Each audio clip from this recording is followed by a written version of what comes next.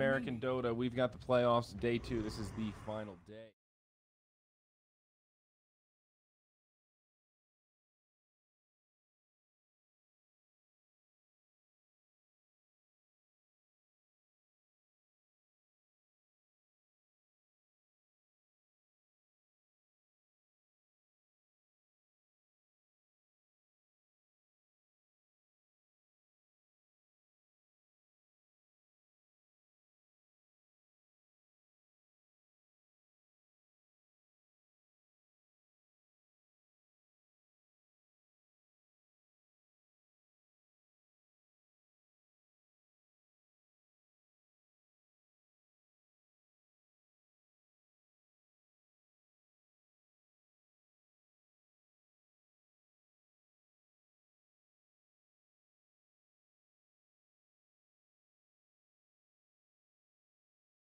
Going to be the opener for Mad Kings. This is pretty much exactly what we saw yesterday. These South American teams, man, they know what they like, and they're going to stick with it. Bat Rider, Gyrocopter, first 2 taken out from SG, and it's the Clockwork Enigma banned out by Mad Kings. So obviously a lot of targeted bans at offlaners, pretty much where Enigma lives these days on that position 3, and moving out of the position 4. Pretty cool. Pretty neat stuff. The whole like support Clockwork thing basically started thanks to Cat when they were playing at Secret and OG and whatnot at Kiev. I thought it was Yapzor. I mean, this is technically Syndrome was the first person to do it, at least that I saw when they were doing Coddle and stuff on No Diggity. Might have been Escape at that point actually, but either way, Cat was the one who rocked it out at the Kiev Major, and then everyone was like, "Oh, this is pretty good." Darkseer, Crystal Maiden, 2 great picks here, Mr. Trent. You want this, sir? Yeah, let's plug the headphones in, baby. Somebody's going to use them. Let's do it. Well, I find those headphones actually kind of uncomfortable. Yeah, they're not my favorite. Compared to the Sennheisers that I use. I hear you. Those are my travel headphones. Oh, I'm with you. I don't travel with my Sennheisers. I bought those Sennheisers in Europe. Really? I'm going to be screaming now because all I hear are Dota sounds. 5 seconds Yeah. remaining. You guys are welcome. All right. Yep. Crystal Maiden picked up favorite support. What a hero. No, it's good. This is very safe from both sides. Darkseer, honestly, it's always strange to me when Darkseer is not prioritized. And we have seen a lot of drafts across all the regions where Darkseer is really just not touched, and I think it's kind of strange. There's a lot of pressure on the off lane these days. I think Darkseer doesn't always become the ideal hero. Sometimes he can't put on the pressure that he wants to. You know, like Juggernaut, Nakes, heroes like that deal with the Ion Shell harass pretty damn well. But they're confident. I like that the Mad Kings are going for it. I think SG, pretty heavy favorites coming in this, at least on paper. Be curious to see what the odds are. Trent, what does LootBet say? I don't know. Do you want me to check? I can give it a check. Let's see. You want. Oh, I'm kind of curious, actually. I would guess something like 1.5 payout, I would think. For Mad Kings? Yeah, if you bet on Mad Kings, I would guess. Yeah, like 1.4 for SG or something. Maybe not. It's honestly pretty close. They might not even have odds for this game, but we'll see. Crazy. 10 seconds remaining. Nope, they don't have odds for this game. Get wrecked, nerd. 5 seconds remaining. Got him. Anyway, I think the thing I like about Darkseer is that he wants to put certain pressures on the enemy carry, and he makes you think about picking certain heroes, Juggernauts, Lifestealers, things like that. You want to try and find some way to deal with that Ion Shell harass. So, yeah, he limits you in certain ways. It's true. Bans, Bounty Hunter, I would think Weeva. Probably there must be like a Queen of Pain or something if you're like you have the last pick as Mad Kings. I would think you'd want to take out a strong laner that's difficult to outright counter in the mid lane. So you could just ban the Queen if you don't feel like playing her. You know, something strange happened to me the other last night. I was doing America with Nahaz, and I said, "Hey guys, it's a shame that no one gives a shit about South America because we had some really good games yesterday. Both of them were 2-0, but they were all pretty darn good." And the first thing Nahaz said, "Well, what did they play on Tavo?" It's like, played Clockwork one game, and I don't remember the other game. But they started making me wonder, why is that the first question? Is Tavo the key performer here for SG? Is Nahaz onto something that I'm not privy to? Yeah, pretty much. Tavo's kind of the big boy. So he played one Shaker game, it looks like. And then, as he said, his classic kind of Clockwork. We will probably see a shaker picked up by one of these teams in this next the next 4 picks. He's been, out of those players, he's probably one of the most notable ones over a long time. He used to be a really good Nature's Prophet player from the offlane too. It's pretty crazy. But HFN's the other big one. And now they're going to take away one of his bigger heroes in the Juggernaut. Kind of a deny pick, like we were saying. Really good against the Darkseer. And right now, SG, I mean, they could take Lifestealer, but it feels like Jug much more safe compared to Lifestealer. And Nakes is like, can work in certain drafts, but it does rely some on Infest Bombs, having some space in the lane, so you need to pair him with certain heroes that work well. They could go Lifestealer, Queen of Pain, for example. That could definitely be an option. But LC was the 4th ban for Mad Kings. Another one that SG likes to play. That's one thing that's kind of funny about SG. At least lately, they have not been picking a lot of Queen of Pain compared to the other. Like, for example, Mad Kings is picking tons of Queen of Pain. Like, I would expect it to be picked up here in the end if it fits for them. But that's a fun hero. This is a curveball. This is one of my personal favorites, the Necrophos. Hopefully, he's got the cosmetics to show off that shiny new Reaper Scythe. But my word, Trent, this is exciting. Yeah. I would say Jug kind of one of the better carries against Necro. You know, you've got the spin. If you somehow manage to spin, and then he ults you, you don't take any damage. You also have Omni Slash as well. Yeah. You also have Omni Slash, which just gives you invulnerability when you can do damage. Yeah, he's got the Ghost Shroud can absorb a lot of it, but Jug also likes to go for Diffusal Blade anyway. Yep. So I don't think that's necessarily a huge problem. No, it's like a good thing basically because you're like a natural diffusal builder and you can spin on him and stuff like that. So, oh god, one thing about the Necrophos is that he's really good against the Iron Shell. Is he? Oh yeah, he can sustain through it. Yeah, he can just he gets all kinds of regen, and also the way Iron Shell works is actually super obnoxious to play Darkseer against Necrophos because when you put the Iron Shell on the wave gets like lower and lower on the enemy team. Easy last hits. Right, it's easy to deny, right? So, and Necrophos gets these crazy benefits from denying. He gets these insane regens and everything like that. So more than any other hero for sure. Yeah, and Crystal Maiden, on top of that, is one of the best position 5s against Darkseer in lane in terms of dealing with the Iron Shell. Someone like Disruptor might be better at killing him, but CM can just freeze the creep. That's true. And we are harkening back to an old SG Esports classic. It's the Undying, which I think they've only picked like once. Undying, dude. This is a nasty combo. I have won many a pub doing this where someone first picks Necro and then you grab an Undying right away. It's actually incredible. And with a Crystal Maiden, like you said, these two heroes, they have mana issues early on, and they can do a lot of work. So much sustainability and damage between the two of them. Tombstone, Soul Rip, Decay, all great spells in lane. I'd love to see this Undying do like a 1/1/1 to open and put some extra points in that Soul Rip. Like the 1/2/2 is a build that I am a big fan of. Get that extra point in the Tombstone, but start working on Soul Rip because the burst damage you get as well as the sustainability on a hero like Necro. You pop the Ghost Shroud, you put a Soul Rip on the Necro, full heal every time. You know, the best thing about Undying is that he's also like the funnest hero in the game to play.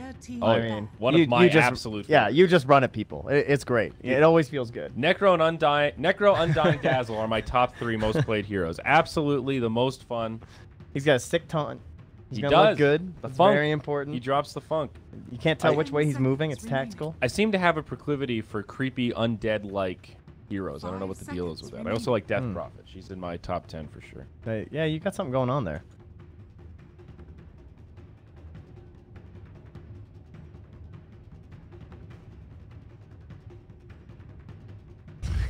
Got him. Final ban, probably the Queen. Unless they have a specific idea they want in mid, which they probably do. So they could go, as you were saying, the Death Prophet actually isn't terrible if they wanted to get an earlier push going on here. That would be nice. They could use something to knock down towers. Dragon Knight? As good as Necro, Undying, CMR at killing heroes, not really great at killing structures. So, what was the other one you said? Dragon Knight. Dragon Knight. Yeah, DK could be pretty good here. They ban out the Quap, pretty smart, and they take Shadow Fiend. So, all right, he's kind of a sieger, right? Especially if you pick up a Desolator, he can definitely knock on some towers. So, I like it. It's high tempo, and again, with that kind of sustainability.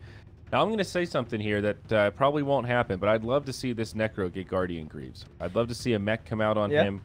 We're probably going to see treads. That seems to be the trend. All the Necros I've seen in this qualifier, I think, have gone treads and like Atos and other trendy items. But Templar Assassin will be the 5th now for Mad Kings. Yeah, if you guys have seen any of their games, they've pretty much been playing Queen or TA. I was noticing yesterday before we cast them, that's like the 2 mids that they're going for a tune. 2 big classics. We had one Storm Spirit game from him, which didn't turn out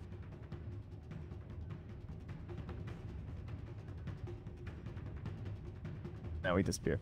The Sorry. We just had a game with a Shadow Fiend Necrophos from Danish Bears. They were trying to do this, the same idea. So one thing that spawned in NA, at least for me, it was the first region I saw people doing it, was Shadow Fiend mid and Venge in the safe lane. Okay. So the whole idea is that Venge is your position 1 carry, but Shadow Fiend's the real carry. You know, he's the guy that everything's all about Shadow Fiend. So you're kind of playing this 5-man Dota, you're getting buffed up by the Venge, and she's always there for the swap. To save out the Shadow Fiend, keep him protected, allow him to get healed back up, and stay in the fight. Like, he's always right-clicking the whole time with the Dragonlance range and everything like that.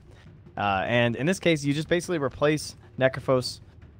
He is replacing the Venge, rather. And it's a lot of the same idea. It's just this whole kind of death volley thing, but rather than having to save for the Shadow Fiend, it's a little bit more aggressive in the sense that you hope you can burst someone down in time to just eliminate them immediately from the fight with the Scythe. So overall, it's very strong. I mean, you can take over the entire early game, snowball mega hard, knock down all their towers with this strategy, and even just secure up Roche with Presence of the Dark Lord in that mid game. So if they don't get off to a really good start, they have to get into like this split push stuff, which it definitely is possible though. I mean, they are rocking a Juggernaut with no BKB cancel other than the Necro Scythe, which is that's like decent reliability for some ratting Juggernaut plays. Yeah, I mean, it's kind of annoying, but I think overall I'm digging on this Shadow Fiend draft quite a bit.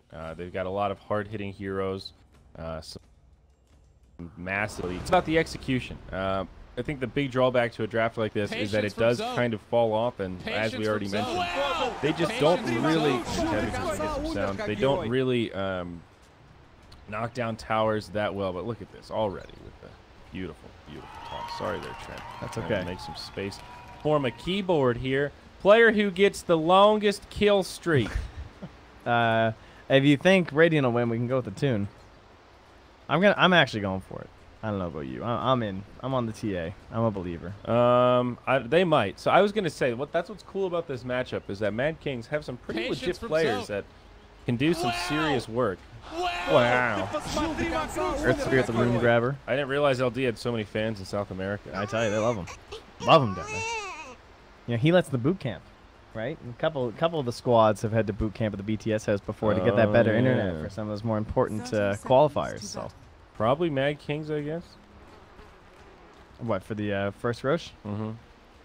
Yeah, I think they're gonna win, so I'm just going with that. But either team can win. I'm just going on a gut. A gut, folks. Don't get too excited. All right, Mr. Pax. All right. Patience from you know, yesterday we did some good old-fashioned. My gut is filled with McMuffin, though. Huh? My gut's filled with McMuffin. Ah. McMuffin gut. All right. McMuffin? We did some good old-fashioned what?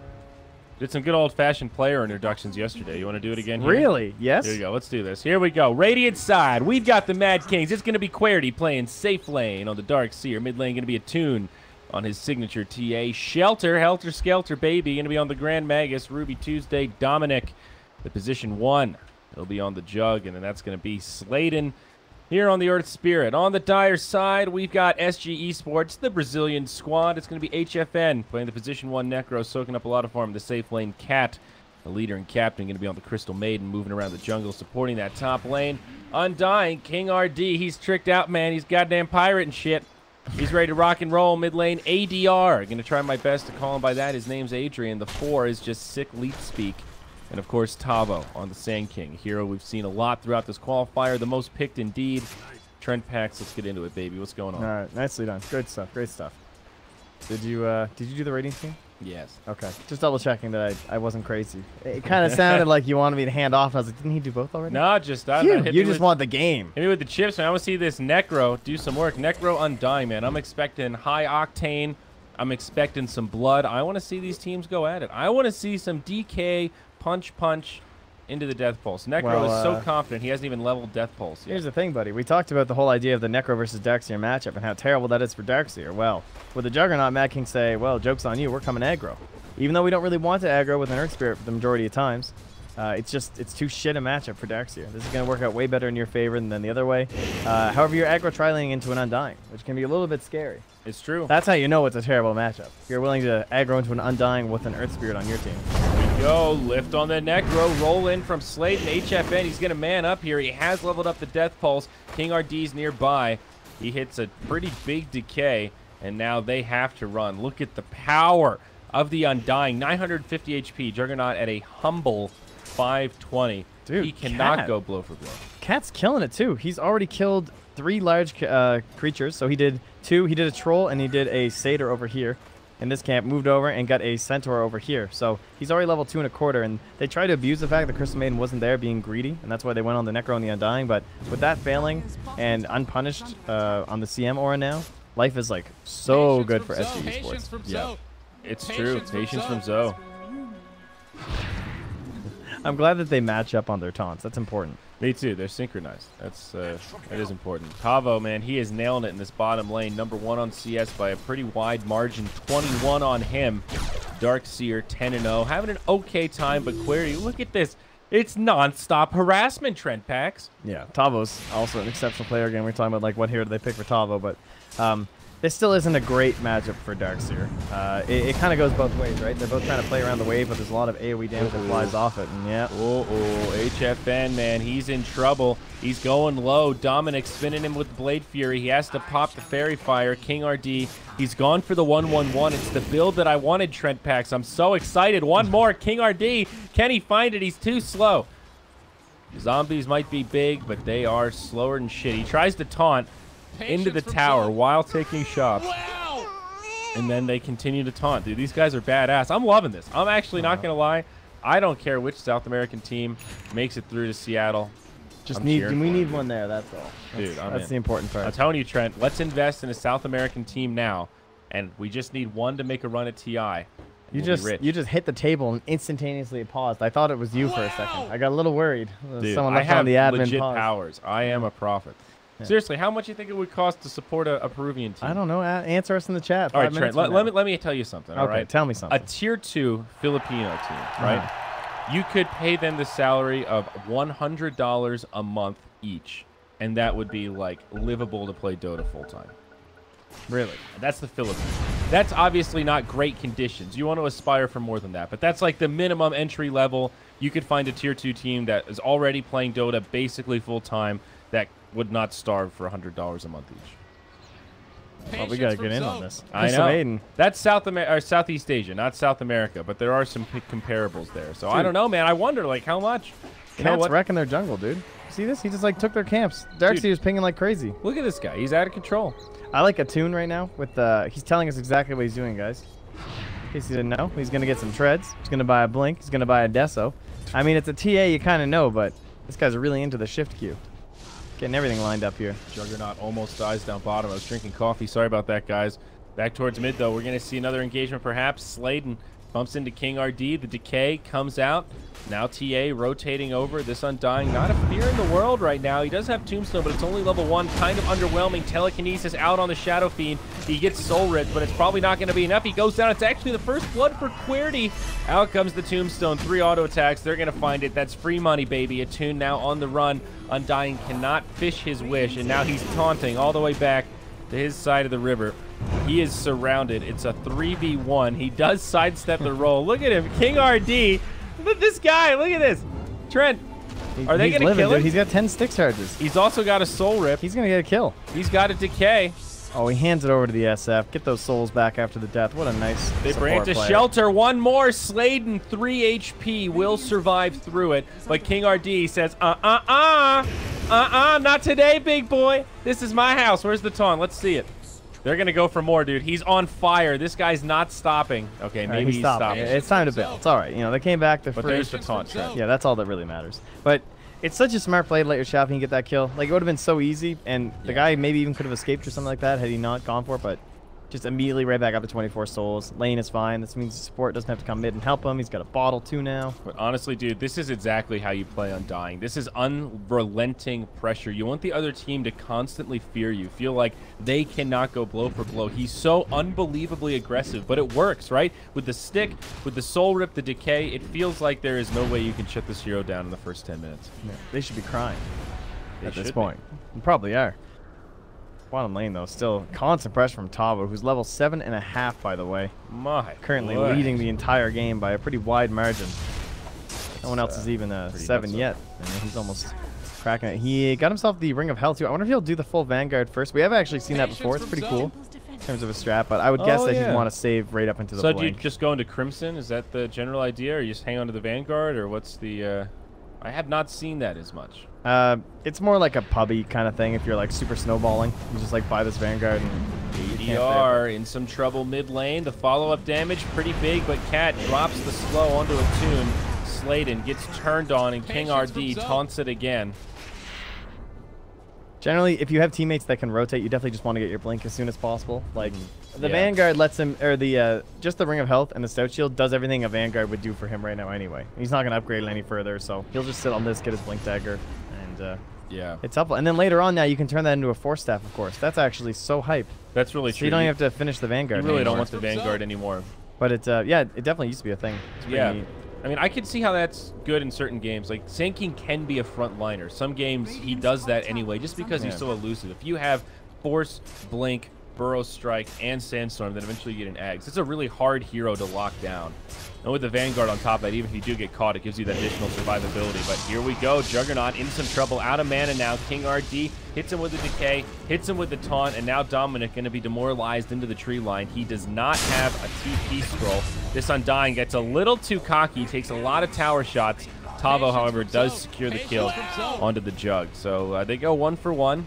King RD finally punished for his hyper-aggression. Meanwhile, in the top lane, though, Trent, it's Necro. It's HFN. Look at this guy. Look at this big boy. Look at all these cores on the Dire side. They've got a massive lead for 8 minutes, about 3,500. Yeah, and you were talking about maybe Guardian Greaves or something for the Necrophos, but he's actually picked up a super early cloak, which could possibly indicate like a hood, maybe even to the full pipe, just because they're up against the Earth Spirit. It's actually not bad. Yeah, it's interesting though. We've seen so much of the triple bracer build for the drums into the Atos. For most Necrophos is that he's going this way instead. Yeah. Especially when it's not going to do anything against the TA, so it's still a little bit worrisome.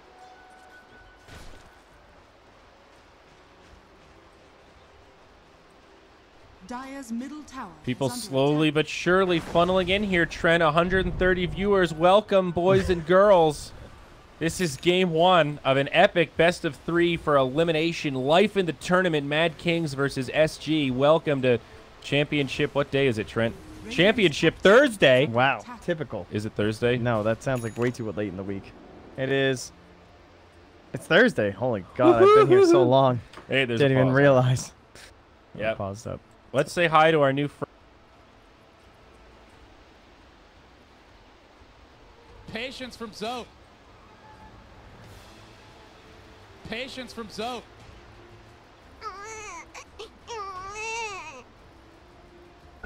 It's a little sad, though, that these teams don't have higher profile names, because this is actually really good Dota. This has been a hype game so far. Only 6 kills in 9 minutes. Like, it's been hype but controlled. We've seen King RD go absolutely ham. Or as Grant would say, he's going bonkers. Bonkers indeed. And face boost now delivered here too. But I think Tavo, again, kind of the story here. He's even above his own core. There's his blink dagger now done up.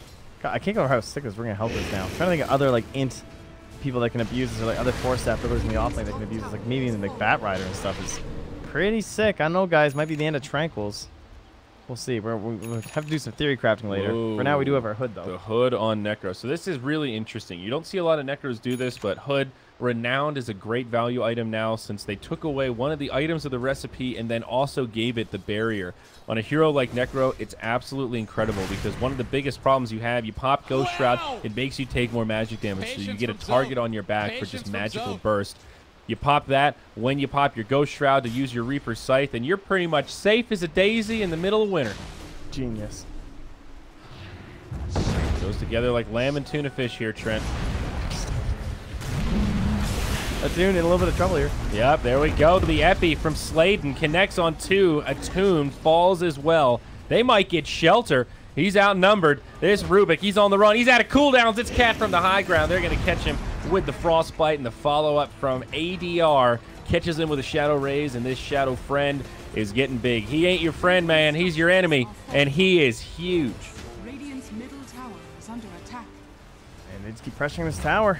It's not often you actually get to see a Shadow Fiend lay into a tower these days. It's like so much more like, because there's like 2v2 mid, a lot of the time you're just kind of killing the wave and you just run into the jungle and stuff like that. But when even Undying and a Crystal Maiden willing to rotate and just completely clean it up, they just have such safe side lanes, which has been a big part of the meta pretty much since after Kiev, where you have these Razors or Lone Druids or Necrophos in this case, Lycan with the crazy HP regen. Got the Sand King. The supports are 100% freed up to do whatever the hell they want in this game. And for the most part, Shadow Fiend's going to be the most vulnerable target, so that's who they should be protecting. I mean, I'm going to be honest. The CM, we've talked about this hero a lot, but the aura, I'm surprised he hasn't maxed it out here. He actually went for the second point in Frostbite. That's very strange. That last point is value down. It's pretty good. The way that I look at it now is that, like, your team might not be able to abuse that much. Like, Shadow Fiend's fine. He still has some clarities going and stuff like that. And the second point in the Frostbite does really help with your aggression early on in the game. It's surprisingly value. 50 more damage, another half second. Patience from Zoe. It is good. The slightly lower cooldown. Honestly, all her cooldowns get so good with the levels. What a hero. It's true, but she is the one that unlocks this whole thing, regardless of what level the Arcane Aura is now. Even just having it level 2 or level 3, it opens up so much more aggression for these heroes. It's worth mentioning again because Mad Kings are feeling pressure that they're not used to. It's like an abnormal timing. You've got Undying, who is abnormally strong at those early levels, Necro, who kind of fits the bill if he has the supporting cast, and then CM Aura on top of that. They can't even defend these towers. That's a tier 1 mid at 12 minutes. Very rarely do you see teams just sacrifice those and let them fall, but this is a case where they feel obligated to not pick a fight with SG. King RD bumps into a double stack here. They might clear it out. Tavo farmed to all hell. He's going to go right into the Force Staff, as you were talking about, Mr. Pax. And the final tier 1 will go down. The snowball is rolling, and Crystal Maiden is loving every second of it, my man. Yeah, this is getting easy peasy, honestly. It looks good. I was worried. Like, SG Esports have definitely been faltering a bit since their performance at Kiev. You have a lot of people who have SG Esports in their compendium simply because of the fact that they beat Secret there, and they don't watch South American Dota after that, but it hasn't been so great for them lately. This looks very good, though. This is definitely a well-practiced strat. Again, I even said, like, we just saw this from Danish Bears. Like, this is certainly an idea that people have had before with the Necro and the Shadow Fiend and how they can mesh up together. And it's coming off right now. I see you're even inspired with the Necrophos cursor over there. Dude, it's insane. Look at this. I was ready. I think this is a Nec... Oh, yeah, it is the Necro. Yeah, you're right. Where is it? Top lane. I hear the rumble. Oh, it's up top. That's my bad. Okay. Sorry, guys. I'm giving him my audio. It's all I can do. Yeah, that's my bad. Here we go. Meanwhile, though, Attune, he's going to bump into the entourage of SG. Now he gets popped forward with the Surge. Follow-up damage. Necro falling low, but he does manage to heal up. Is it going to be enough? The Scythe, but the mech mitigates it. Refraction was there as well. ADR now joining the party. Crystal Maiden magnetized, but will survive. ADR slowed up by a TA trap. This fight still not looking good for SG. Sladen going in for more. He does find the kill, but he throws it away himself. Meanwhile, on the other side, King RD in a bit too deep. Attune and Dominic clean it up, mopping bucket style here. The taunts continue, but Tavo nowhere to be found as he heads up top. So not getting Attune, pretty big deal. You know, maybe you can clean him up even if you come out on the losing end, then it's not too bad, but... Desso's on the way, buddy. Yeah, he is getting very close, like 300 gold away. It was Earthspirit who cleaned up the most, though. 662 gold, 712 experience. That is going to be very helpful for him moving forward, and Shadow Fiend tried to carry with the 2,000 damage he threw in that fight, but it just wasn't enough. We do have a Midas after the hood. I like this choice here from the Necrophos. I think it's a good way to try and keep himself going. Yeah, I'm pretty okay with it. We're seeing this as a common trend now. Like the old days of rushing Midas first doesn't really seem to be in vogue. It's more you get some kind of value stat item like power treads, then often even something else like maybe a drum, the Hooded Defiance. We've even seen stuff like Atos. And then you go back for the Hand of Midas so you can keep tempo. We've seen a number of heroes utilize the 12 to 16 minute Midas somewhere in there. And I think it makes sense, you know, and that way it's a judgment call. We've definitely seen these games where you go all in on a Midas, and then in 15 minutes, they're literally pushing your high ground, and you feel useless. And if you get the Hooded Defiance before that, kind of guarantees that you can at least go for blow with some of the more bursty cores on the opposition. Yeah, oh, Juggernaut. He lives. Pretty convenient. No Necro nearby, but this is that split push that he wants to achieve. However, they are in such a position right now in SG Esports that I'm not sure it's going to be enough. Even with this Deso being delivered here, at least CA can probably trade the majority of this tower at the same time. Waves is going to get annihilated up top. SG still don't really push that fast. Let's see, how's the up top tower? TA hasn't even really got to it yet. Does not have a TP scroll, though. Attune he might have to start running back. I don't know if they've noticed this. It would be pretty astute from SG, but they've already put a lot of damage into this tower, and it seems like Attune is scared to commit. Querity is going to rotate up, so it's a 5v3 potentially for Mad Kings, and they do find one. Shelter caught by a raise. He will get bursted back, and this tier 2 tower goes down. Meanwhile, up top, Attune does get most of the damage on it, as you mentioned. But now the retreat from SG, maybe they can find one. Juggernaut stunned up by Tavo. A little bit of damage there from the Caustic Finale. No Shrine. He does have an Omni Slash. However, Tavo might be the one in trouble now. Vacuum back. They don't have the detection, but he's taken a lot of damage. The kick off the mark. Sand King will fall. Where is his team? They could not get there in time. Unfortunate. I think SG actually could have taken that skirmish. Yeah, they just split up the farm once it was done. Yep. Probably didn't think the Darkseer was up here. I wouldn't have really expected that. Wow! But without TA being able to rotate back, it was okay. Well, maybe someone will come up here to try and zone you out, then the two of us together will kill them. And although that didn't happen, it does work out in the end to help secure the Darkseer, the Sand King kill. So, pretty. The only person that does damage on your team, it feels like, is Top without a TP. That turned out pretty well, I would say, for Mad Kings. Mm-hmm.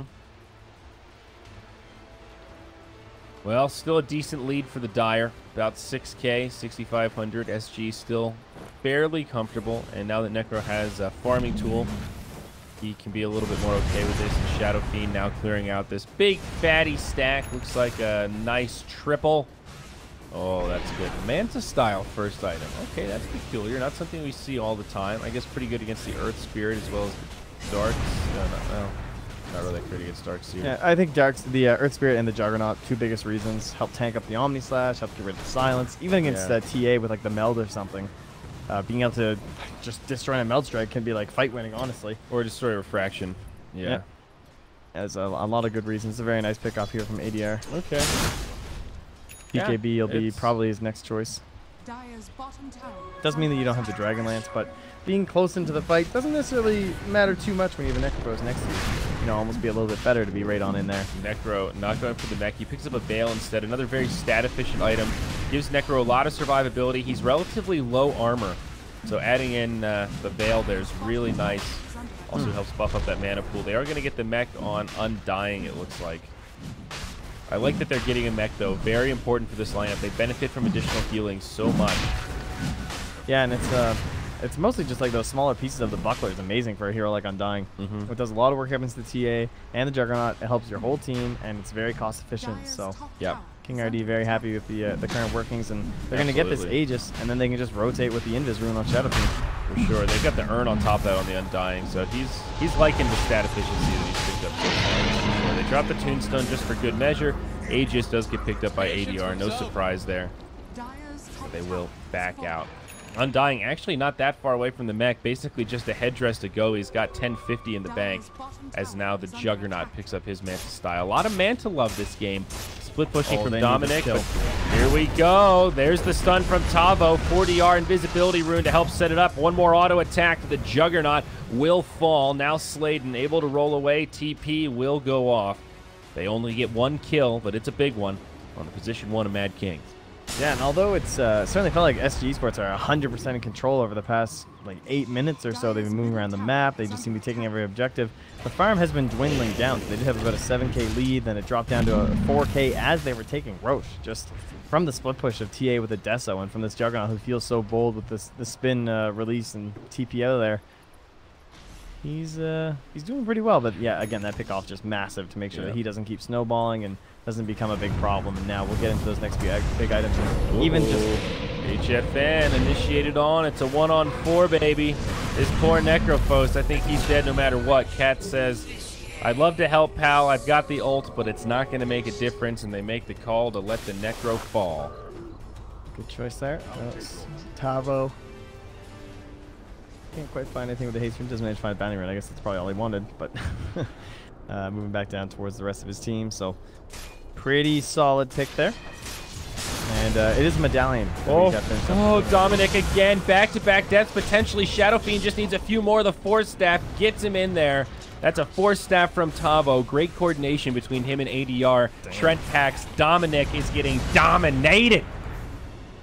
That's not good. He's you know, TA, she's getting her job done for sure, but now it's like Tavo 600 gold ahead of this Juggernaut at this point. Attune is living up to his reputation on the TA. It's been a tough game, but he's number 2 on net worth. Shadow Fiend the only one ahead of him, and now he's going to get a freebie on Cat. Brilliant positioning, knowing how to use that Deso and Blink Dagger together very well, but now getting a little greedy perhaps. Do they have the detection? They do not, but Shadow Fiend's going to try to pop him here. They get a full Requiem, and Attune pays for his insolence. Caster's Curse coming to fruition as the Templar Assassin bites the bullet. Another TP roll from the Earth Spirit. He will survive. Yeah, your CM's just like taking to the game, probably shopping on the courier or something like that. Yeah, she was. Dropping stuff in the base. Oh, that's the sad life. Wow, that is a one stacked courier. We got ourselves a plate mail coming up for HFN. On the, man, he is getting the biggest value items of all time right now. A hood, a veil, and a plate at 21 minutes.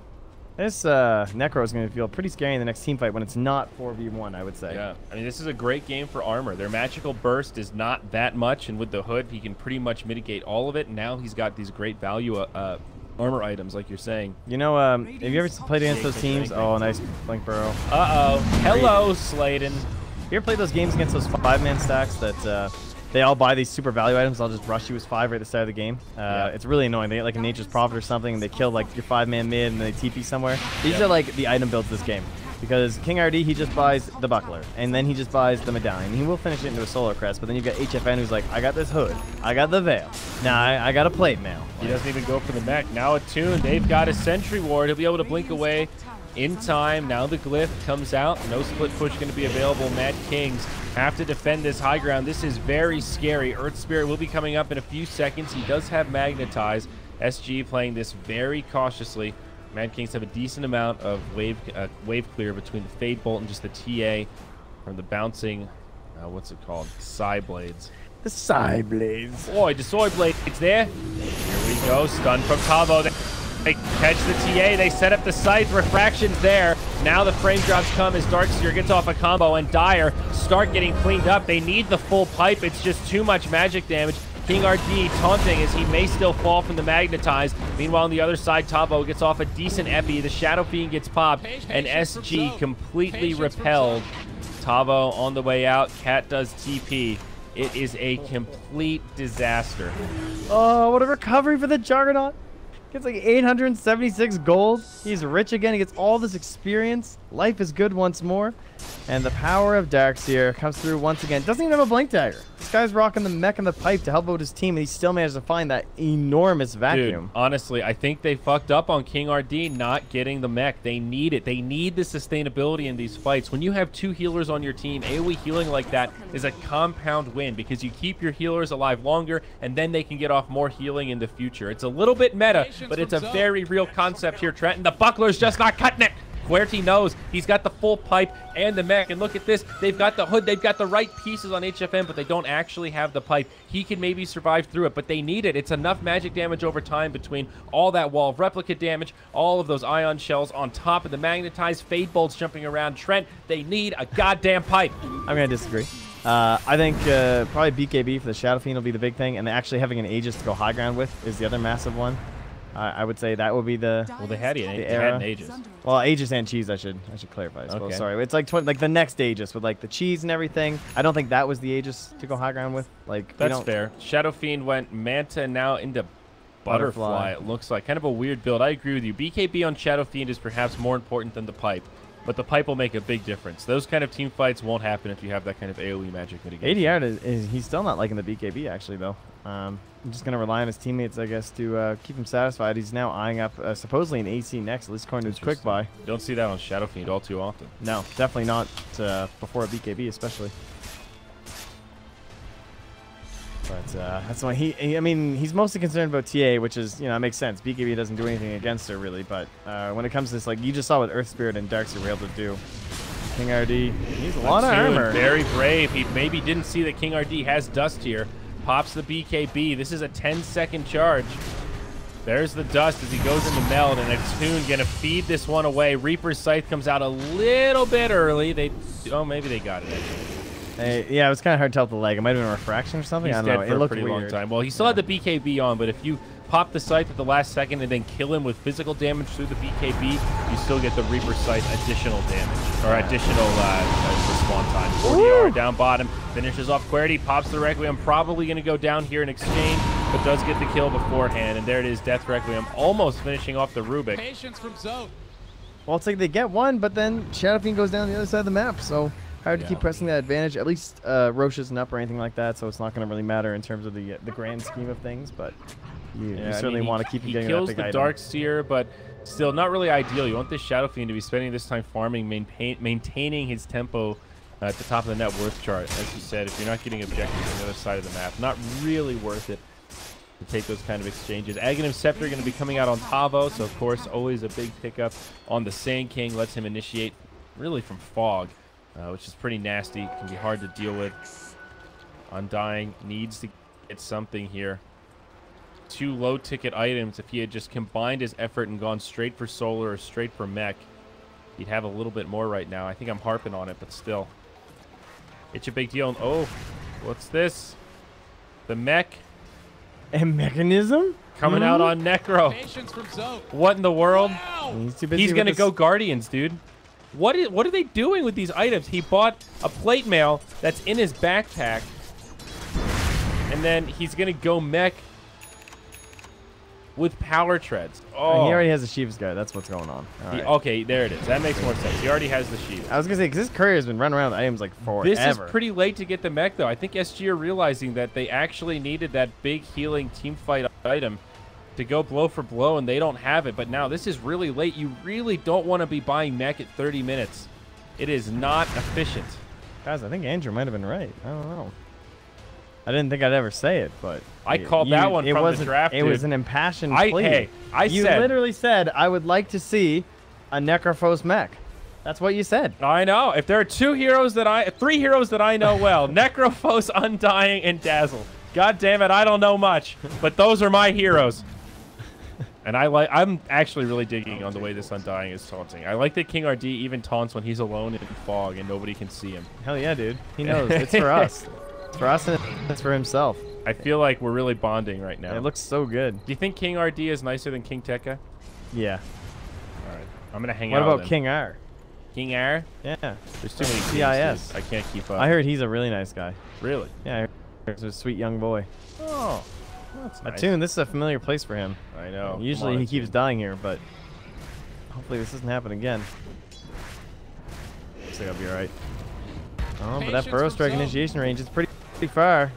Dude actually needs to be very careful here. BKB does not make you unkillable. They're pinging it out. They saw it last time too, where like, cause he also, again, he can't TP out with the spin, or with the BKB in his case, thanks to the Scythe. Long Roach respawn here. SG move into the pit. They finish off the trap, which is kind of nice. Pipe now up on Necro. Trent, what did I tell you, buddy? Where's the gem at? Oh, it's on Sand King. Okay. This is great. Shivas and Pipe. So many great aura items now. A lot of value coming out on SG. This next team fight, it's going to be tough for Mad Kings. It's going to feel like they just do a lot less damage. Well, speaking of damage, plus 40 now out of the TA, which cracks into level 20. Pretty So nice. one for her. No health for her this game. Dire's bottom tower is under attack. Gotta get those wards on Rubik. Gotta have that GPM. Yep, no one's weirding out here. Big boys up. TA has the illusion inside the pit. Wow, Undying says 15 health regen. Patience from Holy Zoe. moly, level 10. That's a lot. That is hard to pass up. I'm surprised he did, to be honest. Gotta get that money, though. You gotta Thing afford is, those items. This is one where I think the gold talent on Undying is actually quite good because it's a Oh, hero yeah. that doesn't push that well. His games tend to extend long. You almost always get value out of it. Attune. Good night, Sweet Prince. 102 seconds on the sideline. No buyback. Reaper's Scythe locks him down, and now Roche becomes a possibility. Excuse me, like this from Mad Kings, though. They immediately split push No and choice. say we can't contest Roche, but we can at least force a couple TPs back. by moving up to the base. Tavo immediately joins the party. Yeah, Roche this is really smart. falling pretty quick. They won't get much out of it, but it's the right idea. Yeah, Tavo, like, you come up here, you grab this, so that, like, he could just clear the next wave and just start running back. Because there's still 70 seconds. Like, you want more than this right now. Well, he can stay and defend. The thing is, the Sand King is so farmed that Tavo is actually amazing at defending here. He's very elusive, hard to kill, and if he gets off a good epicenter combo, he can actually get some solo kills. So they're going to kind of bait this out. He's going to leave the base, and now Juggernaut's going to go in. They'll glyph right away as the rest of the team goes straight up towards the high ground. Orange, the Dark Seer, has to TP home. Up top, Juggernaut, he's still committed. TA dead for 45. They're not positive that she doesn't have buyback, but at this point, they're probably going to start to assume Crystal Maiden goes back. They're going to try and commit for this. And Omni Slash finishes off Cat, but Dominic might still die. Tavo puts him up in the Yules. Here we go. I think he's going to make it out. He's just going to go right for the creeps. Dominic lives. He does a lot of damage to the tower. Shadow Fiend Illusion still laying into the barracks. It is obviously an advantage for SG, but Mad Kings still do pretty well. Yeah, I think with your TA down, considering you trade that much damage onto a tier 3, as well as kill a Crystal Maiden, that is a pretty massive victory. The one problem is you're going to lose your Shrine near Roche, so it's going to be hard to contest the next one. But their Cheese is also still up on Necro, probably. Yeah, it's in his backpack, so we can push down mid one more time, more than likely, as the Dire here. And there's the BKB, not purchasing the AC. The crowd went wild. Okay, I like this curveball, though. It's a smart choice. The AC, I don't think, was the item. So this is quite good. Looks like Scotty going to be queued up next. Also a pretty good item on Shadow Fiend. Gives him a lot of survivability. And, of course, the utility of the slow. Pretty darn good. Trying to get some vision out here. Shelter is walking near a Observer and Sentry, but he is smoked. He's not invisible, so he'll be fine. Oh, Dire look like they might want to set something up themselves. Going to clear out Ancients. There is Cheese on Necro. Don't forget the extra healing that he gets from that Ghost Shroud. Items like that. Instant full heal on him no matter what. I guess it is anyway. How much is... Oh, 2,500. Jesus Christ. Okay. Forget I said that. Necro's really going to heal a lot. Can you imagine if you got a shield for everything you overheal on the Cheese? A shield. Oh, now we're talking, dude. Yeah, I like it. You like give it to the weakest guy. That is Valve, you know. They had an overheal. I was a medic player. Shout out to Only Plays Medic. That guy's like always in Twitch chat. Here we go. It's Dominic. Perhaps in some trouble. He's used his spin. It's going to be too late to spin TP. Tavo comes in. He biffs the stun. The epicenter doesn't do much either, but Dominic still destined to fall. He gets off the little healing ward there, but ain't going to do shit. He's dead. 73 seconds. This should be a 100% forced buyback. There's a tune. Fantasy points. Watch him go by. Oh, excellent. That's what we really need here. A true analysis. Let's go, guys. Let's go hit some buildings. They're a little bit concerned about the top lane. They don't want to lose that tier 3 for nothing. They probably understand that TA's on her way. She just punched mid and isn't here anymore. So a little bit of a base race about to happen. And what kind of TPs do we have back here? Shadow Fiend can't come back. Necrophos can't come back. There. Okay, this might be an issue. Sand King can come back, and he's the one who's going to have to do it. But Attune's already got in the buildings. Gets stunned up. Oh. You watch the Radiant. Stay there. Don't worry. Nothing's happening too much top. Yep. Okay. Zoning out Attune. I'll give you the audio update. Here we go. Melee barracks fall. SG doing well so far. They're moving into the tier 3 down bottom, and it looks like up top things are being defended. Attune's TPing back. Not hitting barracks. The tier 3's fallen, but barracks stand. Now that he's back, SG will retreat. They've got a 4v4, and they have to get out. They don't force the buyback, but they get barracks. I think pretty happy with that. Yep, get themselves the melee. A lot of damage on the bottom tier 3 too, which is going to be a little easier to take now. And the Crimson Guard finally finished up here for and King the RD. Shrine. So just holding on to that thing for so long. With the buckler. Give you a buckler. Give you a buckler right here. I tells you.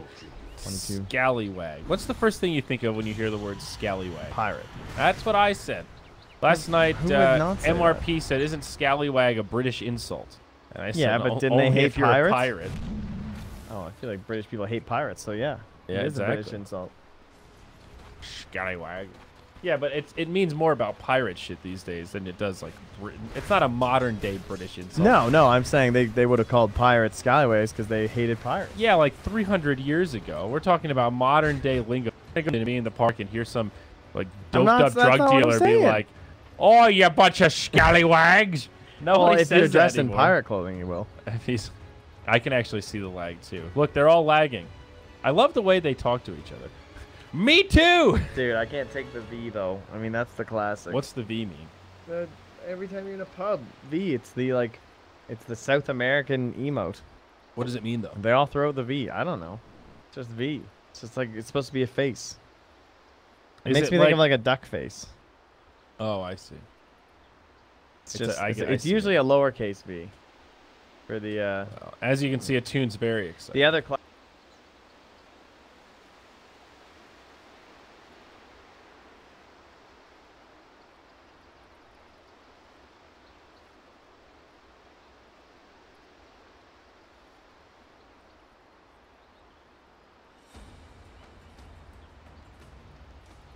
That's true.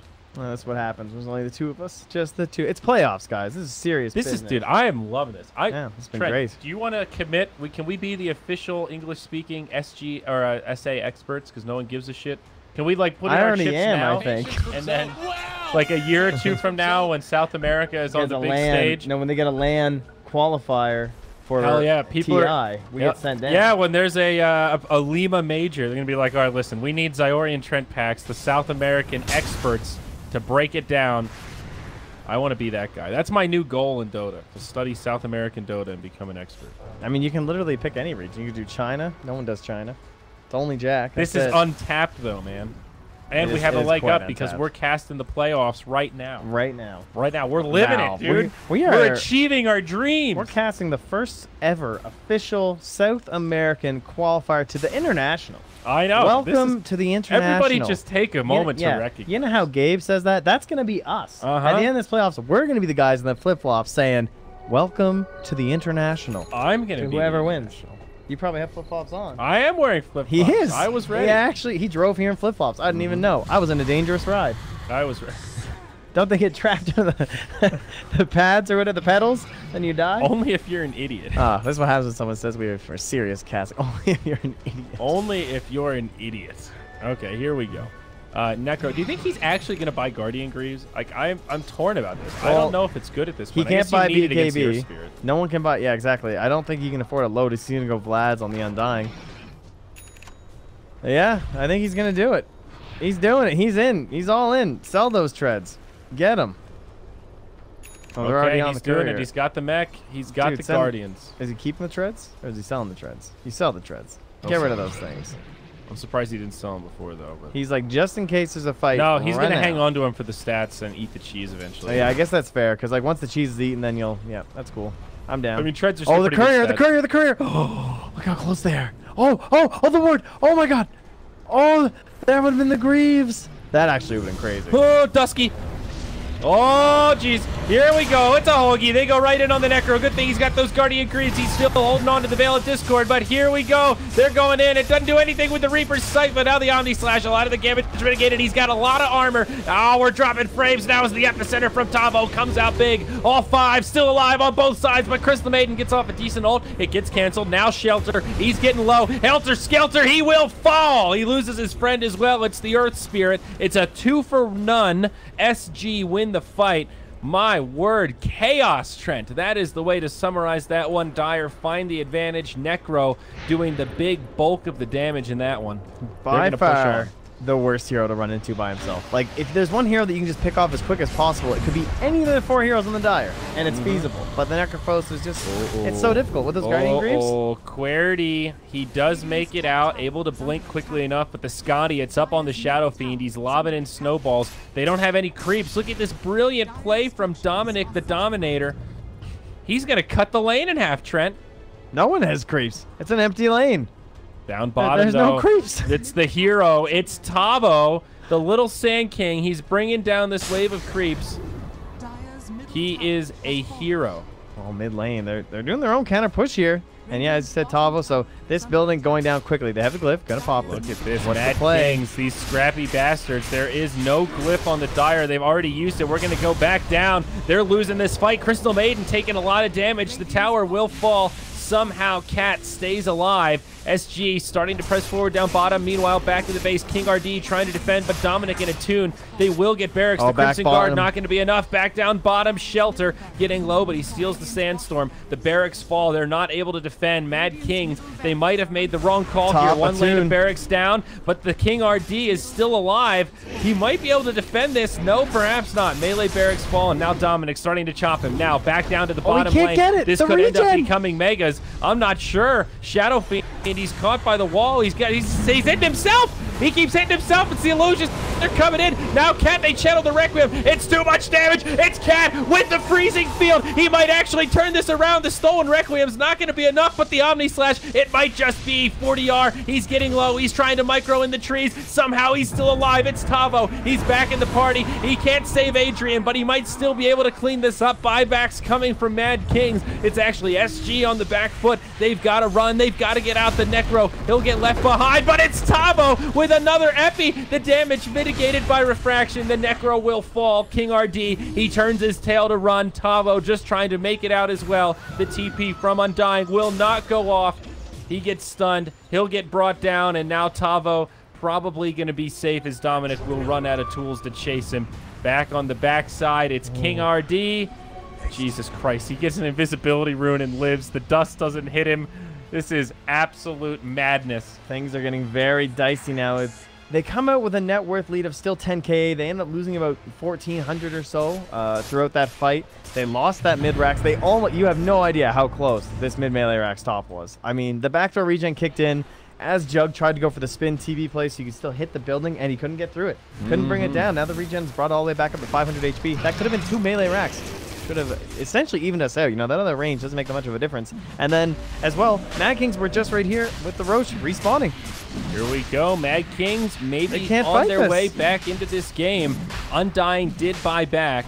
Worth noting that Courier had cheese, by the way, on the Dire when they went to pick off that Necrophos too. So he does have his cheese back now. Wasn't using all of that. MKB up on the TA. Hurricane Pike coming next.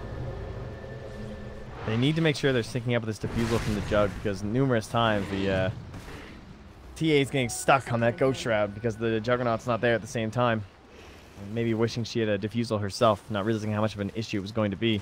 With the CM having one too, it can be very obnoxious if she gets a good ulti off and there's no stuns left. There's only so many to go around. Ghost Scepter is very good this game for CM. It sure is. Lincoln Sphere also up on the Juggernaut. SG, they might just try to force the issue here. Radiant do not have a glyph. It's down for 2 more minutes, so they could just try to bum rush the barracks. They don't have any BKBs outside of 40R, but it's a 10-second. They could honestly just go straight for the barracks with that BKB and try to finish it off. It would be a risky proposition, Trent, but these guys are crazy. Shrine maybe taken out. This will be a little extra gold.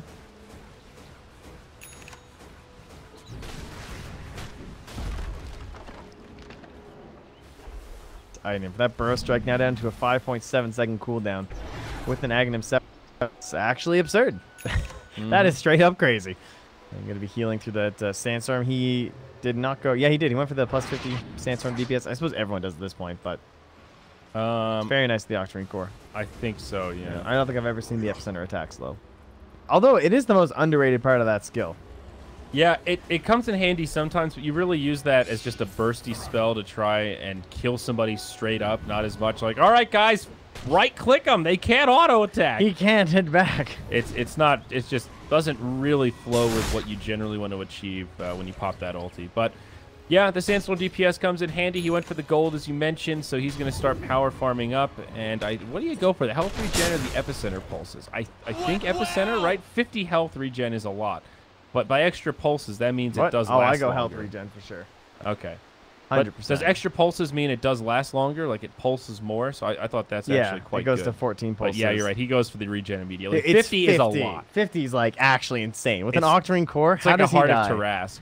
Like, that's absolutely absurd. If you think about if he gets Fade Bolted, that's 320 damage. We reduce that down. He basically re-heals from Fade Bolt in like 3 seconds. No, 6 seconds. Well, I mean, he's Octarine Core too, though. Oh, You know yeah. what I'm saying? You know? Know what I'm And saying? he's got like some magic damage thrown out. I do same know what time. you're saying. It's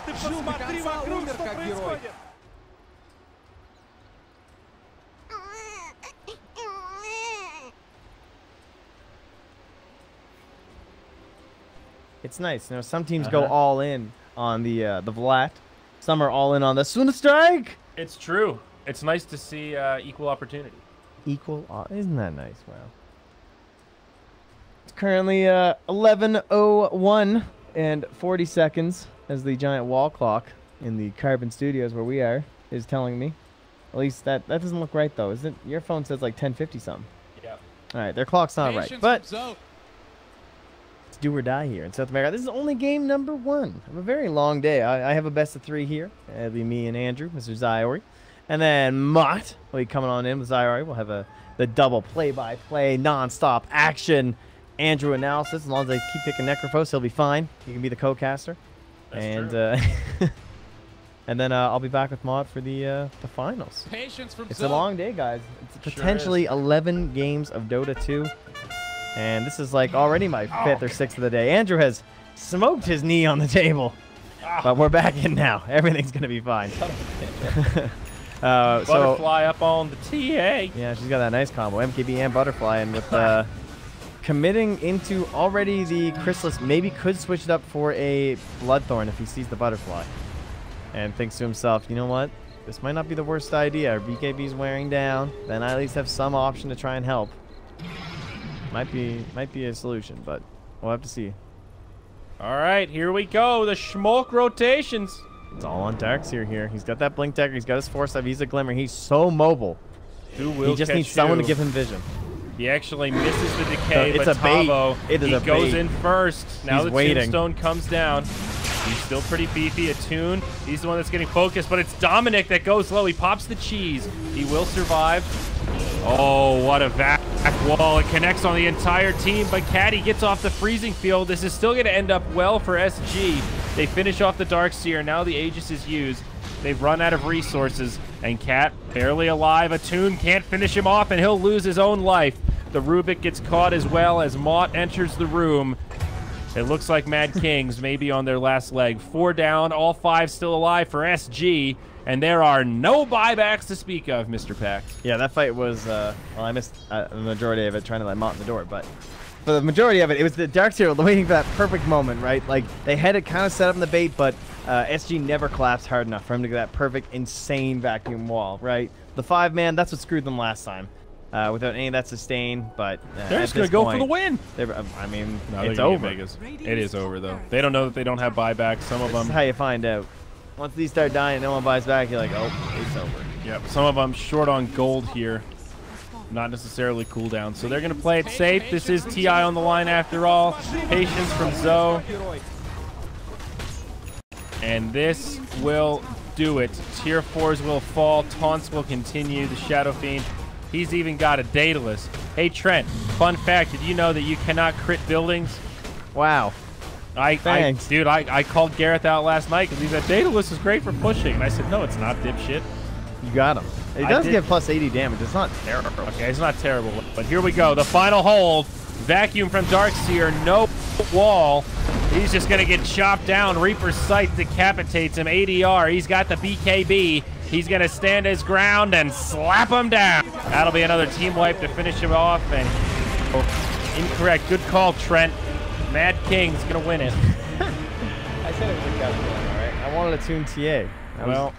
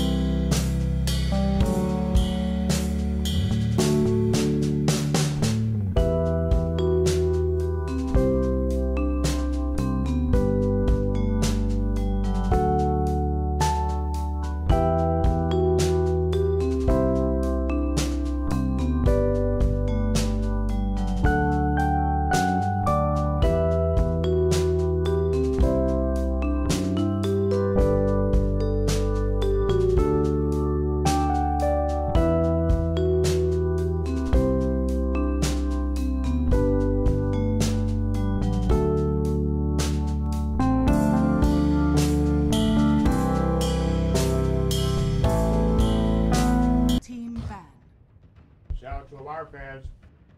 I don't know what that was, but okay. Okay, ladies and gentlemen, welcome back. This is game number 2, SG Esports versus the Mad Kings. I'm Zyori. This is Trent Pax. You're on Moonduck 2. We're doing it right now. SG Esports leads 1-0 in this elimination best of 3. Trent Pax, I'm feeling the energy. The Mountain Dew is flowing through me today. I'm embracing my inner nerd, and I am ready to rock and roll. We got Mott in the background. He's waxing on. He's waxing off. He knows what's going on. He's going to be casting up next. He's getting excited too. These are the last 3 series of South America. We're going to know who's going to be going to TI, who could be getting a little bit of piece of that life-changing money. Trent, this is genuine enthusiasm. Genuine Mountain Dew. It's good it's not a green screen for once. You can actually see this is a pretty dope-looking can, I gotta say. They're looking fresh these days. They're really into the gamers, I hear. So yes. They're all about supporting those esports. They sponsored one of them League of Legends teams, I hear. What's that? Oh, I don't know. Some rip-off, I'm sure. But SG Esports are going to go for the Sand Wow. King first. And oh, look, it's Rubik again to counter a Sand King. It's Rubik Sand King. Would you believe it? We've seen this, I think, every single game at the South American playoffs, it feels like. Sand King, Ruby 2. The openers, these teams, man, they really like it. Now, the question is, Safe. do they want to go for the Dark Seer again? Are they feeling the safety in the hero? Maybe they can get themselves a better hero. You know what I want right now? Night Stalker. Right now. Boom. I'm in Lay it. it on me, Mad Kings. Where is the Night Click Stalker? the button. Give it to me. I don't think they play it. No, they take the Dark Seer again, so it's not going to be the Night Stalker. All right. But No. Second phase, Night Stalker. It's coming. I am with you. I think Night Stalker is still stupidly good. He was one of the only heroes that was ubiquitous across every single region of this hub. He was the hero that he is the hero that has He's just banned a gotten lot. the most attention. I think it might be maybe most picked and banned across every region if you average all of it out, something like that. And usually when that's the case, that's a sign you've got a true good old-fashioned meta hero on your hands, where everybody across language, across culture, across play styles agree that this guy is fucking strong. Is it so combined? You're right. And then 303 games. Number 2 is Clockwork. Number 3 is Sand King. Number 4, Nyx Assassin. Number 5, Puck. This isn't very Number 6, surprising, Lena is it? Payne. None of those are surprising, but still, Night Stalker number 1, baby. Where is he here, Trent? Necro actually getting banned out this game as they pick up CM again. It's the exact same opener. Tavo again going to be on the Sand King most likely, and that's looking like a cat Crystal Maiden. Let's see it, baby. Yeah. Also, could definitely be position 4 on the Sand King as well. Could just be running around here too. So could be King RD doing his thing. Nyx Assassin still left in the pool. Could be like a Nyx Assassin position 4. Offlane Sand King could be nice up against the Darkseer if they want to go that way with it. Or they go in towards like more of that Undying strategy. The style of pushing and bullying and fighting hard. For now, it's the same Ricky bands and Bounty Hunter bands. Position 4 that are annoying with Iron Shell. Where has my Night Stalker gone? That is the question. We'll see if Mad Kings are willing to opt for it this game. I'm just...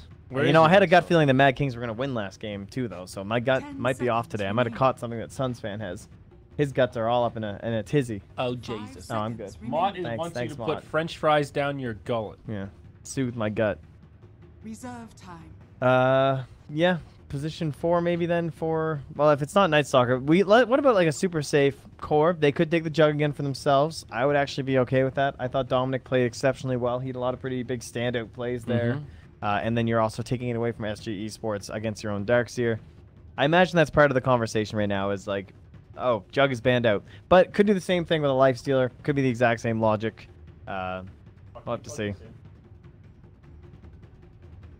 You can unplug that phone charger if you want. Admiral Kunkka. Admiral Kunkka. So it's a different position 4. Not someone who abuses Iron Shell, though. No, not at all. Well, maybe a little bit. You know, you've got X, you've got Torrent, you can kind of pull people back. Kunkka Rubik is pretty good. Telekinesis into Torrent is a great combo.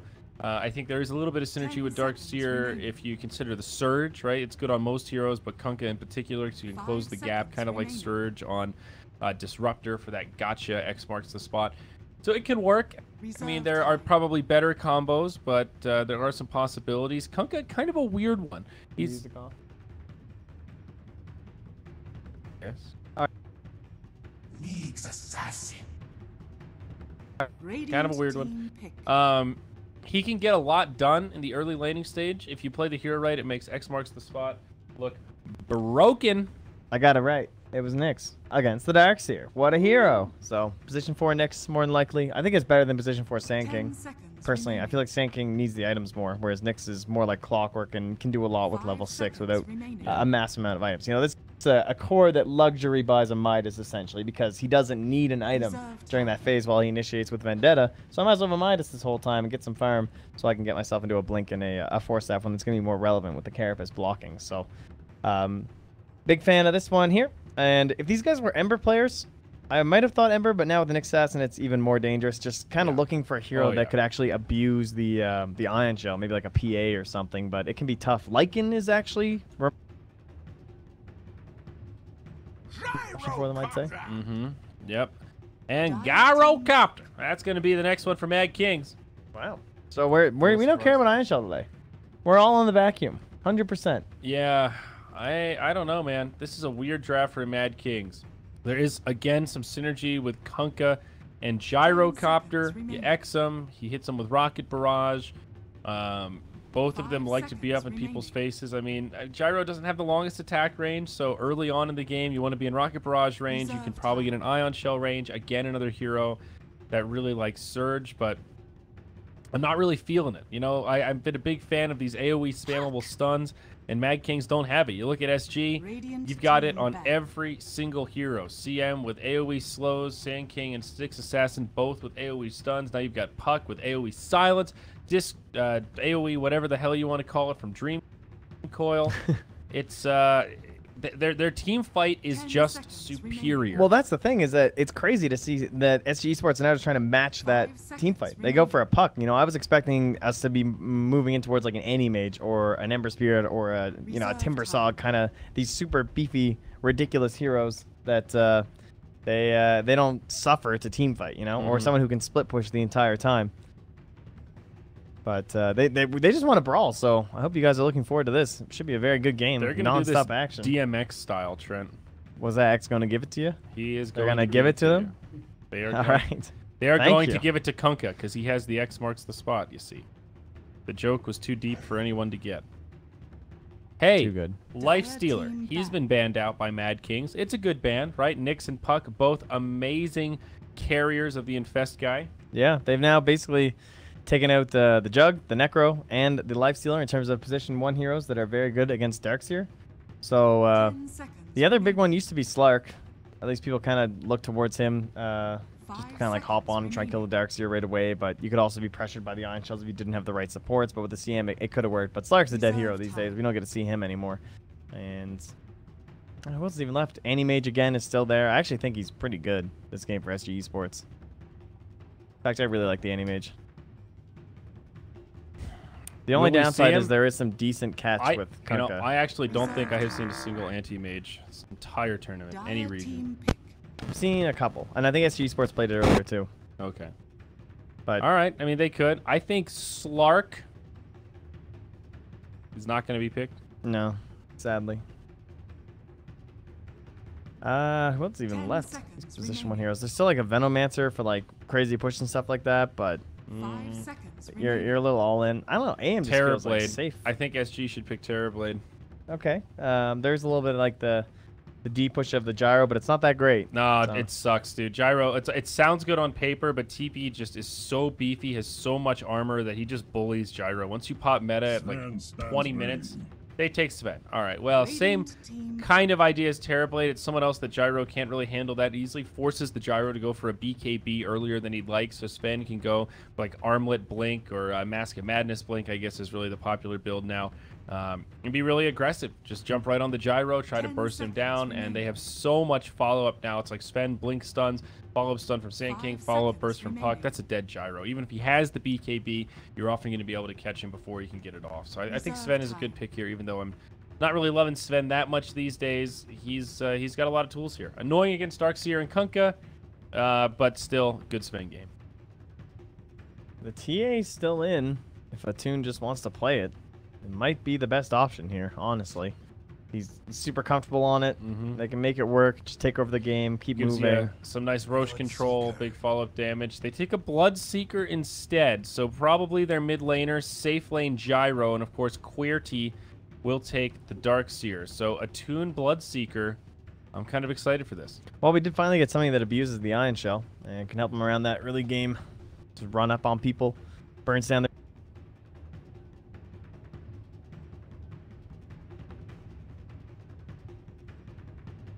for the Dire to execute. I feel like they have a couple rounds of spells. You know, Stormbolt, low cooldown. Puck Stuff, low cooldown. Nyx Assassin, low cooldown. Sand King, Crystal Maiden, both extremely low cooldowns. And then on Mad Kings, you have this guy who's been nerfed a couple times, the Dunce Cap, the idiot himself. It's Darkseer. He keeps forgetting how Vacuum works. And takes him longer and longer to cast it a second time. Yep. He's dumb. Yeah, and that's a a problem. Dumber. 5 But seconds we'll see. Poor Darkseer. Ish Kafel. Ishkafel? Ish. I'm not going to lie to you, Trent. My prediction is that this will be a 2-0. I'm actually sad they didn't have odds on it. Are you? You were just like... It's a good... Yeah, it is good. That's okay, though. You don't need odds on everything. Sports. Dun, dun, dun, dun, dun. Malt's a bias caster. You can hear it in his voice. I think the SG team is just better. I mean, spammable stuns is one thing, but they just have better team fight. You know, those like 15 to 25 minute skirmishes, I think, very difficult. Wow, that's going to be very difficult for the Brazilian squad. Just smoked my elbow. Or sorry, for the Peruvian squad. We're in a foreign place, guys. I'm scared. The Nyx Assassin kind of has the power to just win this game, too, I feel like. Well-timed Carapace, screwing up these ridiculous and silly, like, it can be dangerous. And I think we've all lost a little bit of faith in Mr. Gyrocaptor over the past year. Gyro? You know, he used to be amazing. He had it all. He threw it away. And here we are. Whoa. I'm not into the gyrocopter. I think Dominic's a fine young man. Patience from Zoe. All right, team with the most runes picked up by 10 minutes. I'm going SG. Player with the least deaths, I'm going to go for Tavo. Total number of teleports canceled by stun. By 25 minutes, I'm going to go 2. Total number of trees destroyed by 30. Oh, see now. Does anyone destroy trees? Does call down destroy trees? I think No. it does. It does not. Are you sure? Positive. Oh, golly! It's Dominic, caught by 5, and he will die! And throw out the sorries. 80 yard, just like, oh, sorry, guys. Didn't mean to take that first blood. Sorry. Totally non-intentional. Sorry. Oh, he wanted it. No, he wanted it. Yeah, there's no He question. wanted it. And, oh my goodness. What is happening here? What are these lanes? This is a mid. Sven, they're throwing the Sven mid versus the Bloodseeker to ensure that puck gets farm. Isn't that intriguing? And but they're not even going to switch the players. That's kind of cool. So HFN. Oh, 5 seconds, total number of trees. Sven mid. Someone must destroy trees, right? I did No one destroyed 51 to trees? 75 or 150. Or what? 51 to 175. I'll help Rubik throw some people into trees. That's all we'll go with. He will die. I have to adjust my seating, guys. Sorry if I make noises. All right, well, that was a great opener here. Perfect start for SG Esports, and now they are going to get aggressive.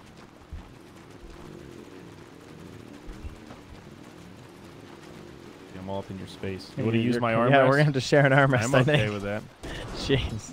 Here we go. Mid lane. It's a stun on 2. King RD. He'll be helping out his buddy. Top lane. HFN. They got a missile up after a torrent, too. Uh-oh. Tavo only has caustic.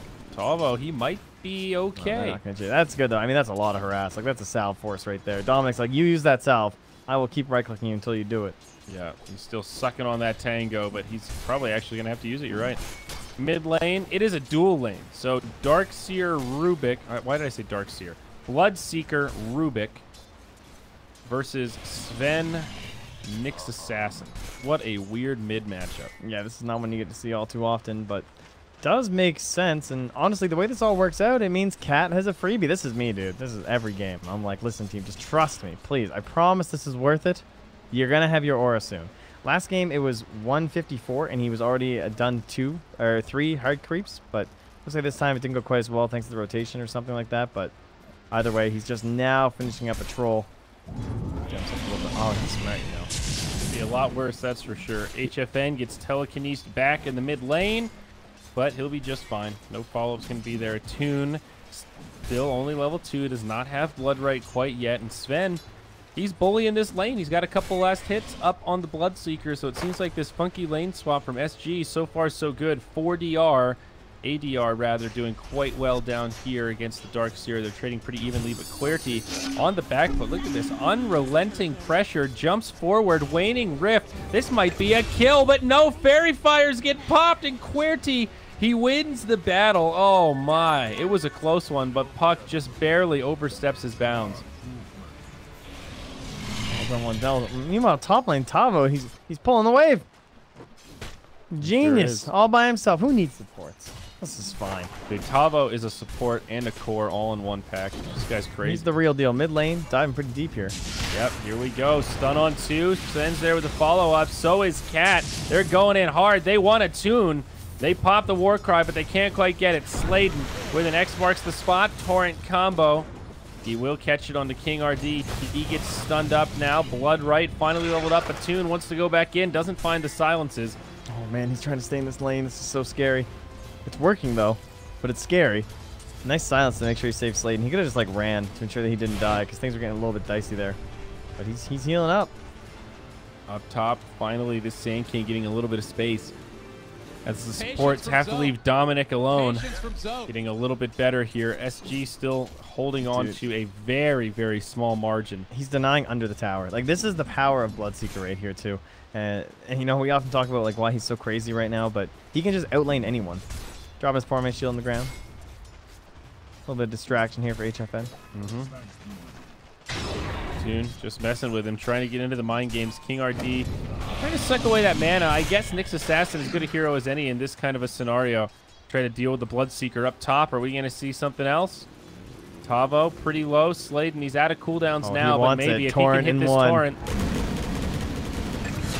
There it is. They don't even need the torrent. Dominic able to find it with the rocket barrage. Very nice. Didn't think he'd actually find the range for it, but he did. Yep, Sladen just takes one tower shot, gets out of the range, and then has a TP on home too. Atun, he bumps into King RD. They'll exchange stuns. HFN has the Storm Bolt, but thinks better of it. The CM Aura helping them all out a fair bit. Is Cat now level 3, has that second point up in the Aura. It's pretty rare to have people who are in like these dual lane mids, especially that. Like, there was a lot of pressure on his Bloodseeker early, and yet he's still leading the CS in terms of when you're combining like last hits and denies. He is absolutely crushing compared to anyone else. Shelter on his way over. Telekinesis. Nice stun from HFN. Stops Atun. Dead in his tracks. And then he's going to get himself into level 6 too. Set these rotations. Or just like camp mid and make sure no one else can farm here and deny out a lane to a struggling Sven. You know, this guy, he hasn't taken the other points yet because he wants to make sure he has great cleave. So he's going to have like a, you know, the 1-2-1 kind of a build, then it's 1-3-1, the ulti and whatnot. But you don't want to just push the wave with a cleave mid. King RD, level 3, stacking up in the jungle. Look at this. They're using the Sven Illusion, Trent. That is what they call efficiency. Unfortunately, this camp's been blocked out by the Radiant, so not as good as they would hope, but they're looking for it. Up top, Tavo taking a lot of damage. Stun back the other way. HFN with a follow-up. Stormbolt on 2. One more auto attack, but Dominic, he's got the phase boots. Tavo actually does finish him off with the Caustic before the big pack of neutrals there can bring him down. Just realized I didn't join your slot. Apologies. You didn't? No, but it doesn't matter. My audio is through your computer anyway. So Yes. we're fine. Yay! Woo! Close one. Close one, guys. Oh, but I can't. Top, I can't draw top for you Trent guys. packs. Here we go. X Torrent, the combo into a missile from the rocket of the gyrocopter, and oh god, HFN, he might just live. Tavo, the Lord and Savior, does not have a sandstorm.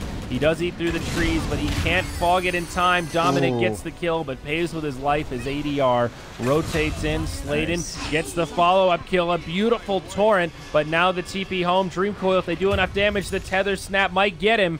It's not enough, but elsewhere, they kill a tune in the mid lane. Looks like he dove a little bit deep and gets punished for it. I wonder if he even got a kill there. Did he? He did kill King RD, and then he was just in mid, yeah. Damn. Picked off. Well, that's a hell of a fight up top. So Mad Kings, they get the better of that. Was huge for HFN though. Around the map, yeah. For that one moment. Then of course the what's that thing called? The Bloodseeker Thirst, of course. Pretty beautiful. Got himself a kill there. So then our Sven continues to be very sad. We're already at 60 trees. Oh, he went killed. 2 points stunned. No. He's going to be so slow now. ADR is dead, dude. The rupture. What a skill. Wait, does he not have phase shift? Yeah, I think he was against, what was he against in lane? The Darkseer. So he had no use for it.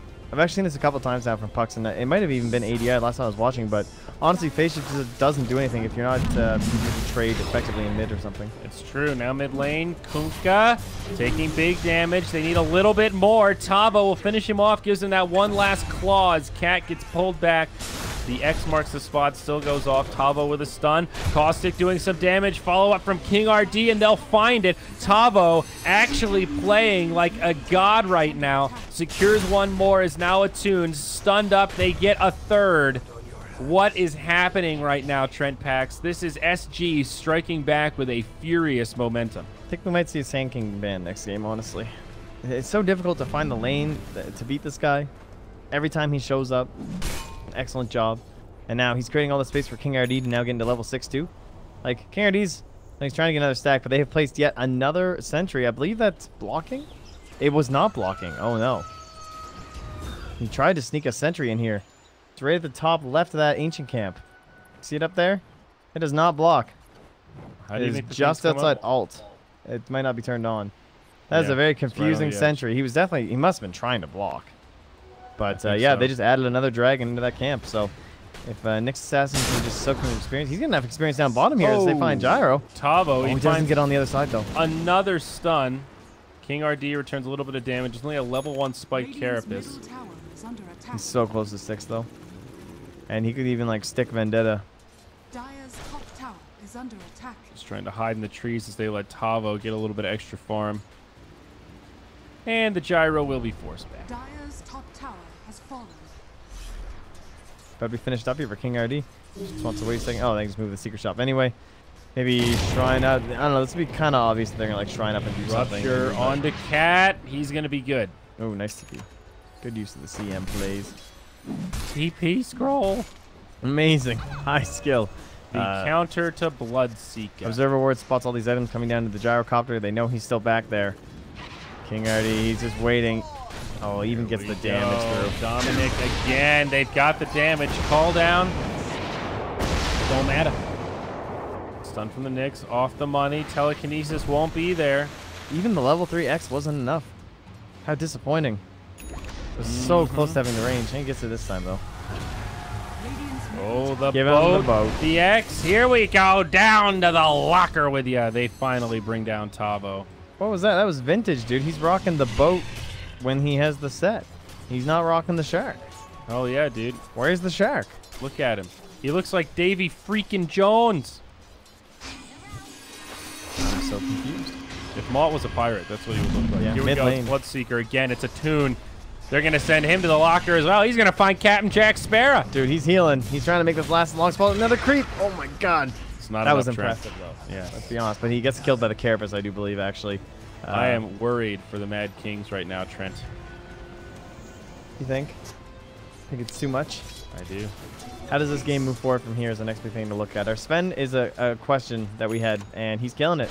He had a terrible lane mid, honestly. Things did not go very well. Didn't get a lot of farm. Got attacked quite a bit. ADR maybe in trouble. He's going to jaunt to the orb. He'll be good. And either way, he's recovered very well in the jungle with the Ancients. Still has that huge stack remaining for him. So, yeah, I'm going to have to agree. SG Esports are in a commanding position here. It all comes down to this Darkseer. We talked about the whole draft, but honestly, they built an entire draft around Vacuum. And they need to find those team fights where SG Esports are looking to set up on them and counterplay it. Speaking of setup, it's the gyrocopter again. Tavo, he channels the Epi, and it secures the kill. It's a slam dunk in the bottom lane. SG Esports hang on to more. ADR in the mid. They're going to have a rotation from Sven. He's got the Dream Coil. Attune gets stunned up. Now he gets slowed into oblivion. He gets the tower, but he will pay with his life as Rubik also dies elsewhere on the map as Tavo gets another one. Tavo maybe getting more? No? This is a bloody game. Everyone has died at least once. That's very unusual for like 11 and a half minutes into a game. It's true, actually. We're seeing so many games lately where there's these people who are surviving like the entire game, maybe one death. Or no deaths. 2 heroes on the team with no deaths kind of stuff. But it was an expected bloodbath game, and here we are. These teams playing like they've got nothing to lose here. They're all in, baby. This is elimination. This is how you do it. King RD. Whoa! Look at this pulse. Look at it. Oh, God, Nyx. Oh, jeez. He don't know. Dude, he is ready to just go. Here we go. Poke him. He was probably just spamming pressing S. All right, he got the rune. Yeah. That was anticlimactic. Yeah. I biffed it. No, it was funny. He was attacking. Rawr! You need the time? They unpaused on them. I see. Weirdy.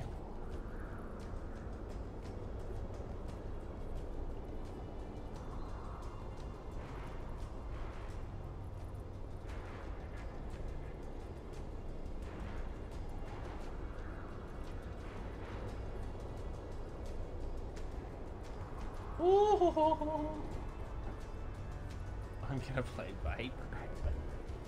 Enigma problems? Look at it too. Oh, that's true. I didn't think I forgot about vacuum. But it's not often you get the vacuum near the trees, but it still could be there. Especially if we're fighting in the jungle. You just usually envision those ones near like bases and stuff. Is this the time? Here we go. Oh, we're back in. Oh, I keep trying to type. We're back, and we've got a new trick. Magical Trent Pax is back with a trick. What is it? I don't have any good tricks. I don't know. I think you'd be good at throwing knives. I'm okay. I can throw an axe. A 2-handed felling axe at that. HFN. Oh, this is the man to kill. Oh no, Trent. All he's got is a Mask of Madness. It's not going to save him. Oh, he just buy out. He just fully bought out. Look at that player. SG taunts their own teammates. Hey, you actually, that was the best gold management buyout. I was just looking, I was hovering, I was like, man, he's going to have so much unreliable gold because he's ancient. There's no way he doesn't lose the full death cost. He fully bought out. He did it. He really did. What a player. Here we go. Tower push from the Mad Kings. Big patience here. They're ready to press on. All right, well, this is what they need, right? Yep, they'll get to tier 1, and now they push up towards tier 2. They get down some sentries. Oh, the epicenter? Oh, shit. Oh, he's getting annihilated. I'm looking at the wrong spot. Yeah, you were at the wrong spot. I biffed it, but here, this is what I was looking at. They found the Rubik. They're going to kill the Darkseer, too. Well, I saw the Rubik kill. All right, guys, I really messed that one up. All right, sometimes I'm sorry. No, it's fine, man. That's the life. You shrewd it. It was a 3-man dream coil into a burrow strike epicenter. I mean, you didn't miss much or anything like that. It was just... No, that was a biff I mean, if you'd like, I could... Let me lay the scene for you here. A dark and murky road. The nighttime. It's the part of the map where radiant crosses into dire. Beautiful trees turn to crackling rocks. Now, let me ask you a burning question. molten lava. Does it sound like I'm done? Okay. Burning molten lava. There. Gyrocopter Bloodseeker and someone else that I can't quite remember are approaching the tower.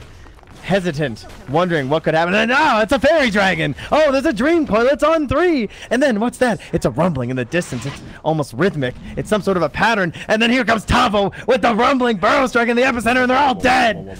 Was that what you wanted? That was pretty good. All right. So that's what you guys missed. I wanted to ask you if the fairy dragon sowed confusion by forcing its enemies to vividly dream about their own mortality. That's actually, I think that was what I just gave you. I think that was the vivid dream. That was the dream coil. I see. Yeah. That was way too meta. That was like 3 levels of Inception, man. I couldn't digest it all. Nyx, he wants a Midas, but he's not going to get it. He's going to die. What are you doing? King RD, why is he in so deep? That's what Nyx Assassin does. Yes, you're right. He shows at the enemy tier 2 when his team's farming. Now, you see yourself like, look, I have Vendetta. How can they kill me? Like, look, they didn't have detection, so he felt safe. Querity is getting mid-turated upon. I think they might have the skills. They've got the Dream Coil. He doesn't want to snap the tether, but Tavo comes in, gives him the Claw, gives him the Burrow Strike, and they've got another one on the scoreboard, Trent. Smoke now from the Radiant. Okay. They're keeping... I mean, it's still a 5k lead for the Dire, though. The stack is gone. Like, this thing is just going to be, like, plummeting down that net worth graph. What's he got? S and Y, Helm. Did Sven get it? Or rather, Mask. Oh, he got it, baby. He made that money. Yes. That's another good reason for the Sven pick too, is being able to contest stacks of the gyrocopter, because You mean just being able to farm? being able to farm, that's what she's all about. Sometimes I farm while I'm eating chicken parm. Ah, now I hear it. Now I get it. Veil of Discord on the way for the little fairy dragon. Little good fella here. All right, blinking the veil. It's fine. Farm continues. And Sand King, he's going to go for a Yule Scepter. Okay, so Tavo switching her up a little bit. Good luck, buddy. My name's Martin. I'm playing Viper. He actually is. He's playing Viper right behind us. Ah, what a fiend. Nothing like a little poisonous Oh, snake. yeah, 40 out. He's getting ready. There's the epicenter. Here it is. Attune initiated on and destroyed. The mech from QWERTY is not going to do enough. Now the boat from Davy Jones himself will fly through. Puck gets force stabbed in. Call down from Dominic. But Cat, he's here. He's ready to try and fight. He's got the ult. He's going to channel it, but he will be brought down. It's the Mad Kings that take this fight. But wait, it's the Puck. Not going to jaunt to the orb. 40R cannot do it, but now King RD's here. Maybe they find one more. It's the Admiral Kunkka in the front lines, but he gets backstabbed. He gets stunned, and now Puck, hungry for more, gets pulled back. It's the stolen freezing field. It's Shelter with the plays, but it's not going to be enough damage for another kill. Now Kunkka, he's stunned. He can't pull the X back. He will lose his life, as will his comrade Dominic in the backside. Somehow, someway, SG Esports take an okay fight. The team fight recap tells us to get fucked, but that's all right. It was still a good one for SG Esports. That was about 700 gold, about 1,000, yeah? Yeah. Very nice. I think they had another kill. I don't know. There was more Yeah, shit you're happened right. than that. Yeah, we didn't get but the first still, half of it. Tavo again, though. He cleans up, too, at the end. He's insane. Tavo He's is- 10, 3, and 5. Ban the Sand King. Just ban it. He is a destroyer Just get rid of worlds. it. How can the Clockwork be better than this? I mean, I know it's good, and I know it gives you some more drafters.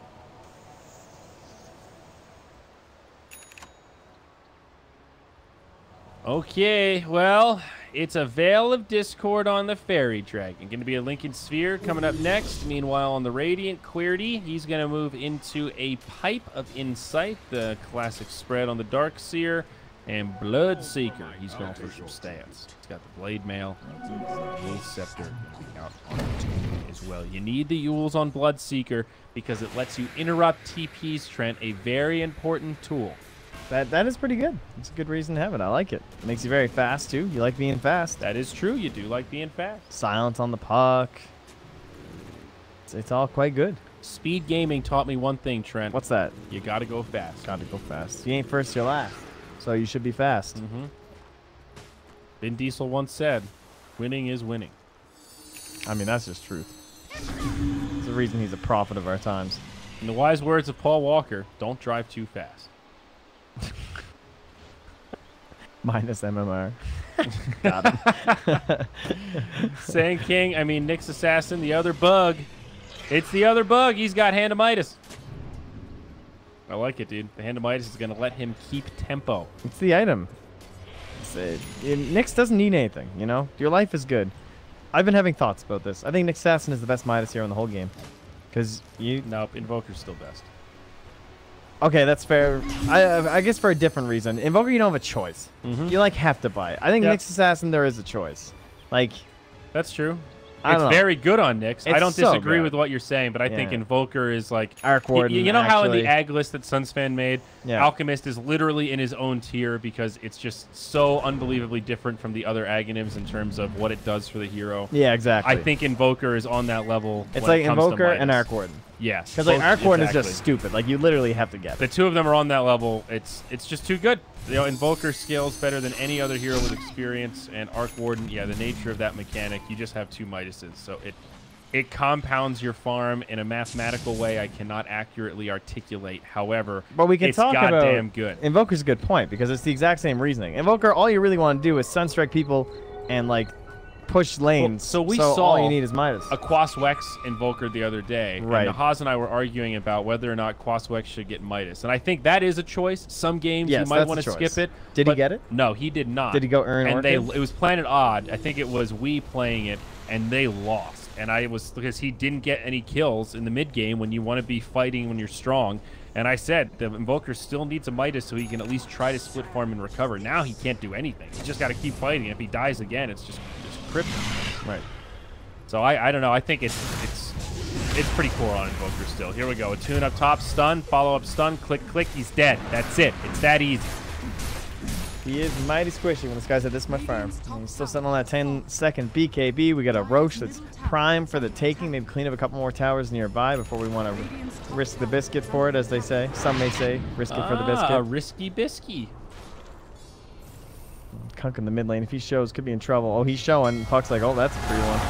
Oh, he's coming in. He wants to try to pick on Cat, but he mistimes it. And now ADR says, hey there, ho there, what are you doing? This is my house, and you do not have an invitation. Get the hell out of here. That was, hey guys, watch this kill. And he thought he was just going to get a free kill on the Crystal Maiden mid.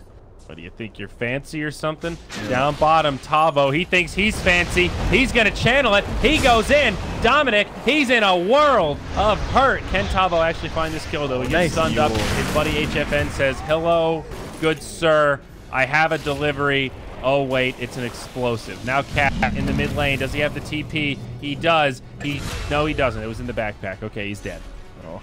That was a nice little play by Tavo, though. Just like knowing he's about to get stunned, you throw up the Yules, and then the missile does nothing. Yes. You know? Another benefit of Yules you don't talk about too much, though, in those stun situations. Up top, too, though. What is happening, Trent? Yeah, it is just blood all over this map right now. Supports are dying left, right, and center. Some cores as well. Little phase shift there. He's like, where the hell do you go? Oh, the juke. Oh, yeah, you're dead. Wasn't really any hope to escape, but it was cute. It was cute, but I mean, SG, just look at the gold graph, dude. It is now like 13, 14K net worth lead once that gold graph upgrades. They just killed like 3 heroes across the map. I think for no HFN reason. just stole his Ancients, too. Yeah, like nothing happened. And now look at this Sven. He's just picked up a couple of kills. He was involved in both those fights. He's been clearing Ancient stacks. Look at his goddamn net worth. 15.5K. The next highest is Bloodseeker with 9. Like, this guy is an absolute monster. He's got a 10-second BKB now. Another 2K gold in the bank. This Sven is absolutely out of control, and right now I don't know how they're gonna stop him. I honestly do not know how they stop this guy.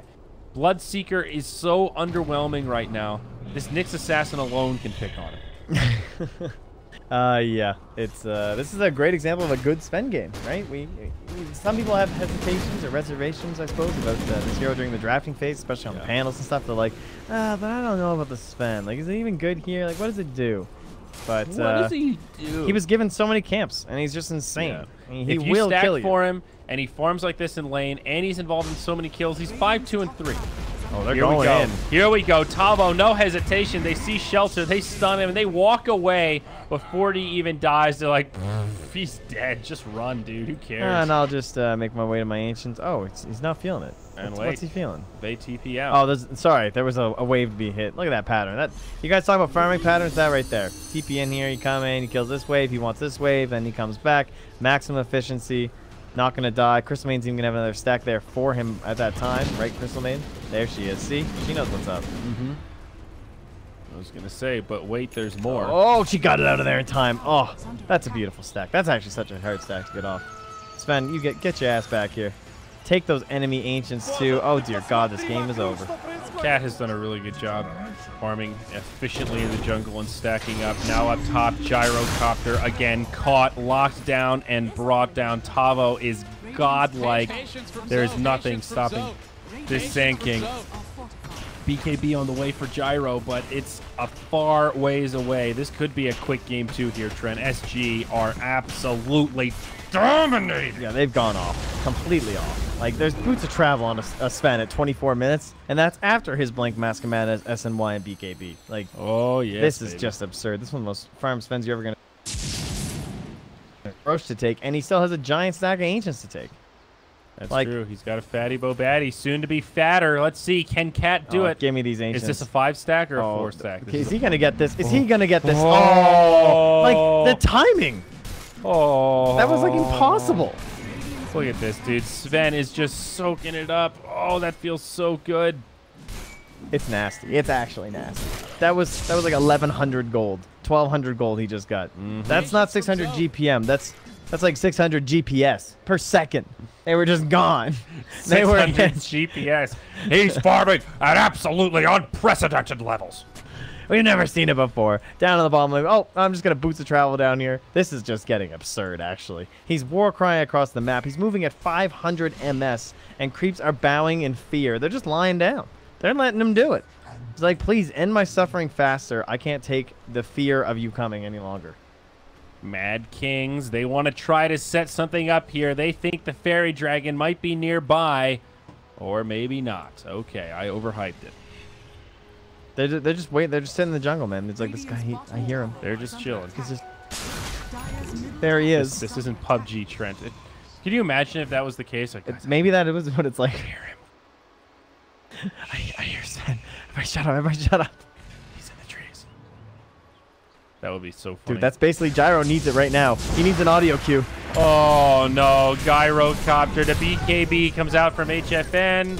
And they will just pop him and TP. Look where he TPs. No, that's not home, buddy. That's the Ancients. That's where we TP. He needs some more money.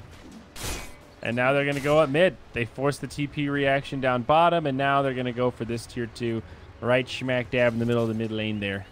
Look, Sven just walked into the enemy Ancients expecting them to be there because those are his Ancients. He's like shocked right now. He's like, wait a second. Where's my gold? Almost has that Aghanim Scepter. Oh, he's going straight in for that Daedalus too, I reckon. Svenny? Yeah. Yeah, he had the Bloodthorn queued up, but I think he's just like, you know what? Never mind. I got myself a Demon Edge. Yeah, you're right. The Daedalus is great on Sven, though. Gives him a ton of burst damage. I wonder what he drops here, though. You don't really want to replace the SN. Oh, he's got 2 sets of boots. I think he drops the treads. Yeah. Or you just backpack the bots, honestly. If you're just blinking and going into base, it might be better to have the treads out, actually. They really like LD. Oh my god, more ancient stacks. Where this Crystal made one job for Cat this game, honestly. He is 0, 3, and 7. He's been a part of 7 of 27 kills because for the other 20, he's been stacking. Just hitting one neutral camp. Dude, he's doing God's work. This is the sacrificial 5 you want to see, just allowing the carries to propel themselves. Look how farmed he is, though. So far ahead. He has like a 4 staff and drums, too. He's not even that poor. At 28 minutes, I'm happy on a CM in this game. Dude, I mean, he's not just stacking. He's stacking and farming. That's he's true. The beauty of CM. Efficiency. And now Nyx gets his next item after the Midas drum. It'll be Yule's. Double drums on there, too. The CM and the Nyx Assassin. Sven's just going to try and solo roast the Daedalus. Using the God Strength now just to make sure he gets quicker. Mask of Madness. 1600 damage crits. Pretty good, I hear. Yeah, it's actually. Oh yeah, pop off that mask. I want to see. Oh, he's not going to use it because Rostom's dead anyway, is he? Oh, he's going for it. All right, there we go. Boom, boom, boom, boom. There we go. Aegis up. HFN basically solos it. Now up top, Rubik popped by 4DR. It's another kill for SG, and now the 4v5 and Aegis. Maybe they can start to tighten this. Finally pressure up the high ground. They're starting to split push in the lanes, even down bottom. Nyx Assassin making sure that lane stays pushed in himself, and they'll start to converge on the mid. Finish off this tier 2. Meanwhile, it's Cat far back. He's got a gem back at home. Or no, it's queued up rather. With Rubik down, this will be a free tier 2. I'm getting a little impatient watching this Sven. I mean, I'm enjoying watching him hitting creeps, but I'm really excited to watch him hit some heroes. I too I like see him Farmville, clean Trent. through people. It's one of my favorite games. Yeah, what's the BKB at? It's still a 9-second BKB. Let's see some blood. Yeah, it was that one kill on the Gyro bottom where he just popped it just in case. Oh, Gyro back into familiar territory. Immediately just run. Get me out of here. Phase back home. Fool me once and shit, man. Dominic knows. Yeah, exactly. Now, what happened last game? They pushed a little too early before the BKB on the Shadow Fiend. They got 5-man wiped or something with the vacuum and everything like that. And they're just, this game, they're saying, all right, not letting that happen again. Yep. Fellas, let's actually play this safe. Let's not throw anything away. Let's make this a nice, easy 2-0. We've got a long day of Dota ahead. Remember, this is lower bracket round 1. Yeah. So if you win here, if you're going to qualify for TI, you have a serious gauntlet ahead of you. You do not want to be playing extra games because you get cocky or throw away a match that you would have otherwise had. So I understand why they're playing it so cautiously. However, Sven is getting close to capped, and he's going to be pretty slot starved. I kind of disagree with the Assault Cuirass in some ways. You want the moon shard? I'd rather see the moon Let's shard, go. I'm going to be completely honest with you. AC is a good item, but that means they pretty much have to close the game out once that's picked up. It's AC, moon shard, then you're starting to cannibalize good items, and you extend this window where the other team has some room for recovery. Gyro still very poor comparatively, but that gap can close if they don't try to end this game relatively soon. They don't want Gyro to get BKB, and I think it's in their interest to pick a fight before that happens. Here we go, 5 hero smoke. I'm not even sure if I've ever seen, like, they just had a 28k lead at 30 minutes. I don't know if I've ever seen that before. That is absurd.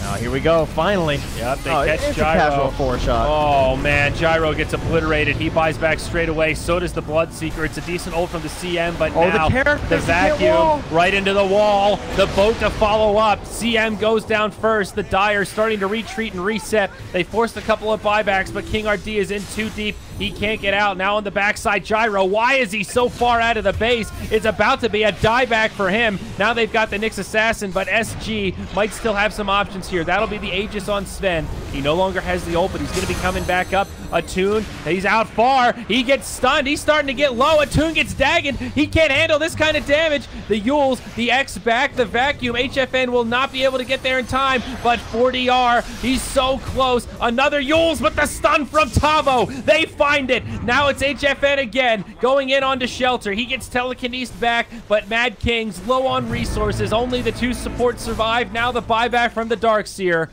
It's a glyph. SG, they want barracks here. This Sven is still an absolute madman. The puck is well. I don't think they can hold this Trent pack. Double burrow as well.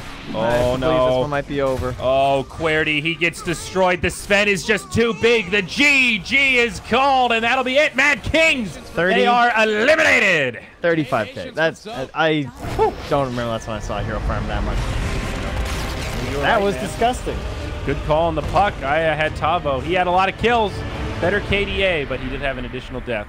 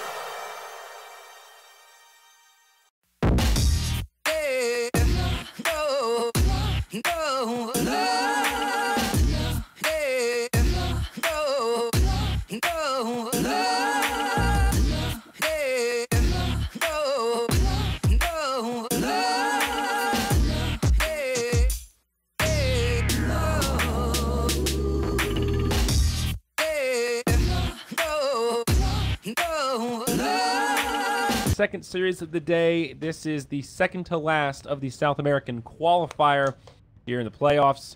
TI7. We're going to figure out who takes the big kahuna, and we'll be going to Seattle. I am Sayori. This is Mount. Team pick. Sand King. Dire team pick. And that only And now we will see how this goes into game 1 of this series. SG Sports is a good team too. So I'm gonna guess they pick Rubik. Mm-hmm. Because we've seen Sand King Rubik basically every single game. It's actually kind of insane. Don't people ban heroes? How consistent these teams have been. Apparently not the Sand King. They do take it away from Tavo, though, so I understand why Midas Club might have left it in because they want it for themselves.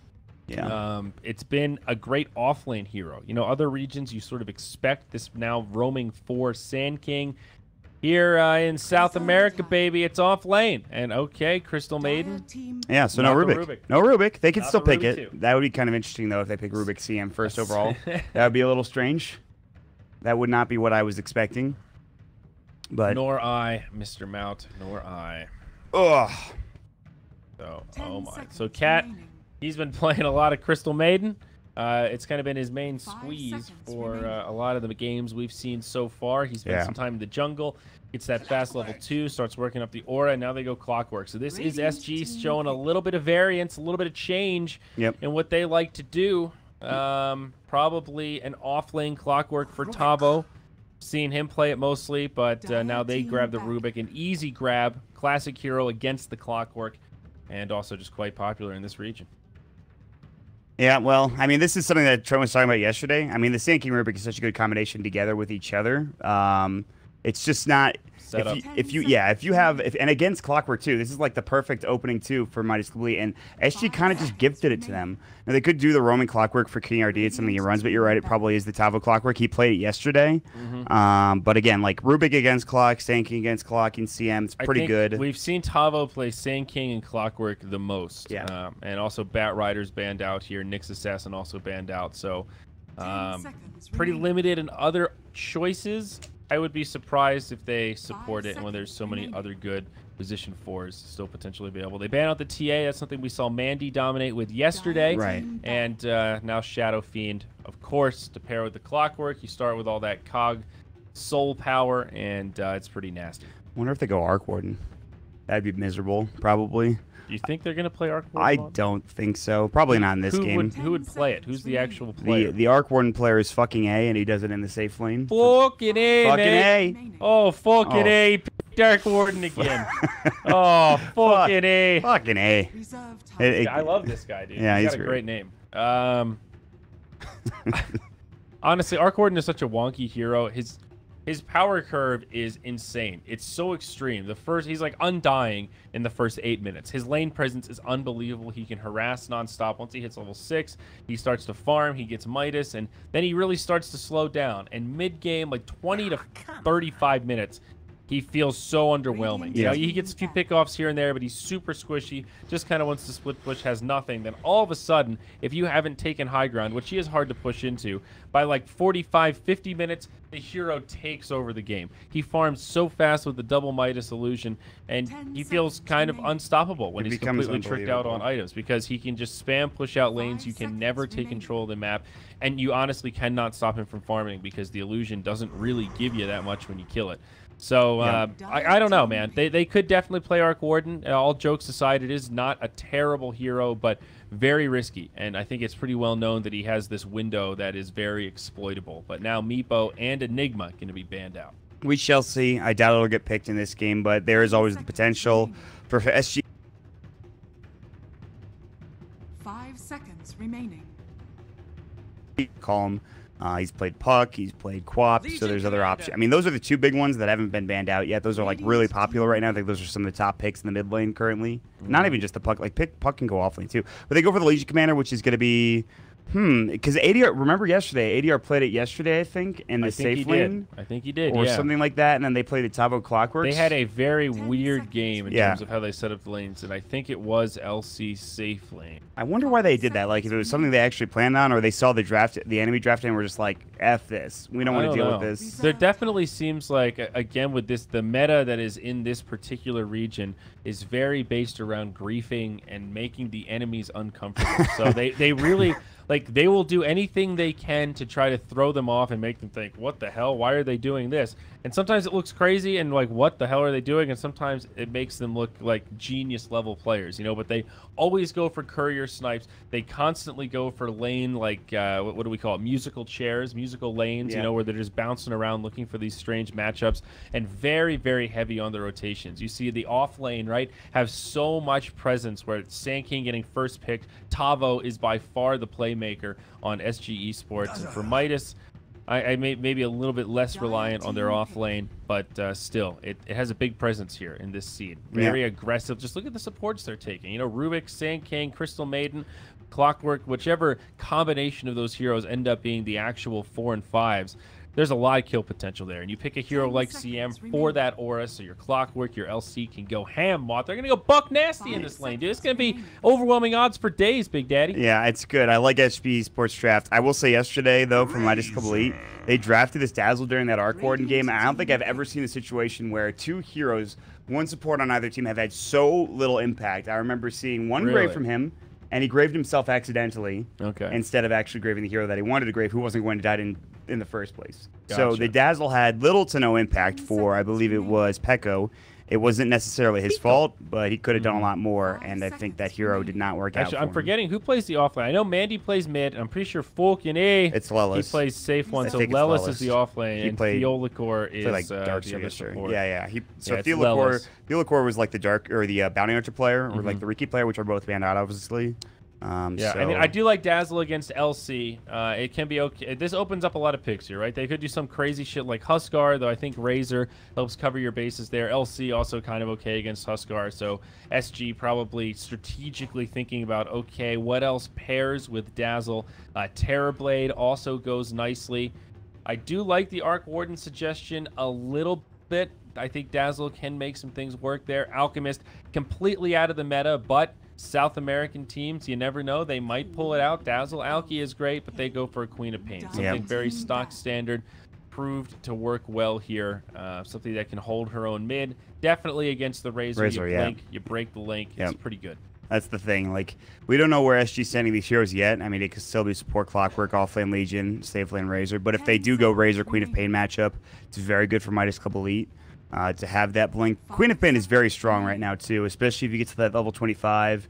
The spell life steal is insane. The Mjolnir build is very good. Quap is just really strong right now. Going double null tally into Veil makes her extremely strong. So we'll see what it's going to be for Midas Club Elite, or rather SG Esports in mid lane. I'm wondering if it is going to be Razor safe lane and then they grab something else mid. Because if it's Razor safe lane too, if it's sinking offlane, I guess you could burrow away from the static link, but it's still not an easy lane for Sand King. Look at that, Maudie. What did I say? Terrorblade ban. Yeah. Okay. Yeah, I think, yes. You got it, dude. I know. I'm just thinking. I hate safe lane Razor, but I know what you're saying. They might be able to find a better matchup mid. It doesn't seem like DK is very popular in South America. We've called it a few times now, and it has not been seen in any game. But could be something SG consider if they wanted to safe lane the Razor, just take control of the game early. DK with Crystal Maiden is an amazing combo. He relies a lot on the Breathe Fire, so that extra mana is actually sort of a deal breaker for someone like that. Can fare very well against the Queen of Pain mid, and with decent rotations can actually win that matchup. Yeah. So that is an option. Invoker, it's an interesting thought. An Exort Invoker does go nicely with LC, as well as Clockwork. You've got a lot of setup for Sunstrikes. I think Invoker's a little bit slow. You probably want something a little more high tempo. Even Razor mid is more up tempo than that. So kind of a surprising ban, but definitely some synergy. What does Midas take here, though, Mott? They got a little time. It's going to be, let's see, safe lane hero. What is still available that's been picked a ton recently? Not Terrorblade. Jug could be a possibility that hasn't been banned out. Yeah. Against Razor, though, it's not very good. Same thing with Lifestealer. Both those heroes aren't great against a Razor.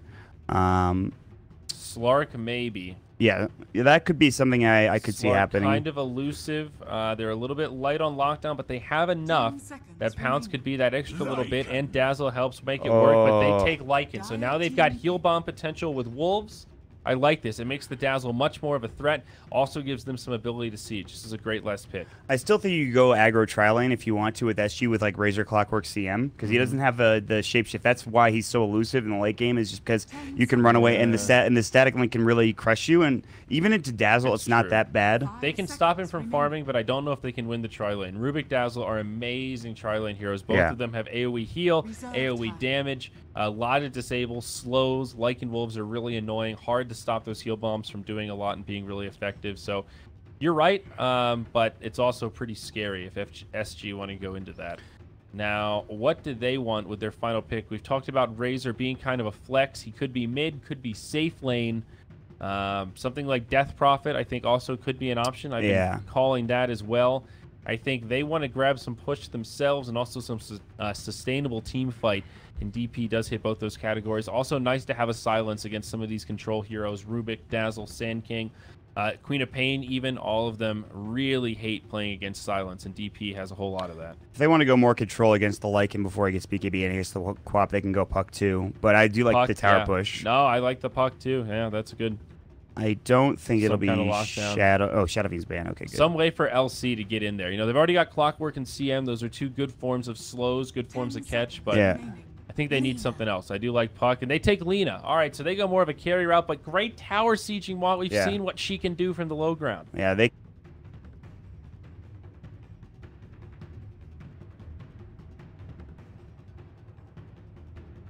Lock down Lycan until he gets a beat. I want to see how they lane this, though. I want to see if they are going to go for the aggressive try lane. Like you said, against Dazzle, it can be kind of tough. Against Dazzle especially. And the Howl, too, is another thing that you have to keep in mind as well. Howl can be considerable on the tri lane, so maybe they just avoid that and just go, like, safe lane, roaming Clockwork for King RD to, like, mid lane at the beginning of the game, and then, like, CM jungling for a bit. Oh, damn, my. You went so fast? That's unbelievable. He literally was in here 5 minutes ago. Trent Packs, ladies and gentlemen. He's quite the efficient man. You don't know what we're talking about. How come they don't sell Red Bull at McDonald's? 5 seconds. They sell coffee. Isn't that good? No, it's okay. Okay. Sometimes you just want to ride the bull, Mont. I guess that's true. I guess that is true, folks. Guys, I'm going to tell you, I'm a little bummed out. We had a 60-minute pub game that I was playing in between these two series as Viper, and this Terrorblade took an ages for me when I got beyond godlike, and then he died with it instantly. You're going to be able to live vicariously through the eyes of Midas Club Elite because you know what, buddy? I think they've got this game. I like their draft a lot more. Tavo, he's going to play the LC. It'll be King RD on Clockwork, so you did kind of call that. I thought for sure it would be a Tavo Clock. Not that he's bad at LC, but he is a big playmaker on the Clockwork. I think this draft from the Dire is just solid. They've definitely got an ease of execution advantage. Just very basic mechanics. Heal bomb from Dazzle. I think their tri-lane is just going to be overwhelming. They'll win the lanes. Lycan will get some farm. They'll knock down some early towers. And I think 10 to 25. I mean, we'll see, man. We shall see. Because this is a... SG Sports is a team that's supposed to be, or at least used to be, very good and probably better than this Midas Club Elite squad, but they've had some tough times recently. All right, we got predictions, buddy, as we have applause as well. Players with the most kills. Mandy. Mandy, you think so? Yeah. Yes. Okay. Player with the highest net worth, also Mandy, or fucking A, if you think Midas Club Elite is going to win. Fucking A. I'm going all in on Midas Club, dude. Here we go. Number of deaths at the game. 2640. Yeah. Number of blink daggers by 25. We got one. One. I don't think there's going to be one other big. Oh, Legion, yes, two. Two. Probably two. 0-2. If there's three, I'm gonna be triggered. I'll lose it. Rubik might get one. If there's three blink daggers, I'm gonna fucking lose it. Rubik could have one. If you really think if he gets good Midas farm. is gonna win. Yeah, true. I'm going 3. All right, and the thing is too, they gave him that Sand King Rubik combination. They have all of these great heroes. Mandy wants to get back to Infamous because they almost brought it to game 3. It was kind of he wants to of actually doing and getting to that point in time. And he will be starting out with the null tally and heading towards mid. We will see how the lane shape up. Is it going to be an aggressive trial lane with Midas Club? They're roaming 3 up here. They do have the Sand King joining the Rubik as well as the Dazzle. And we shall see where everybody makes their way for SG as they smoke up and head to, looks like, the mid lane, perhaps the opposite side of the river to drop a ward or 2 down. There it is. There it goes. Here's a ward, Mott. And there's the next one. Oh, okay. They got the vision. Oh. What a cute little ward. You know, I remember a time in Dota when wards were so ubiquitous that, like, you know, you only saw a couple of sets here and there, and you knew. You were like, oh, damn, this is the new ward for the summit. That's actually pretty cool. Check it out. It's a little frost sickle or something. Yeah. Now there's so many. I'm like, what the hell? It's a candle? Is this a goblet? It's just a... What is this ward? There's so many. I've lost track, Moss. Way too many. But don't worry, CM has the Arcana, so we can see what we're going. Hey, the doggy. It's like one of the Arcanas I don't actually have. My girlfriend thinks it's adorable, so. The doggy, the puppy. Here we go. Razor in trouble. Telekinesis, stun, God. heal bomb from Pico. It's an easy first blood. Theo Liquor, the man with a creative name, gets the first blood, and the bounty rune is secured. 3 of them going the way of Midas. Oh, they found Club CM2. Elite. Do they have Shadow Wave? Oh, Cat, he's in trouble. Another big heal bomb lift in from one? Pico. They don't need it? Bada boom, bada bing. She's dead. It's a 2 for Mott. They're on sale in the top lane as Midas mode make out big. This game's a disaster. They pulled the creep wave back too. Although HFN does cancel the clarity. Got him.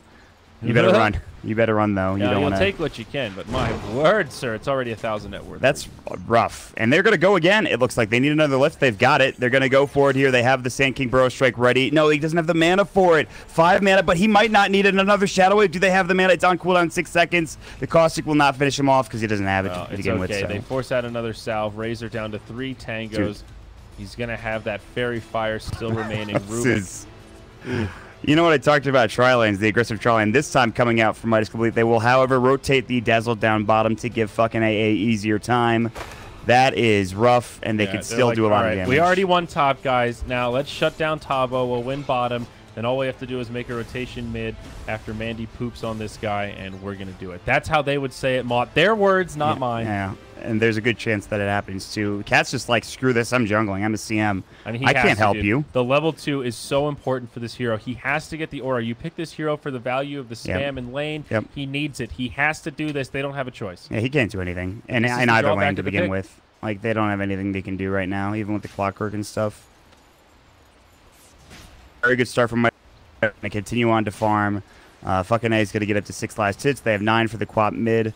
Top lane, at least the Razor's starting to get some farm because he did... I think there was a pull from King RD. And it just... At least he is getting... He's died once, almost dying a second time, but he's starting to at least get some CS. Bless you. My bad. You're good. This'll come in handy.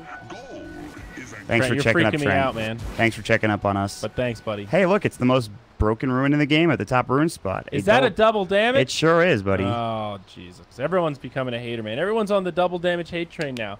First one guy says it, then another guy says it, and now the hipsters are just part of the crowd. Yeah.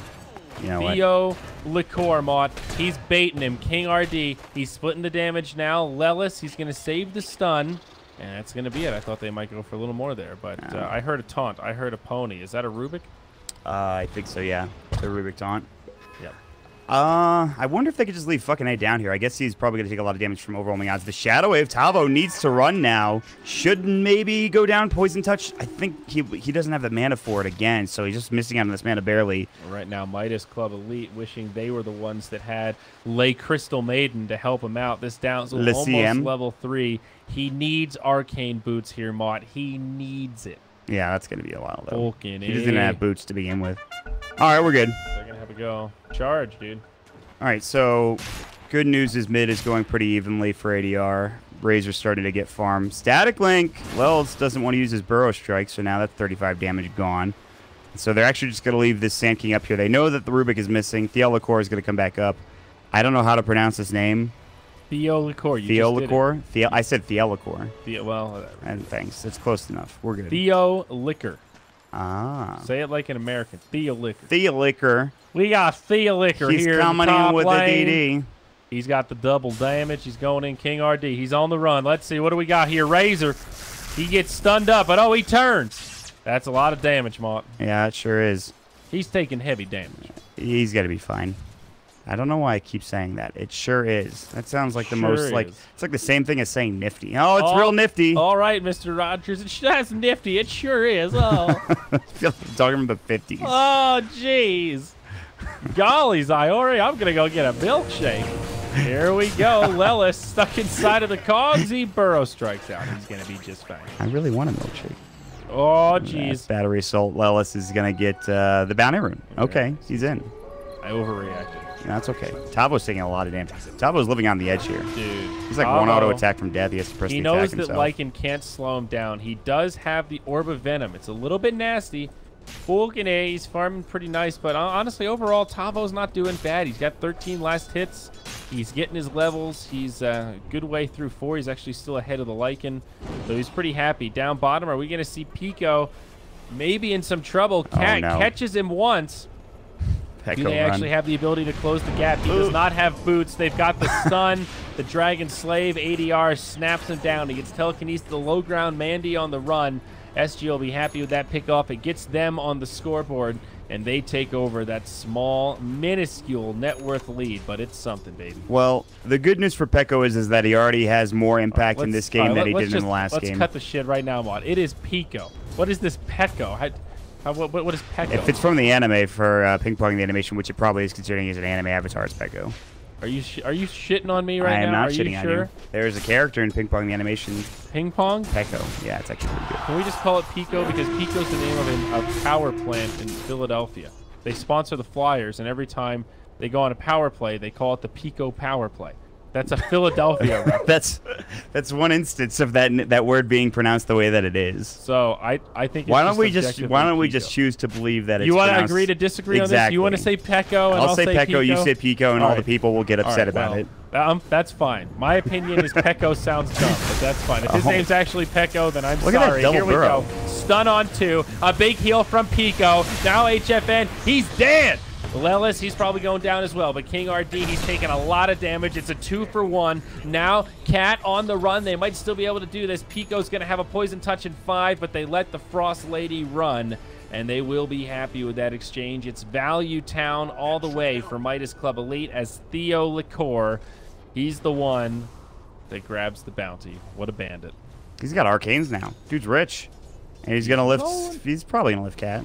Or something. I don't know. Yo, Cat, you need to be careful. I don't think you want to do this. This Rubik's ready to party. He's going to have Fade Bolt and just 10 mana. He might be able to find this. It's the great chase. The CM, she's not fast enough. He lets her go. I can't believe it. See you later. I don't want to go uphill. I don't know who's over there. He taunts, though, so he's angry. They're going to shrine up. There's a haste that was picked. Oh, Lelis is... Oh, he doesn't go for the CM kill. Why would you go for the CM kill? Yes, go that way. Do it, Lelis.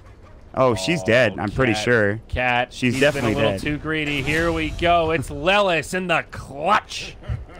I think they were like pinging him, and they're just like, no, don't go mid. Fuck mid.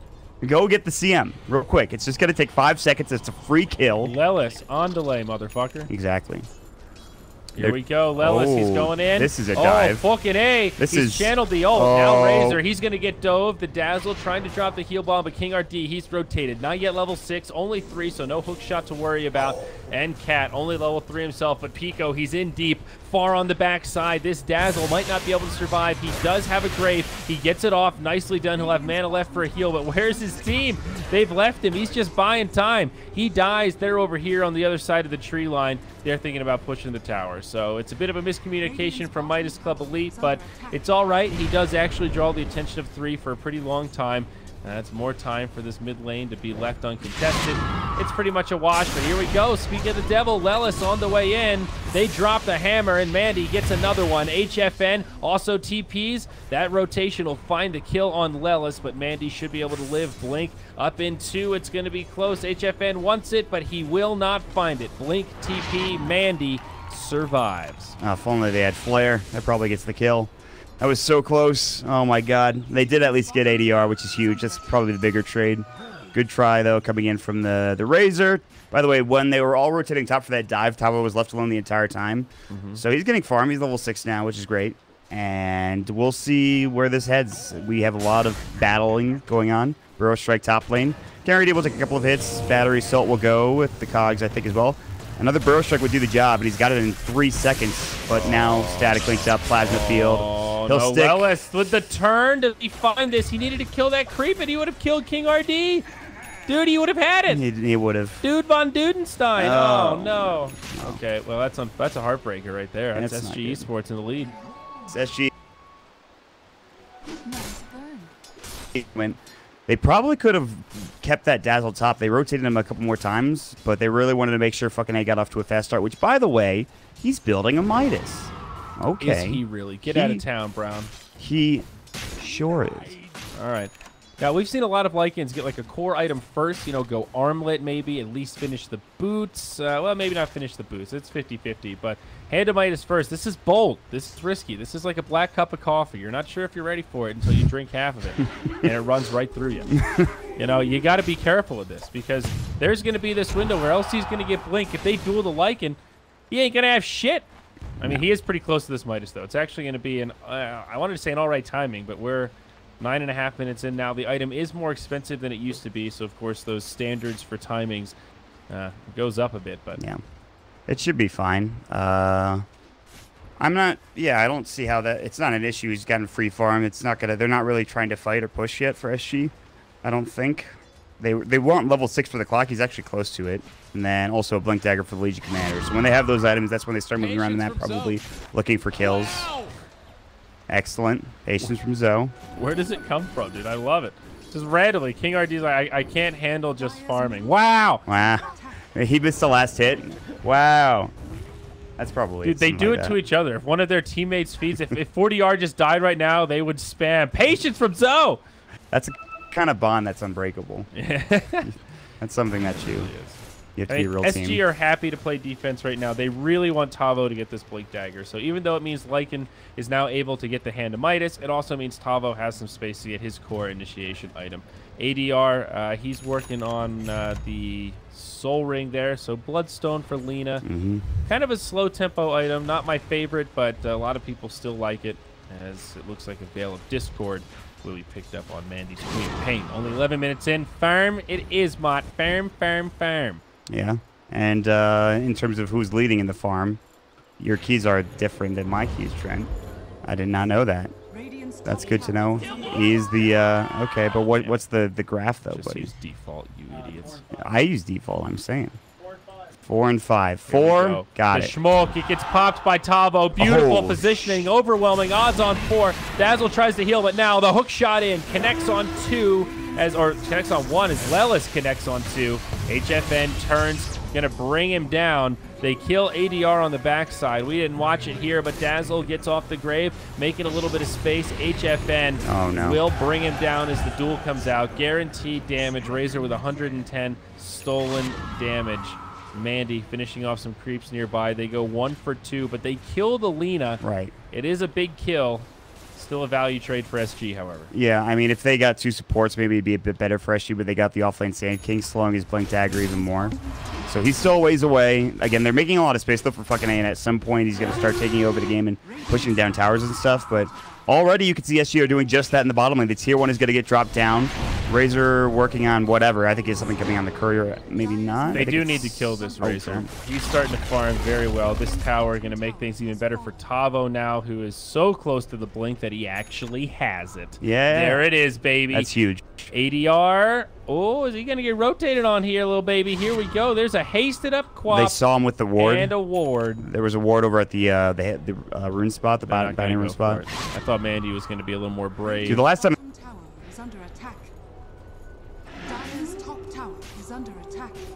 Teolico. Teolico? Teolico. That's what they're...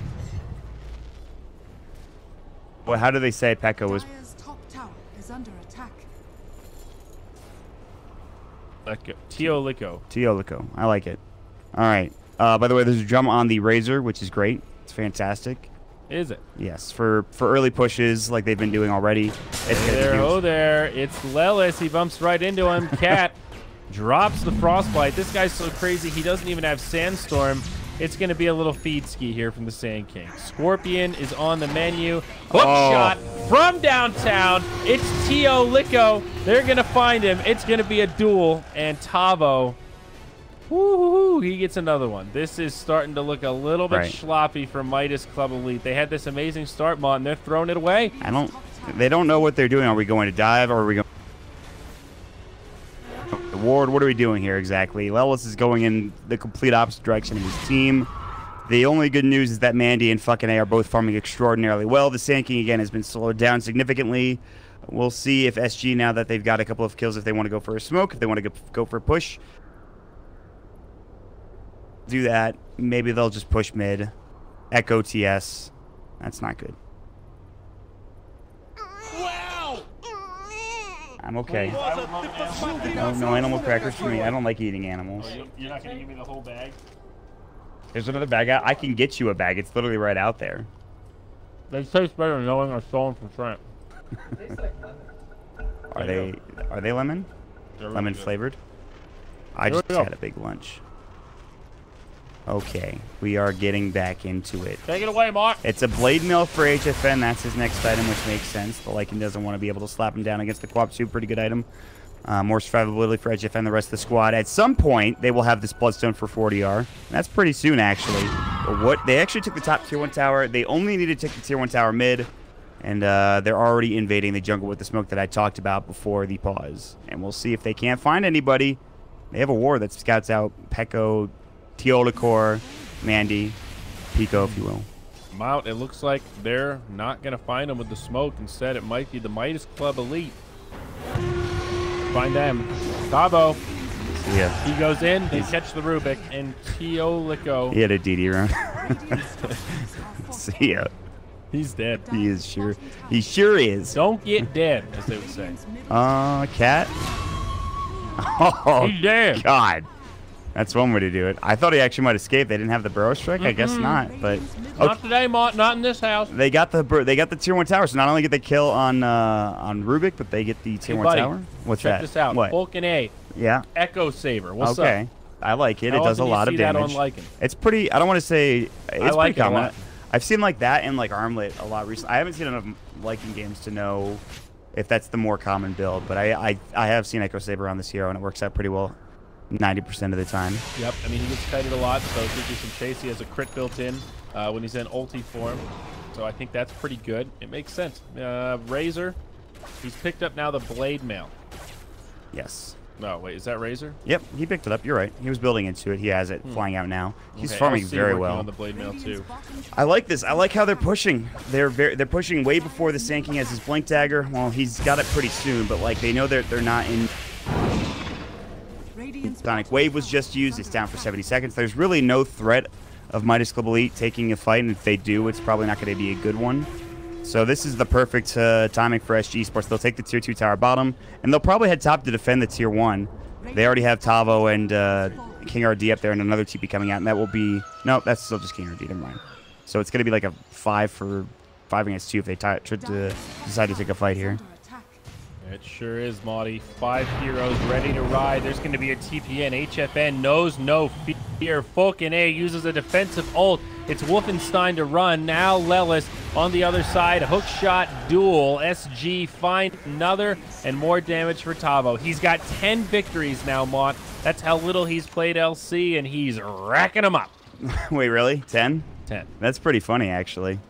Maybe he just bought it. Guys, I'm playing LC. I gotta buy the Arcana. Yeah. 6 duels, 1. There you go. That's actually sick. He's got 40 damage right now. They got the kill, 4, and they stopped the Sand King from farming again. And guess what? That tier 2 tower is probably gonna die because they don't have shapeshift, and Sand King just respawned. Cat still farming away in the jungle. What's he going? Little drum of endurance there. Ooh. Well, And it looks like this schnauzer of a tower is going to get brought down, baby. It's dead. That's rubble. man.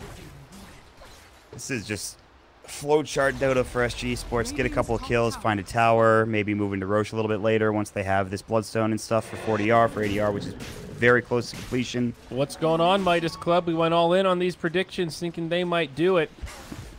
Right now, it's not looking good. It's not looking great. Ain't looking great now. Not at all. Okay. But don't worry. It's just the beginning of game 1. We still have plenty of time. Uh-oh. They're going to go dual Mandy. See Hello. ya. They have Brave, though, in Shadow Wave. So he might be okay, actually. But Cat is here. They will still find the kill. Even if Queen of Pain gets Brave, I think they might be able to do it. Hook shot in from Clockwork. Quap will leave, but Pico, they're going to zap him full of electricity as he dies. And the power play will go the way of SG Esports. Very nice. Yeah. So another. It's not the Queen of Pain who would be the biggest kill for them to grab, especially before she gets this Lincoln Sphere, but it is at least something, and that Dazzle is going to get dropped down. So we'll see what they can get out of this. They might try to go again. They just finished up the Blade Mail for the Legion. Oh, look out. Mid lane. Yep, big initiation here, but the turn, Lelis gets dropped immediately. LC jumps in, hungry for a duel, but still on cooldown for a few seconds. They know it. She's on the run. Now Razor trying to catch up. Rubik with the stolen overwhelming odds gets caught by the duel. Mandy tries to turn it, but can't. It's Lelis with an epi. They bring down one. A lot of low HP heroes this Blade Mail doing a lot of work on Razor. Mandy jumps in for more. Takes down another before 4DR zaps him with the Laguna Blade. Pew, pew, pew. Man, that was a crazy fight. And despite the negative advantage in numbers, they still get the advantage in the gold itself, just because people were worth so much, especially that Razor's topping the net worth. But Mandy does drop down, which is kind of big. She's still working at that. And the big thing is, too, they take the fight right out of their tier 2 towers. So it would be fine if they didn't lose this. But this thing's gone. And they've lost all of their outer towers already at 19 minutes into the game. And this is before they even have the 50 damage talent for the Lina. And she's going to have it in 1 level, which is significant. And she's actually about to get her Bloodstone. Does she not have it? That's flying out now. Okay. Okay. So that's going to be good. It's like a just about a 6K net worth lead. Now Clockwork, he picks up his Blade Mail to join the Razor. It's actually really, really good this game. Now with the Bloodstone up, Lina is going to be able to do a lot more as well. Queen of Pain looking at a Lincoln Sphere. Midas on the Lycan is starting to pay off. Not too far off the Desolator, a Mithril Hammer, and then another 600, and he'll have it.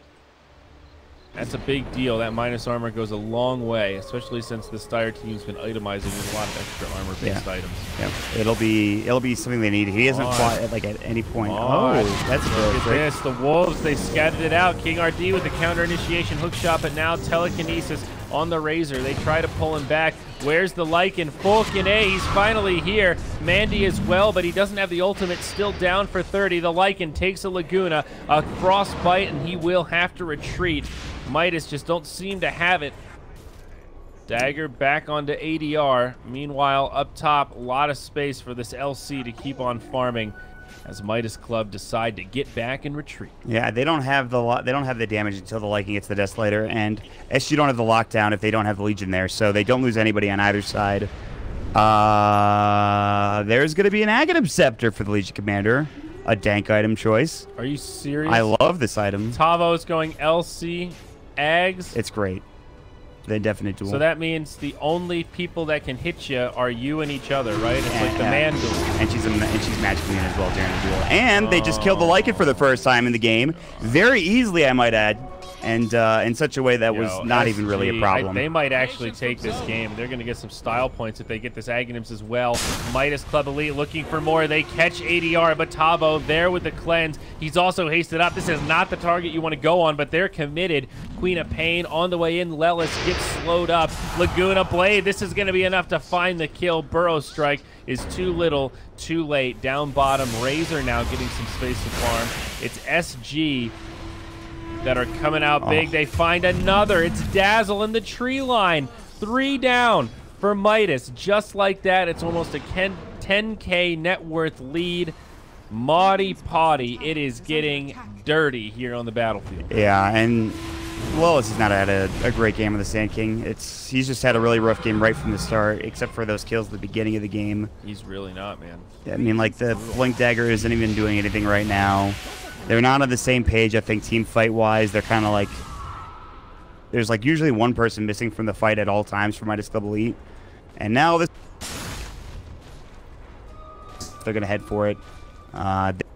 Best rushing lineup yet, I guess, so maybe they don't attempt to take it with everybody back alive, but Midas Club Elite. The one good thing is that Mandy will have a Lincoln Sphere, which means duels are that much more difficult against the Queen of Pain, so maybe she can start carrying and doing some good work here into the mid to late game, but it's still going to be pretty tough as this Lycan has no defensive options. My man, HFN, he's going to get the Aghanims on Razor. Yes. If you've been listening to Zyori coverage this qualifier, I have been talking about Razor Aghanims nonstop as the item on this hero. Do you still hate this hero? No, I can't hate on him, but my God, Mott, the Aghanims, it's so goddamn good. Oh, this is amazing. HFN is going to show us what it's all about, and I'm going to rub this game in everyone's face. Next time on the panel with Nahaz, and he's telling me that Aghanim's Razor is shit, I'm going to be like, oh yeah, look at SG Esports shit on Midas Mode Club Elite when they're the underdogs. Here we go, up top. LC in some trouble. Lelis maybe in the one that's in trouble. No, it's Queen of Pain takes the Laguna, but the hammer is dropped as Tavo falls. Lelis looking for more, won't be able to find ADRs. He's in the tree line. Meanwhile, down bottom, there's more action. Falcon A gets the grave. Pico sacrifices himself as HFN has the Aghanim Scepter. He stole nearly 200 damage. It's too much, Mark. Yeah, he needs to get out. So, very good kill for Midas Club Elite, but they need a lot more than that. And I'm with you. I like Aghanim Systems here a lot. He's still got it. Look how much damage he's going to do. Oh, just kidding. There's a glitch there. That's okay. It'll still do a little tiny bit. It doesn't lower the damage on the tower. That's a bummer.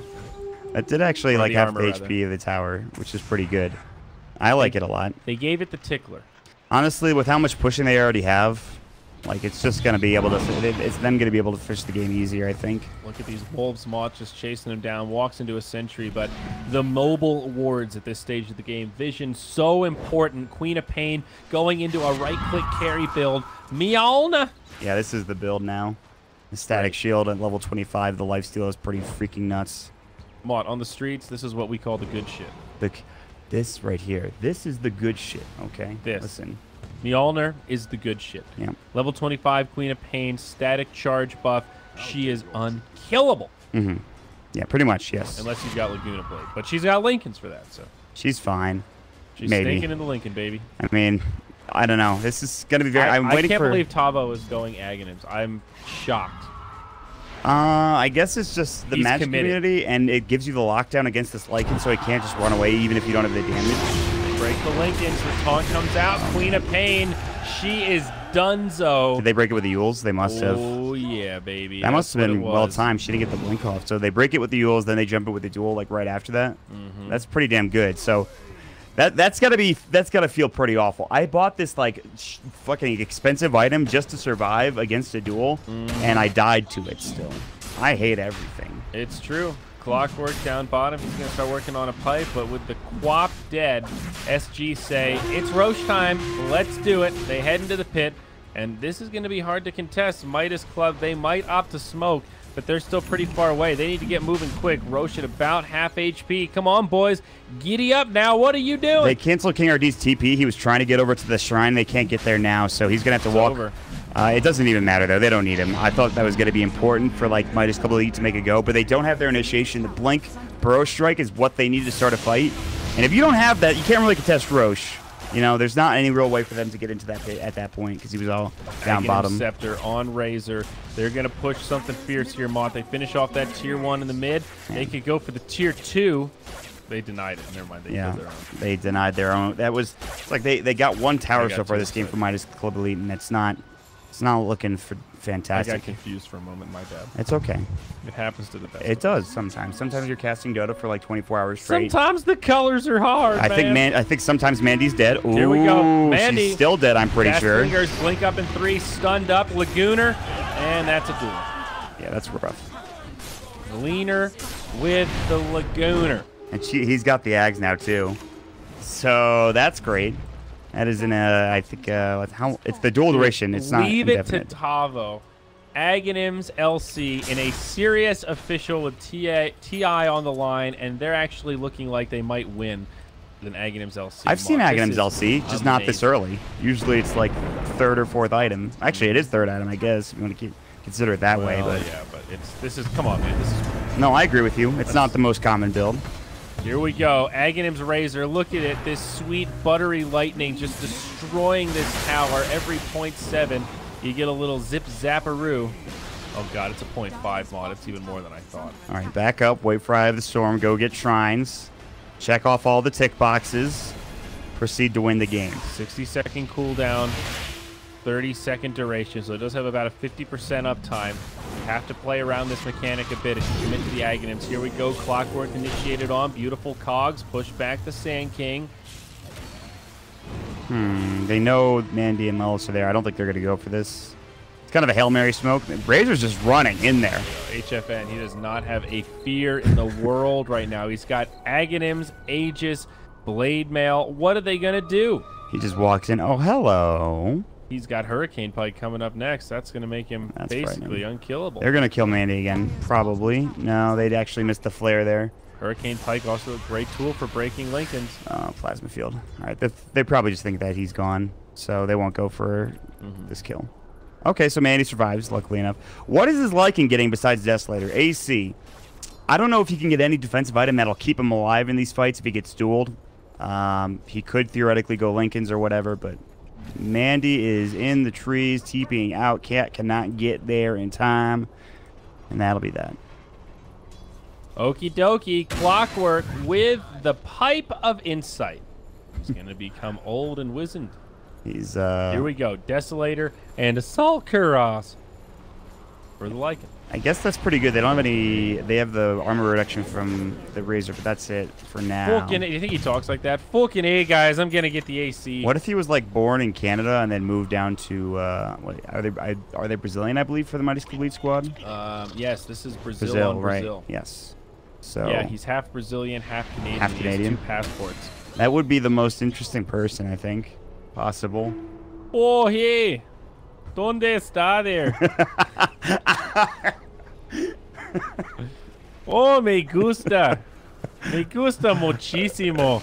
it's like I can think the only more interesting person would be a Canadian Hawaiian man. Mahalo. Mahalo there, eh? Oh, mahalo, eh? Oh, just a couple of mahalo there. We're gonna rip some surfs on the board out there, boys. Oh, you got a pineapple, eh?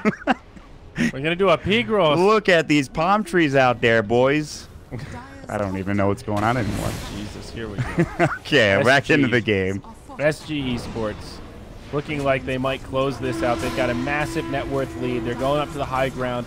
Attempt to split push from Midas Club Elite, but that's just tier 2. They're not even going to be able to get it. Fulkin A is going to have to come back and fight. They're going to lose their barracks here. Buybacks only available on some. Quaps is on cooldown. That's the big one. If she dies here, it could be bad. HFN has the Aegis. Hook shot in. Rubik dies first. Midas Club could be in trouble. The duel, remember, this is the LC Aghanims. It's a man fight. Man on wolf. It's getting dirty, but Tavo does survive through it. The Lycan gets locked down. Now the follow-up damage is here. Fulkin A's in trouble. He does not have the wolf form any longer. They want some more. He gets Shallow Grave. Now SG. They back out. They reset a little bit. Another fight up top as the stun falls short from Lelis. Cat will survive. After all that, only the Rubik dies. Man, that shrine was so good to keep the Lycan alive.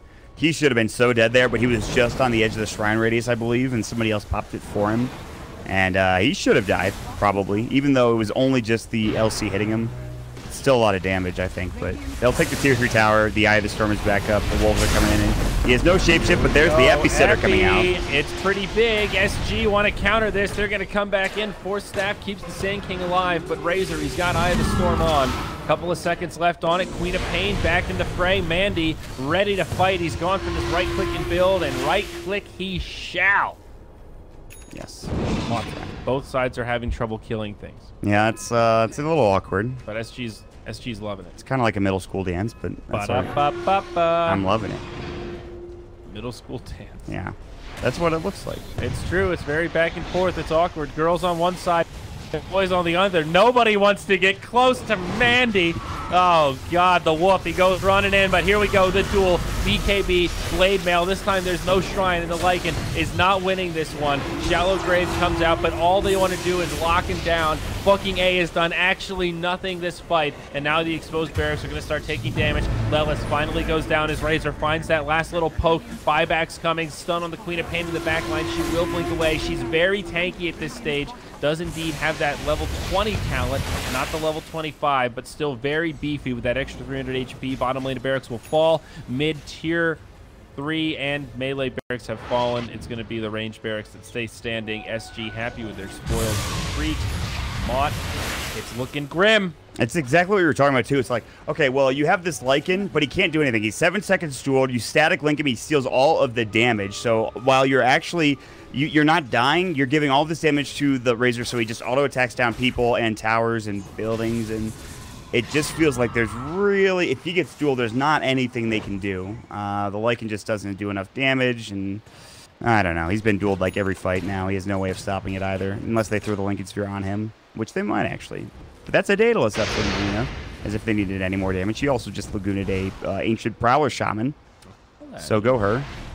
Because I hate that thing. Well, sometimes you gotta do what you gotta do. That's right. Are they going to push? It looks like they don't have Aegis still. A Shiva's Guard up on Razor. Assault Kuras coming out next. I like this build. It's beefy, yet firm.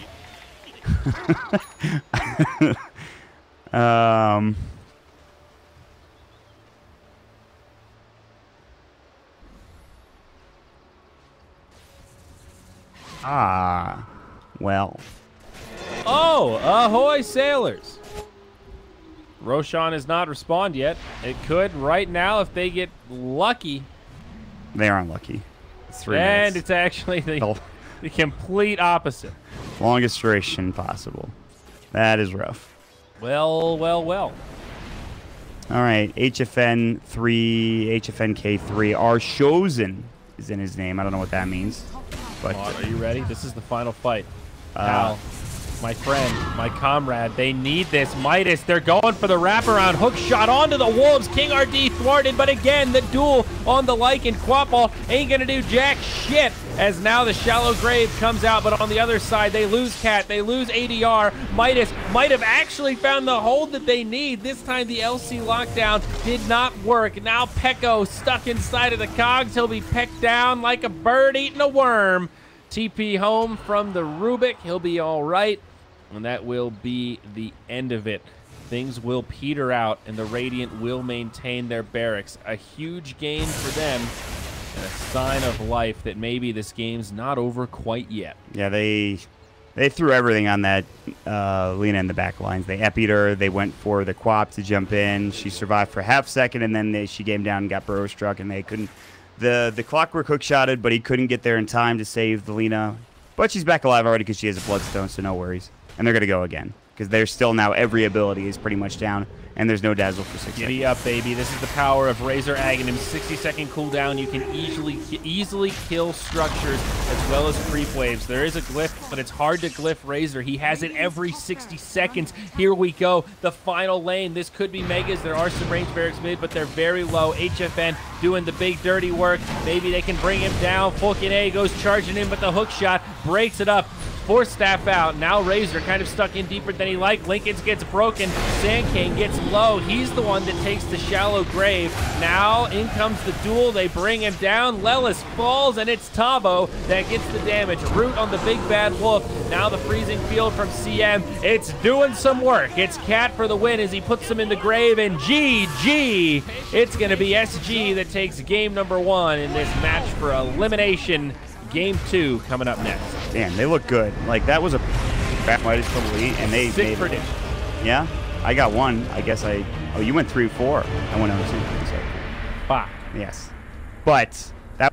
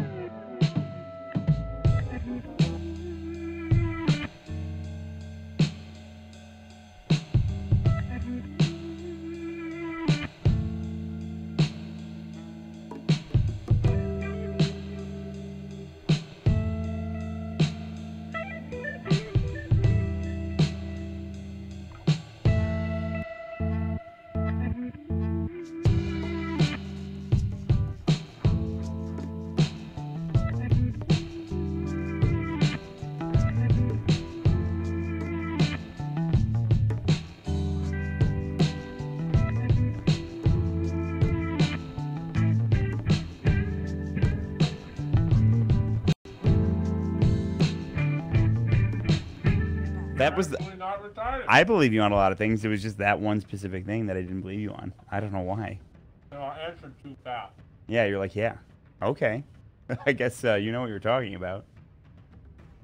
There was something I answered. Oh, we were talking today, and they were like, "What kind of do you wear whitey tighties, boxers, or boxer briefs?" And I immediately answered Shannon, Neither. boxer briefs. The answer is You don't wear anything? Not the reality. anyone actually wear? I wear boxer briefs. I wear boxer briefs as well. Shannon and Shane both wear boxers, and they thought I was fucking retarded. And I was like, I'm like, I don't see what's wrong with boxer briefs. I think they're very comfortable, and they give me support. I know you wanted to hear that in game chat, so I'm glad that I can give this to you. No, we're getting warmed up for this game. It's gonna be good. 10 seconds remaining. Dire team pick.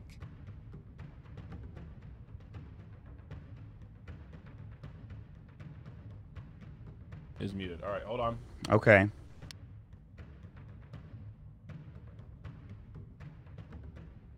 Seconds remaining. All right, ladies and gentlemen, welcome back to another Moonduck presentation. I'm Sayori, he's Malt. We got Midas Club Elite versus SG Esports, game number 2. Woohoo!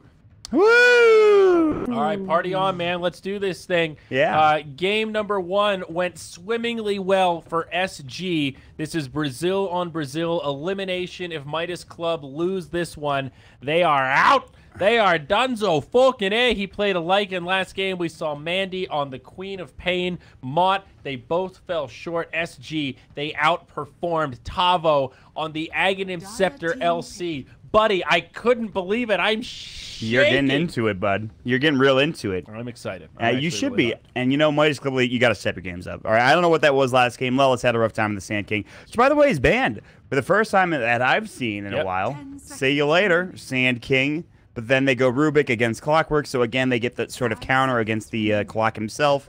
It's a small one at that, but it is something. SG Esports, they realize that this clock is too good. Reserve time.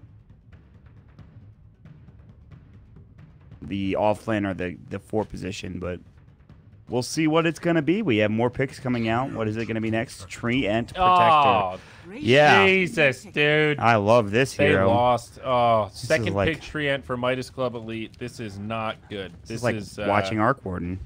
They're going to open with both supports, guaranteed. Mott, I already don't like this. I'm being facetious. It's not an instant loss, but this is... It doesn't feel good. This is not great. I think SG has a much better opener here with the Clockwork, especially knowing that Tavo loves to play it on position 3. I think I agree. What's that, Trent? You don't even know the second hero. So what? I know do. Treant sucks. I do like Treant when he's picked 4th or 5th. I don't like Treant when he's picked 2nd now. I think they're gonna burn him down. I think there's a ways to deal with him. SG picks DK, Terrorblade. Terrorblade. That sounds kind of awful to deal with. Bat Rider's good. There's somebody that deals well with Lifting armor. high instances of low damage. It's Bat Rider. Yeah. He's going to cut through that living armor like it ain't no thing. Clockwork also quite good at it. And it's just flexy. So you think now this is a Tavo Bat Rider. Yes. Or it could be mid for... King It could be RD mid, but Clockwork. I doubt it's mid. I doubt small it's mid. chance that it's mid. Razor now banned out by Midas. If they pick TA, it might go mid. Or something else like that. Trent, right now, I'm going to put the odds on this game 70-30. SG wins it. Okay. What do you think, Trent? Give me your odds right now based on what information you have. Who's going to win? What chance? 5 seconds Yeah, remaining. I'd say that before the... Oh, all right. He's an SG believer. All right. He's a hipster when it Trent, comes to SG could you sports. be a lad and get me one of those delicious drinks? Thank you very much. Yeah, okay. All right. Darkseer now banned out, Mott. They knew you were talking about him. Did I talk about him? I guess I did. Well, yeah. you did by proxy, because you said Bat Rider could be mid. It could be a support Clockwork. Sparkling Clementine or Sparkling Apple? Let's try the Clementine. Uh, Thank you, pal. Okay, so, but yeah, that means they could have room for... Wait, that's on the other side. Can I ask I'm you? an idiot. I'm sorry. What's I the had it difference back. between a clementine and an orange? They're basically the same thing. Clementines are a little smaller. Okay. Good. Thank you. Thanks for not lying to me about it. Wow, this is really good. Is it? You know, I just saw these. I went out with friends of a friend, and the girl was pregnant, so she was drinking these Izzy things, and they were quite good. That's good. I'm glad you're enjoying it. I personally am drinking Dr. Pepper, which is very good. It's okay. Much like this SG Esports draft. So, I'm sorry I got confused about the Darkseer. That's my bad. No, that's fine. I thought SG were thinking about picking it, but in fact they banned it, so that was a brain fart. But now the Invoker banned out by Midas Club, something that SG definitely could have picked. A lot of setup for the Sunstrike, Clockwork, and Bat Rider. Both have ways to lock him down and bring him into the pew. The ADR Invoker, very strong. He actually has a lot of heroes, to be honest, and I can't keep track of all of them other than, like, Little Weaver, the Puck, and, like, the Quap.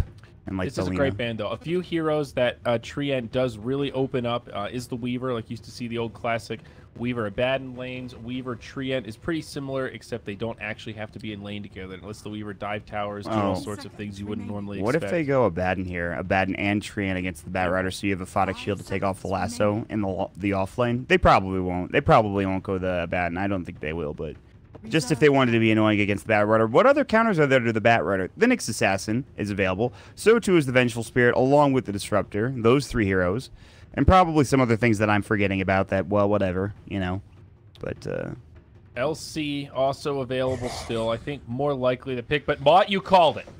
It's a bad.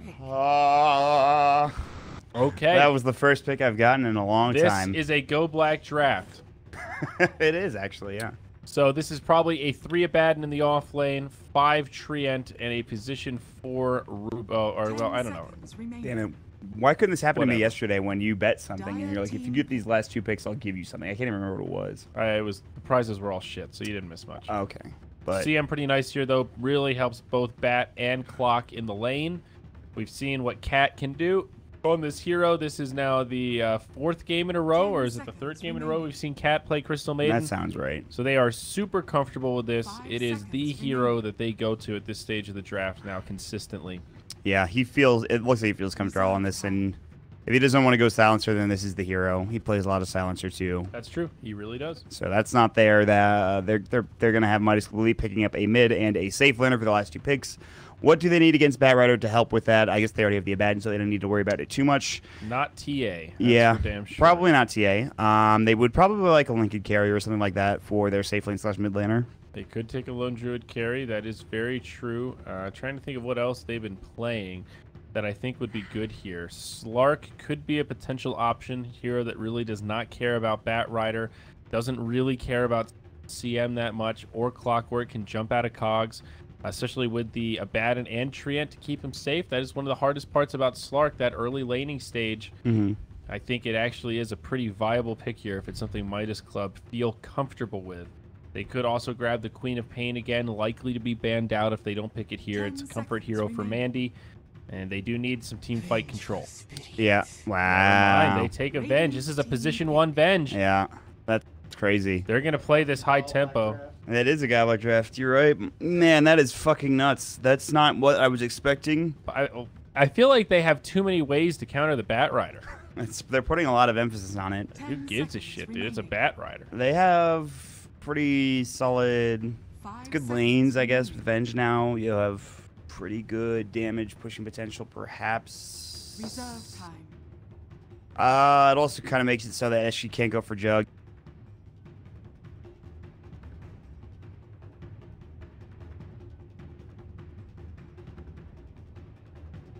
SF for who? Midas Club or either?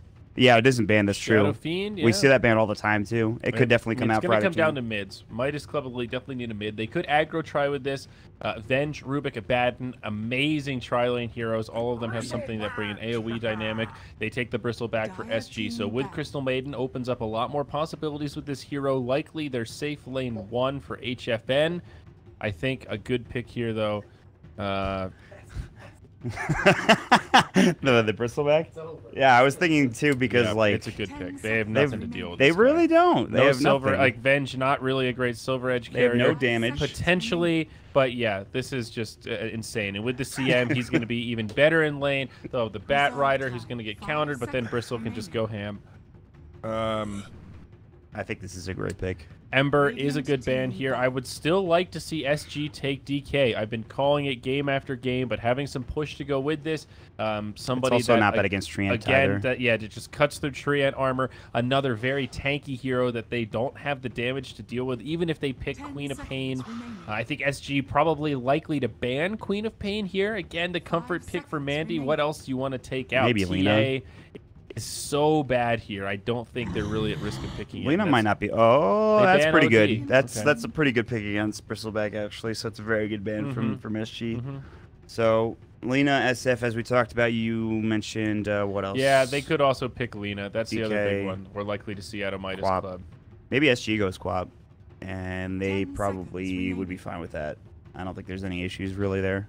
They take the Lina There's themselves. Lina, okay. So Lina probably a little bit better with the Bat Rider, right? Not only in lore, but Lasso, Laguna. That's all you need, just a little bit of lockdown. Also good follow-up for the Clockwork. They have plenty of setup to hit LSAs, even just like the Goo from Bristleback, the Sticky Napalm from Bat Rider. Lina's going to be hitting LSAs all day. Oh. There it is. Oh. There it is. Meepo picked up by Midas Club Elite. It's a Mandy Meepo. They're going all in, baby. They are one loss away from elimination, and they are going to throw it up. Mott, we got a goddamn game on our hands, buddy. Let's do this thing. What is it with these guys in last pick? Crazy heroes. Oh, we're gonna pick Arc Warden. All right, we're gonna pick Meepo. It's gonna Are go you great. feeling the heat? Ah. Woo! Hot dog. They're gonna get another 40-minute advantage and then throw it away. Guys, No. I'm not going to lie, though. I am not completely sold on the Meepo here. I think this is a really risky pick. You've got some protection for him. You've got a Baden. You've got Treant in some weird clutch situations. You've got a Vengeful Spirit to try to keep him alive. But position 1 Venge, such a risky strat to go for in general. Now, coupled with the Meepo, they could hit this amazing timing, like 15 to 25 minutes. Mott, this is going to be huge. They could do some crippling damage and just take over this game. But SG, they've got good heroes to deal with this. You just take one Laguna at a Meepo that's at half health, and boom, you can finish off that hero. It's an amazing counter. Bristleback, he's so beefy. He's going to be doing all of this AoE damage. SG are in their comfort zone. You've got an amazing lineup to go with the Crystal Maiden. I think SG is going to 2-0 this, man. What are you thinking? I'm thinking similarly, even with the Meepo pick. I just think that you lasso something like you were talking about, that you Laguna Blade, and then that's it for the Meepo. Probably you have good lockdown with all these heroes. You can hook shot and kind of keep them separated from the rest of the team.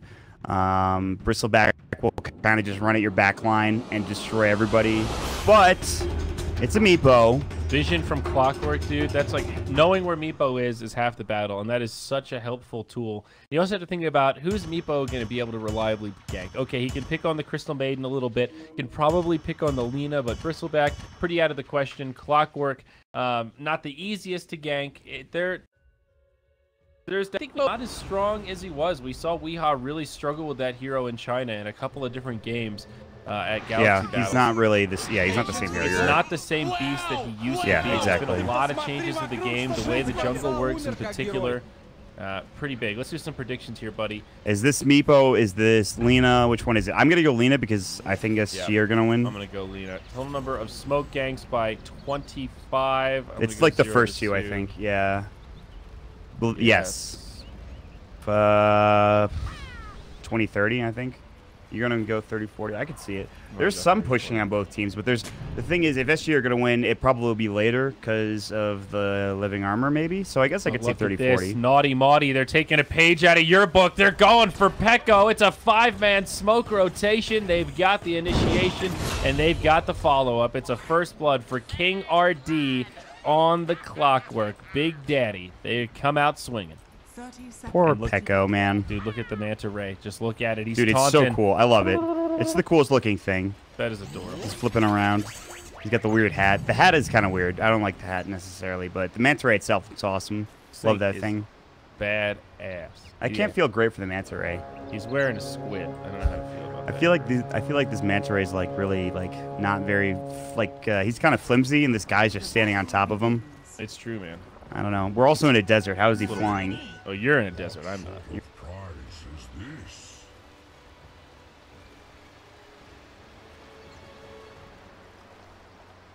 There is actually. So nope. Lelis takes the abat. You know what? Let's do this. Let's do the. I've been digging the old-fashioned introductions here. Okay. Let's do this thing. Here we go. Dire side. We've got Midas Club Elite. One loss away from elimination from the TI7 qualifiers. It's Lelis. Here on the Abaddon in the off-lane mid, it's going to be Teolico. Ah, fuck it. It's Theo Liquor. He's going to be here on the Treant Protector. Mandy on the Meepo in the mid lane. A lot of pressure on this little miner to go big or go home. Pekko going to be on the Rubik. Falcon on the position 1 bench. Here we go. Radiant side. I'm taking both, Mott. This is me. Wow, okay. Tavo, he's on the Bat Rider. In the mid lane, it's going to be ADR with the lead speak on Lina. Jungling right now, it's Cat following suit on the Crystal Maiden. King RD on the Clockwork, and down bottom, last but certainly not least, is HFN on the Bristleback. The big boy, the bruiser. Man, somebody doesn't like to share. I am still on the spotlight button. Yeah, that's okay. You can take it. That's fine. I want to be South America's most premier English-speaking caster. You're on your way right now, let me tell you. ADR getting some good CS mid. It's actually a lot more even than I thought it would be. Top lane, this is a telekinesis. I believe Tabo might be able to make it out with the Firefly. He's trying to kill fucking A, which would be huge. And they have to actually back. They won't take him down. Tabo's coming back around. He doesn't get that 4th stack of the sticky napalm, though. So that will let it drop from fucking A as he salves up. It was very close. Theolicor is coming back in. And that's going to be that. It's actually pretty sad that he didn't get it. If that 4th stack of sticky came out, I think Tabo man's up there. He probably goes for that. Kill. Yeah, I agree, because I don't think they have the Rubik there either. So mid lane, Meepo has his first clone. Divided we stand. That's it. That's it. It's game over now. He's going to get a ton of farm now. He still will get a lot of farm, but so too will 40R. We'll see when Mandy decides to hit the jungle at some point. Lina, a good mid laner to try to deal with the Meepo, can definitely min-max a little bit, harass. You make his life very hard, and you nuke down waves. He will start working the jungle, though, and pulling ahead. That is what you expect a Meepo to do. If he doesn't, we got big problems. Lelis down bottom, caught inside of the cogs. He's getting low. He gets the deny. Lelis with the clutch plays. My man. I didn't see if he held the point in Miscoil and then skilled it up right as he was going to die. Top lane Firefly, and looks like Tavo's in some trouble trying to get out. They need a lift, though, and Pekko is not there, it looks like. It's going to be close. He'll be fine. Tavo will make it out. Oh, Pekko. He wanted it so bad. So close. All right, so both offlaners, well, one dies and gets denied, but the other one survives, so.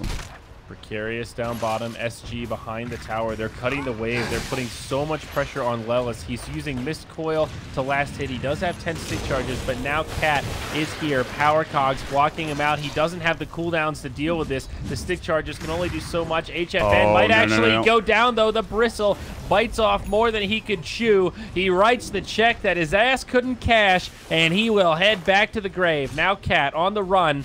He will be able to live. It looks like Theolicore too slow, but SG get a little bit sloppy in the bottom lane there. Mark. Yeah, he didn't even have a point of Bristleback, and Cat might die with one more auto attack. He's solo the leech shield. That should bring him down.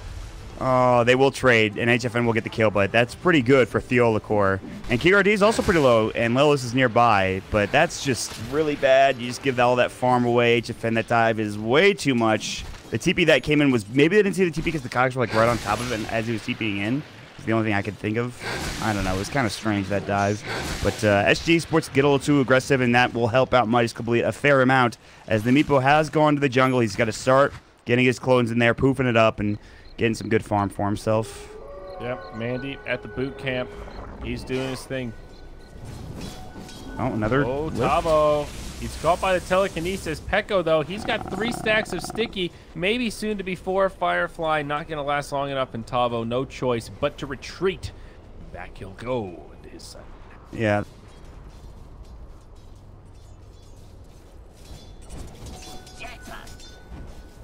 With the Meepo is doing very well, as would be expected, but Lena's not too far behind him. So all things considered, still a very early game, not much going on. Couple of kills here and there, but when this Meepo comes out of the jungle super farm, that might be a problem for SG Esports, unless they want to roam around and try to gank him pretty soon. It's been a pretty back and forth early game here, but SG taking back some of the net worth lead. Generally, you would expect the team with the Meepo to be taking the lead at this stage. He's got the Dragonlance queued up. We'll see how many of those bad boys he ends up buying, but the stats, of course, very efficient on that item as we see this Manta Ray flying over. He's burning them down here, Mott. Look at this guy. He's going to get a couple of these, I think. Oh, no, maybe not. He misses it, but the bat not going to be able to get up there and finish it off. This is kind of a tough situation for our boy Tavo here. He's only level 4, getting some levels but not really farming as much as he would like. Even though I say that, he's got 18 last hits, still more than the Abaddon up top. The Olacor is donezo. He got... Oh! They have dust. Okay, good. I was going to say, that was almost sick. He got the Nature's Guys just in time. He did get frostbitten, followed by an Elsay, and that will bring him down. They will also deward for King RD. The battery assault's going to go through. He's near the shrine. He's actually doing a lot of damage, but Lelis should be fine. Level 2 Aphotic Shield. Bristleback's not anywhere near there. Bristleback actually took a pretty big stack over at the hard camp now, so he's going to get some more net worth for himself. But a nice little Smoke of Deceit gank. I think ADR was looking for the the Meepo with the CM when they smoked up. But instead they found the, whatchamacallit, the Treant Protector, which is whatever. It's not bad. Falcon A. Farming away on the Vengeful Spirit, looking at that net worth. He is number 4 overall. He's hanging in there, doing okay. His Meepo is number 1. So it's still a very close game. But again, Meepo Venge, you want to start seeing them come online in another 5 minutes. As long as they're holding steady for now, they're doing all right. Abaddon just trying to get up to his level 6. We'll see a smoke rotation, though. Treant in the front lines. Pekko, he's nearby. Oh, he doesn't have anything except another smoke. Doesn't even have boots. Looks like he's just about to get him from passive gold game. Yeah, should be fine. ADR's walking up. This could be dangerous. Yeah, he's pretty far up. If they hit an Earthbind, I think he's dead. Here comes King RD, though, to help him out. He knows this is coming. The LSA will come through. The telekinesis. Oh, the Cog's on it, too. ADR might be okay. He's got another Dragon Slave ready. They'll get the kill on 1. Now coming in his Tabo. Can they get the Olacor as well? The LSA will hit. Wow. 2 for nothing. King RD in the perfect position. The turn, dude. King RD, an absolute monster in that situation. They just got completely turned on.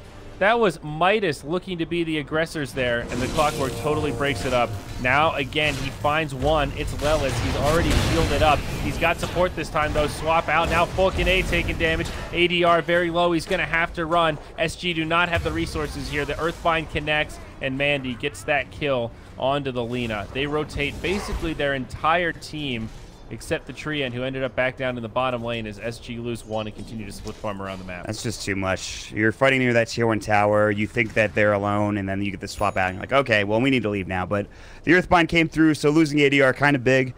But still, they did those 2 kills earlier. They're giving a lot of farm to HFN right now. He's going Treads Vanguard, as one would expect. They are trying to stack up the Ancients for King RD, and he might get caught. Ooh, good Cogs. The Telekinesis followed up with the Earthbind. Maybe gets the Invis Rune. Nice deny from... No, just kidding. He didn't get it off in time. Now, wow, King RD barely snagged that before Pekko tried to get the deny on the rune off. Yeah, that was pretty clutch. The perfect rune to grab right there ensures his survival.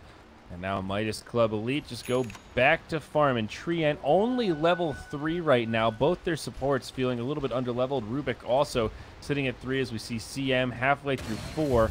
Running alongside the Lina. And the Clockwork also about halfway through level 4. Things looking up and up for SG. There's a Rubik mid, which they could probably kill with this smoke rotation. But they don't want to reveal themselves. Man, that's got to be so annoying. They have perfect vision for him, and he goes to Shrine because he has not enough mana. I mean, it's not like he's that low in mana. He just goes to Shrine. Meanwhile, HFN diving behind the tower. TPs are coming in. ADR gets that kill in the mid lane. And meanwhile, now up top, it's HFN.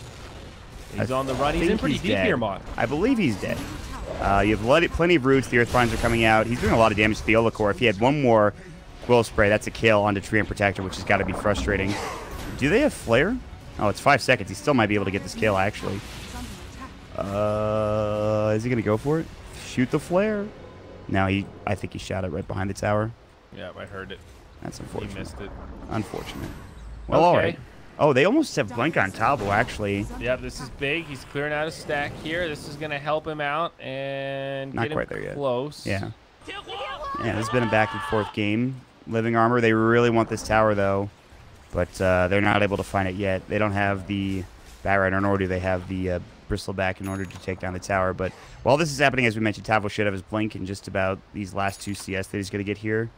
But yeah, it looks like ADR is going for the Bloodstone first again. Meepo picking up the Dragonlance. He has it now, and this is where things get maybe a little difficult for SG Esports. I don't know, it's not the biggest item, but... They were trying to find him with 2 separate smokes, and they couldn't do it. No, so. It certainly helps. It lets the Meepo maybe think about taking some fights. HFN putting a lot of pressure on this tower in the bottom lane. Just keeping up those Warpath stacks right now, and the Bristle really does hit pretty hard. This is a tower kill and a missed deny by Theo Licor. Dude, it's so important to get these tier 1s early against this Treant Protector. so that you just, the more towers you can get, the more advantage you can have against this kind of hero is huge. Kind of like feels like his impact isn't being felt with level 2 living armor. I guess that's the thing, right? You don't go the living armor max like you used to, in terms of like getting straight 4 points into it. Now they're going to try to find mid though, and with Fiery Soul and KRD and Cat, they might be able to. We'll see if HFN rotates or whoever. Tavo is sitting behind with his newly minted blink. He does not have a Smoke of Deceit yet. Theola Core is going to go ahead and throw up living armor yet again, but this might be the last moment. Ooh, they even get the ward on top of it too. All right.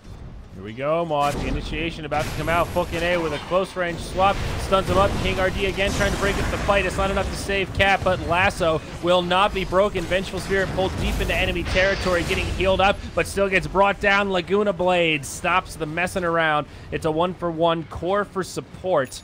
SG definitely get the better of that exchange. Kind of an awkward swap from the Venge to get that one started. Yeah, Cat will go down, but they don't really care. HFN was thinking about running in there and the TP top as soon as like they realized they were backing up, so he didn't have to put himself in that position. They still didn't get this tier 1 tower, but getting the kill on the Venge is pretty good. I was wondering if she was going to get a Midas, but it looks like she is not. She's going to go for a helm instead, which is interesting. They did get the bottom tier 1 tower, so that's pretty nice. Yes. KRD's got a lot of room to work with. He has Urn up now. This is going pretty well. Meepo might be in trouble top lane. They have the Firefly coming through. He's got to try for the poof out, and they can't stop it. Again, Flame Break not canceling anymore, not stunning or anything like that. So a bit unfortunate if he has Lasso, that's a kill, but as you mentioned, it's not there, not available. Pekko trying to defend that mid lane. Smoke up, though. ADR and Cat. Where are you going? They want this tier 1 tower top, which is huge if they can get it. And they should be able to. They will be able to. It looks like Dire basically just going to sacrifice it as they rendezvous. Maybe looking for a smoke of their own. Double damage on the Meppo. Do they have a smoke on them? Do they? Rubik? Yes, he does. Rubik does. He's got a little bit of the sticky icky Mont. Yeah. Midas picked up for the Abaddon in the meantime, so he's actually doing very well too. Not quite as well as the Bat Rider, but Lelis is not having a bad game by any stretch. They're going to head bottom. They're going to try to push into the tier 1, force out TPs, and then go for a kill or something along those lines. Perhaps. Bristleback, he's going to be able to finish off that tower up top. Down bottom, there is no one to be found. It looks like this Dire Smoke not going to find a hell of a lot. They glyph early, try to keep this tower topped off, and all the while the rest of SG just rotate mid. They see Living Armor is healed it up a fair bit. Lena just going to get those fiery stacks going on, and that will be a tier 1 tower. And maybe even a trade. I don't think they'll TP in. Instead, they king up top, in fact. Tier 1 tower down bottom falls. Glyph comes out mid, but this will be the end of the tier 1. Living Armor barely delays things, especially with Lena laying in those auto attacks. With the help of the Frost Sister, Crystal Maiden.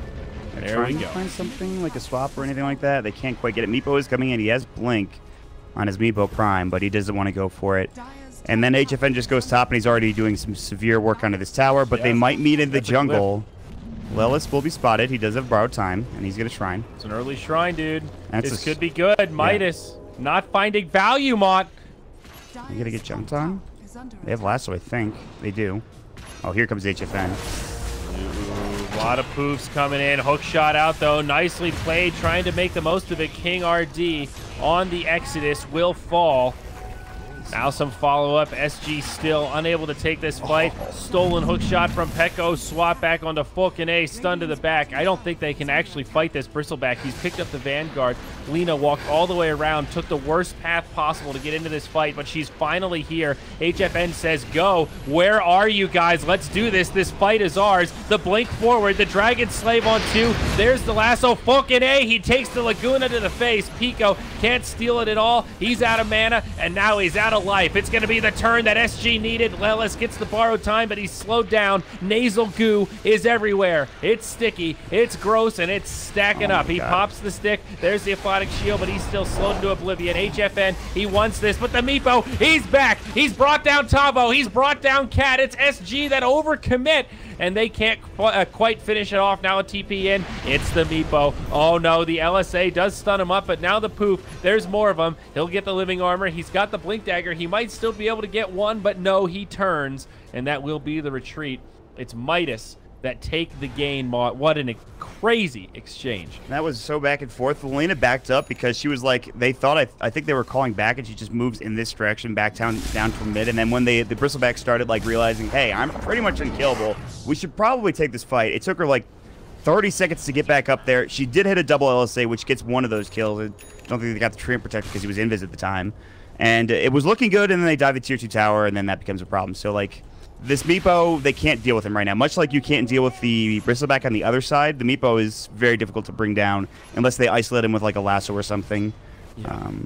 But it was kind of a back-and-forth fight. At the end, I think Midas Club Elite gets the advantage, but I'm not sure. Midas Elite, they stopped the bleeding. They got a small net worth gain, but it doesn't really change the state of the game, right? There was still that moment in that fight where SG were just in control. They have the sustainability. The Bristleback, not unkillable, but he is damn strong. He's going to go for this value Talisman of Evasion piece, go for either the Halberd or he's already got the Solar medallion. Crest. He's going to get Solar Crest. Okay, yeah, there we go. So Solar Crest going to be coming after the Bristleback. Either way, still a value item. He's going to kill this big old fatty stack of Ancients. He is rolling in the dough. Helena also very rich right now. She's got the Bloodstone. Yule's Scepter going to be on the way. ADR is a serious threat, and he's going to have enough burst damage to really light up this Meepo. Honestly, the big thing that Meepo is buying right now, deal with this Bristleback, is they're able to break the passive from him. And so with that Silver Edge, which will be in not that long time because Meepo can farm pretty well, but like once they get it, it's going to be huge. And he's going to get the tower too. So Tier 1 tower goes down. Hook. Oh, they're going to go for this. They need a lasso or frostbite. On the way. The follow-up's not there. They destroy King RD, and now CM a little too far forward. Bat Rider just has to blink and run away. It's a split-up fight, and certainly not what SG wanted. He just got his Bloodstone, too. He can't afford to die. He's going to lose these charges. The Hellbear Smasher even helping things out. He suicides himself. It's 3 down on SG. Their lead dwindling as Midas starting to find this timing. What did we say, Mott? 15 to 25 minutes. That's when they have to do crippling damage here. Yeah. And this is that window. Meepo very strong. The supports also starting to come online. I love that the Venge went Helm of the Dominator. We're not seeing many supports do this outside of Secret. Puppy, the main one, doing this consistently. And finally, Midas are embracing it. First one I've seen since we've cast South America. Yeah, he's got the Hellbear Smasher. The slow, the damage that it does is huge. It sets up the Meepo. All right, they will smoke up. This could be where Midas Complete really takes advantage of this game. If they take a huge fight here, it could be all downhill from SG Sports. We'll see. They're kind of out of position. HFN is very far up, but they don't want to fight him because, again, they can't deal with him yet. So this smoke might actually not work out. They have Theolacor and fucking A over here, but meanwhile, SG are going to head into the Roche pit and just check it out, just make sure there's nothing being done. And actually, HFN's like, well, let's take it then. If they're not going to, we need to take it now because we cannot let them get it. They can do it damn fast. The Snot from Bristle. They can break the armor. They've also got the Solar Crest. Don't forget, Hellbear Smasher gets taken out as it tries to scout out the Roche pit. Midas Elite thinking about the way to do this, Maud. This is not an easy push, and don't forget, they don't have their Venge. She has a TP scroll, but she is not there. That Rider is huge for these types of scenarios, but he just got his Blink put on cooldown, and they don't really want to... This is dangerous. Lelis can kind of just walk in. They dust up Mandy. They see that he's there. They also see Theolacor. He's going to fall. Firefly going Tabo. Already used his Blink Dagger. Now the Flame Break pushback is not there. So it's 1 kill, and that might lead right into Roche. And I think they should be able to complete this. So nicely done from SG Sports to take this Roche on and to pick along with it. Yeah, looks like it will be secured. Bristleback really does make this a lot easier. Aegis of the Immortal goes to ADR, and now they push out, looking for more. Not going to find it. I think they might have seen Mandy, but he's TPing out, and they should be... Yeah, he's gone. He's gone. So he's fine. Force Staff on the way for the Bat Rider, too. So things back on the up and up with SG. Look at this gold graph, man. It tells the story of this up and down epic battle. 20 kills in 19 minutes. Pretty crazy. It's been good stuff, man. Yeah. It's a wild game so far. It's all over the place. It comes down to these big items. The thing, Meepo needs the Silver Edge against the Bristleback. For SG Sports, whatever, Lena's getting the Yule Scepter, it looks like. Looks like there's going to be a Vlad's out here on Lelis. Clockwork, you don't want to get Blade Mail against the Meepo in this game, I don't think. I think you just want to just grab the Force Staff instead, which he's doing. Some vision coming out. Mandy might see a cat who's probably dead. Yeah. And ADR is not able to respawn in time. The LSA was not there. However, they find the lasso. Can they get this Laguna Blade as well? Can they bring him down? Mandy in trouble. That's a huge kill. That is such a great trade for SG. It's a 5-kill Mega Streak shutdown that goes the way of the Clockwork. Meanwhile, in the mid lane, it's a bad and he gets caught. A borrowed time comes out, and HFN's just going to chase him down. The warp path is stacking up, and he does so much damage. The shield's not going to be able to save you. Pekko, maybe. King RD's hook shot off the mark, but Lelis actually does live. Stolen hook shot from Pekko, also off the mark. I think he might have been taunting him. I'm not sure. I think maybe he was trying to get away. He was trying to hook like the, I don't know, Treant Protector. Who knows? Maybe it was a taunt. That was pretty funny though. They should like. He needs to carry TP scroll for that situation. I feel like. Yeah, he does live though, just barely, but takes some help of the team. Pekko does actually save him. I didn't believe. Yeah, I didn't think so either. But that was a great telekinesis. Hey, they've got the Ogre Frost Mage, buddy. Here we go. Ice armor for everyone. Look at this derpy 8 armor. Freaking thing. Oh! What? He just throws his ice armor up. They're going to defend the tower, and it'll get healed back up almost certainly. So this is the tough part. They were able to take down these tier 1 towers. It took a lot of effort, and now these tier 2s are going to take even more, as I think the living armor is maxed now. No, it's level 3. Still pretty good, though. It's going to take a lot of effort to get these, so we'll see. Absolutely right, my friend. Still a small lead for the Radiant team. SG Esports, Midas Elite, 1 loss away from elimination. They're hanging on by a shoestring. It's the Meepo pick that's doing it, really.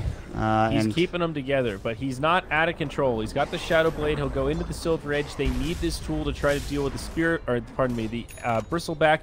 Also a good tool against the Lina to deal with Fiery Soul. However, Mott, it's not ideal. It's not exactly what Meepo wants. Overall, an efficient stat item, the Silver Edge, but not the dream. Man, HFN is really toggling pretty freaking well. Watch him use his Quill Spray.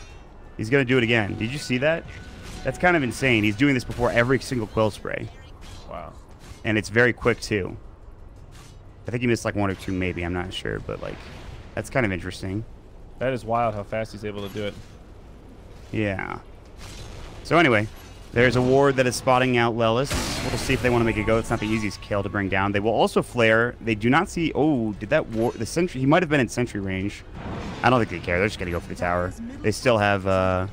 I love this from Lelis, though. Abaddon going for the Aghanim Scepter, a really strong item. Still a ways off of it. Borrowed time utilized here. It'll keep him alive, but for how long? Lasso broken by Fulkin A, but that's their position 1 who has to jump into the fight. Now Overgrowth from Through the Core. It seems like a pretty good sequence of events for Midas, but now Meepo's at the party. They bring down the tree, and he's doing big damage. King RD's down. The break comes out, and HFN gets melted. 4DR doing all the damage that he can, but he just can't finish off the Meepos. There's too many of them. They're out of damage, and they are out of time. That's the Aegis of the Immortal. Tavo force stabbing away.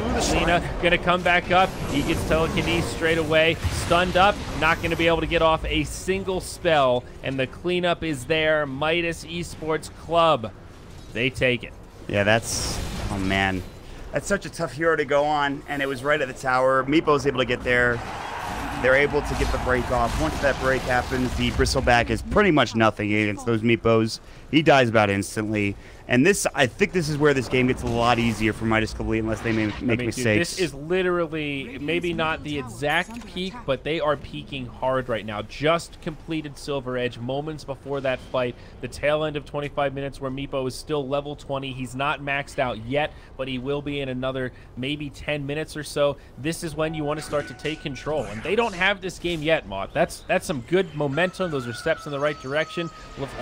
40R did have to use the Laguna on the Treant that fight, and I think ultimately you want to really use that on the Meepo. I'm wondering what kind of late game, though, you're going to have from SG Esports. This ADR is already down to 6 plus some charges. He just got the plus 50 damage, and this is where it gets very interesting, because he probably gets that kill on the Meepo if he has that talent, right? He's level 14 there. He has the 50 damage, and that's enough damage over all of his auto attacks to be able to get those kills. So ADR, while very good late game hero and a good hero right now, what is this Bristleback going to build into? Like, Radiance, I think, is going to be his choice. I kind of disagree with BKB on Lina here. I think you just want to try to stay with the damage. Here we go. Lasso connects on Treant. They are going to save the Laguna for this. I think Aghanims might also be a consideration for Lina this game. Not an item we've seen many Linas go for. It's been more right-click focused, but at least it's more guaranteed damage on Meepo. Beautiful use of the cogs. Yeah, that was nice. Radiant Sentry. I'm kind of with you. I do think she needs a BKB at some point, but the damage might be needed now from whatever item she decides to go for. Like Shadowblade Silver, just something you see a lot, but I don't know if it's going to really be helpful this game. I don't mind the BKB, but we'll see if she gets it now or she waits for it. But this is the Radiance that's going to be coming out for the Bristleback, which is going to help. He already has the Solar Crest for the evasion, and the Radiance is going to help even more so. You're not going to build, like... You're not really going to build BKB or MKB. Maybe MKB and Meepo, but probably not. I doubt it. So, in fact, actually, I definitely doubt. I don't even know why I'm considering the Radiance is quite nice, right? You've got all these extra units, all these extra heroes, so that 17% miss chance, it adds up. It makes a big difference. Mm-hmm. So, this is still, as you mentioned, it is a slight advantage for Midas Club Elite, but despite having a Meepo, the edge is really very minimal. And we'll probably wait till like that next Roshan to see where this game heads. But we'll see. I don't know. This is going to be very interesting to see where this game heads. Yeah, things really slowing down a bit here. 26 minutes in. Both sides pretty happy on their relative side of the map and just hanging out, working on that farm. Diffusal Blade picked up for Mandy, so mana burn pretty good against some of these heroes like Lina and Bristleback. And obviously the control being one of the biggest factors too. So we shall see. He was decided whether or not he wanted a Hex next or a Ethereal Blade. And it looks like it will be the E-Blade that he's going to grab, at least for now in the quick buy. The Ogre Frost Mage just denied an Arcane Rune. That's pretty funny. Give me that. Another thing, too, we see this very often with Venges. You have a pretty okay start. You get, like, that first item. But if you don't have Midas, you can't really carry in the mid to late game. She just got this, I think, is it full Hurricane? This is what I'm worried about, especially for Midas Club. Is like, yeah, you've got this Meepo. He's doing well now, but you're not completely conquering this game, and your position 1 is not going to scale that well. SG, they don't have the best scaling lineup, but it goes pretty far. Batrider, an amazing offlaner, just every stage of the game to isolate and grab somebody from the team. Right. This could get hard to close out. I mean, Venge hasn't completely fallen off yet, but she's not looking too scary either. Yeah. It comes down to these next couple team fights in this next Roshan and Aegis. I think if you're Midas Blade and you're able to take this Rosh with Aegis and Cheese, you feel very confident. I don't know. This is very interesting. The Radiance is going to help out a ton for HFN, and I think they really need that to fight again. Once they have that, then things might be able to get a bit better for them.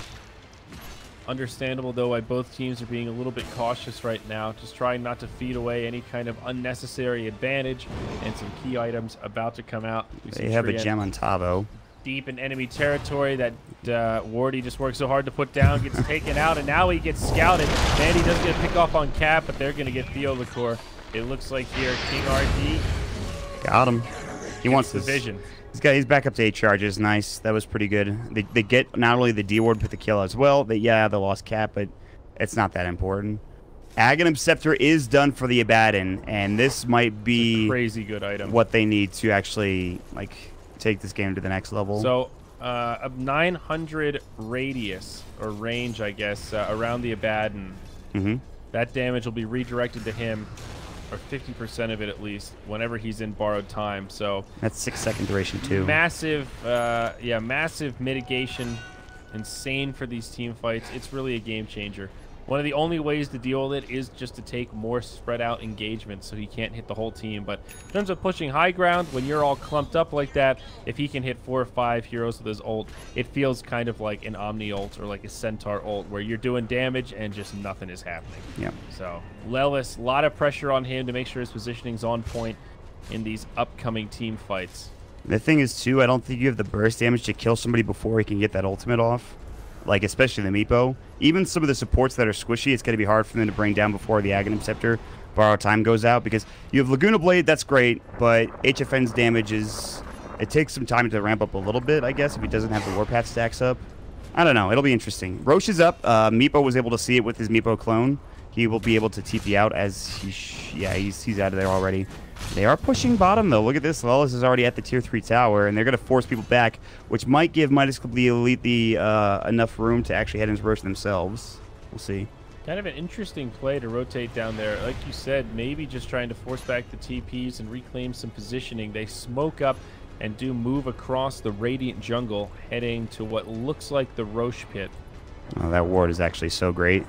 Mandy thinking about poofing out, though, and heading to Roche. He's going to keep the one clone here. If they can grab him, the Yule Scepter, this is a huge kill. If they can get it, they need the last of the LSA. They've got to get this kill, and that will stop them from Roching right now, and they will grab it. But can they get there in time? Roche is at half HP. He's going to buy back. He's going to buy back, and I don't know. This is going to be very close here, Andrew. I'm not sure if they can do this. Clockwork does have a hook shot, though. He could jump into the pit. They've got the vision, but does he want to do it? Theo Licori's trying to get in the way. He won't, though. Hook shot it. It's snatched by King RD. The cheese is down. That'll get picked up by Midas Club, but he actually makes the big play, and he gets out with the Midas still intact. The Centaur will stun and slow him down. He still gets the bounty. He's on the run. Mandy throws the net. It does connect, but the cogs, it blocks him out. He's going to lose this Aegis for sure. His team, where are they? They're on the other side of the map. They're just going to keep pushing. There could be a skirmish in the mid, but now the Clockwork is going to get killed off. Such a big play. Unfortunate the team can't make more of it. Even if he did, if he just didn't cog, I think he might have lived there because the Earthbind narrowly hit him because he stopped. If he doesn't stop, that's probably him walking away and getting out. That's so good, though. I mean, getting the Aegis, it stops. You still have cheese for Midas Club Elite, but it stops them from being able to just, like, they still might go for it. They still might just, like, death push down mid and just take these towers. But this is still good. They knock down a tier 2 out of this. It's a big push from the Radiant side. They're going to try to continue pushing forward, but also come back to defend. Their tier 2 tower in the mid goes down. Midas Club Elite now pushing the high ground. It's a small lead for SG right now, but this game strikingly close. The Meepo is peeking out. He's got to be close to 25. He is. He's 24. Get that 25 talent soon. Curious what he actually goes for. I think you get the HP, but poof cooldown sounds pretty broken. Yeah, it's pretty good. I mean, at this point, he's just so far ahead. He's got, actually, the Bristleback's pretty close, 1K net worth. Remember, the Meepo did have to buy back there. Yeah, he dies again, and this game gets very difficult. But we'll see. I mean, this could be a big fight. They still do have cheese. That is on the fucking Vengeful Spirit. But if they find a lasso and a force back on Mandy, then that's going to be pretty huge. They'll smoke up, and they won't be spotted yet. They're heading the opposite direction. They actually have wards that will see Mandy over here towards the bottom lane. I don't think they're going to get there in time. I imagine he backs out or poofs back to his regular Meepo over towards the rest of his team. Yule Scepter up on Clockwork. Ooh, he needs to leave. He needs to leave right now. They're actually going to turn off the Radiance. They don't want to reveal anything. They need a flare right now. Oh, he might actually make it out. Oh, he's dead. They're going to get a kill, I think. It's the same thing as last time. One Meepo, Laguna, the follow-up. That's Meepo down 110 seconds without any buyback. The Dire say, guys, we've got no choice. We can't fight 4v5. We have to rush the base and force them back. Radiant, they've got the same idea. They're pressing forward as quickly as they can. They need the creeps to break backdoor protection. This is so huge, Mott. This is the game of chicken they've been waiting for. But the advantage, of course, is in the hands of SG. Knowing Meepo does not have buyback, this is a very unique situation. How far do they want to go? I don't think you trade here. You're going to lose a tier 3 tower, and you might lose more. This is not good. From King RD. There's no other TPs coming back. The Clockwork, is he just going to die? He's got one. It's the Bristleback. Now the Overgrowth. Clock, he goes into the Yules. They pop the Shrine. It might actually be enough to keep him alive. Abaddon preventing anyone on his team from dying, but now the Bristle is completely repelling them. The hook shot back in. King RD with cogs to break up the whole fight. Treant dies. He pays with his life. Now the counter hook shot back from Rubik, but the Quills, it's stacked up too much. HFN, he's got a triple kill now, and it's going to be Lelis that's trying to TP out. He will make it. They do end up trading, what is this, arranged barracks for an entire lane themselves. That's maybe the best they can get out of that situation. But they do clean it up. Clockwork buys back, but a lot dead on the side of Midas Club Elite, and they're probably going to lose a tier 2 out of it. Yeah, man, I think that's a great play for Midas Club Elite. You kind of have to make that play. You have to. You're right. I honestly, and they did do a lot more damage than I thought they were going to on those towers and those buildings. And they stacked. Alone there trying to kill the Racks. They probably TP back and kill him. It's such a tough situation. I have no idea what you do in that situation, and I think they made the right call. To be honest, it was fucking nuts that happened. For SG, it's really tough. 100% Midas Mode Elite made the right call there. 4v5, they didn't hesitate at all and just went straight for the enemy base. For SG, the question is, who do you bring back? Because you want to leave your best siegers there to finish off the barracks in time. However, you need some of those best siegers like Lena to come back to win the fight and make that hold. And the Abaddon there makes that an exceptionally difficult scenario because of the Aghanims. You're basically guaranteed not to kill anyone for that 6 6 seconds that he's got the Aghanims on. So it's tough. They can just ignore you, focus on the barracks, and that's basically what they did. However, they only got range, so it seemed like sending back Bristle and Clockwork was the right idea, especially knowing Clockwork had buyback. There were a lot of ways that he could defend there and break it up. So all things considered, SG did still get a favorable trade. Maybe could have min-maxed it a little harder, but they can't be too disappointed. This is the biggest lead they've had this game since the early stages, round 10 minutes. All they needed to do is keep the waves pushed out, and they could do the same thing. They can go for a smoke. They could try to kill Mandy with the lasso like they did previously. Homie, look at this cheeseburger build here. What is Crimson Guard, Aghanim Scepter, Abaddon. He's making it seem pretty tanky. It's like a disciplined priest from like 3 World of Warcraft expansions ago. It's just too much. It's a lot of redirection. It's too much. They're just absorbing everything. Yeah. It's redonkulous. What's Meepo doing? Does he have any new items? He's got the E-Blade on the way. All right, get some big stats going. That could be huge. He just needs to not get picked off again. So he really wants to farm elsewhere on the map, but like he can't really do it anymore. Mandy kind of had the same situation where he was playing Storm Spirit yesterday, where they were way far ahead. He was doing well, and then all of a sudden he got picked 2 or 3 times, didn't have buyback, and they proceeded to lose the game. So I can guarantee you he's kind of thinking about the same thing right now. Like, okay, I just need to not die. I need to play with my team. We can still take this game. I just need to not get caught. And that's why you could see him with the rest of his squad. So they will take the Tier 2 tower top lane for SG Esports. Midas Complete knocking on the door of the Tier 3 tower down bottom now that the Meepo is back up and ready to go. And he actually has a clone back in the base just to make sure that if he gets caught in trouble, maybe he can poof out if necessary. Absolutely, my friend. Midas not able to break high ground too easily. Really, they want to do this by getting a catch first and then charging forward with some kind of an advantage. Luckily here, they have Meepo, who has this global presence where he can constantly defend split push and also still be in this main fight and ready to rock and roll. In that sense, Midas have definitely some kind of an edge, but SG now with a small net worth lead, also just feeling very strong as they've taken control recently. Any other big items on the way? Another Force Staff coming up for CM. BKB, 10-second charge, ready to ride on Lena, who also has the Shiva's Guard. And, of course, Bristleback getting totally yoked. He's going to have a full Mjolnir and he just got soon. Meepo just got level 25, so he has that. He went for the plus 400 health talent on the Meepo, so which is going to make him super beefy as well. Yeah, he's a big beefcake. I really like the synergy here. 10% life or spell lifesteal on the Bristleback, an amazing talent with the Mjolnir. Same idea as the Queen of Pain. You pop that buff on you, you're spamming out quills. You're actually healing for an absurd amount, even though it's just 10%. You could get especially Octane Core later with that level 25 talent, 25 stack damage, because it just compounds, even though health regen is really good. I love this play from SG Sports. I think they think that Meepo is going to go up here to farm this again. He did it previously. He was behind the Tier 3 tower when he did it, but they want to try to catch him. His buyback is just coming up, but he is short on gold. Look at this ward placement. They really want this. They might have seen that LSA on the Dire side that was dropped down. Well, whatever you need, whatever you do, HFN cannot afford to get caught. And the same thing can be said for Mandy, who they are pinging on, but they're like, we can't get there. They're trying to bait with the Lena, hoping the Meepo might try to make a jump, but instead, Midas, they just go for barracks down bottom. There is a glitch for the Radiant. Dire maybe have some split push, but no, this Bristleback is getting destroyed. Mandy comes back in, the root for the tree amp, but Force Staff's actually making this work. He gets denied, and now Cat on the CM side ultimate. with a huge freezing field. Fulkin A, he's getting so low.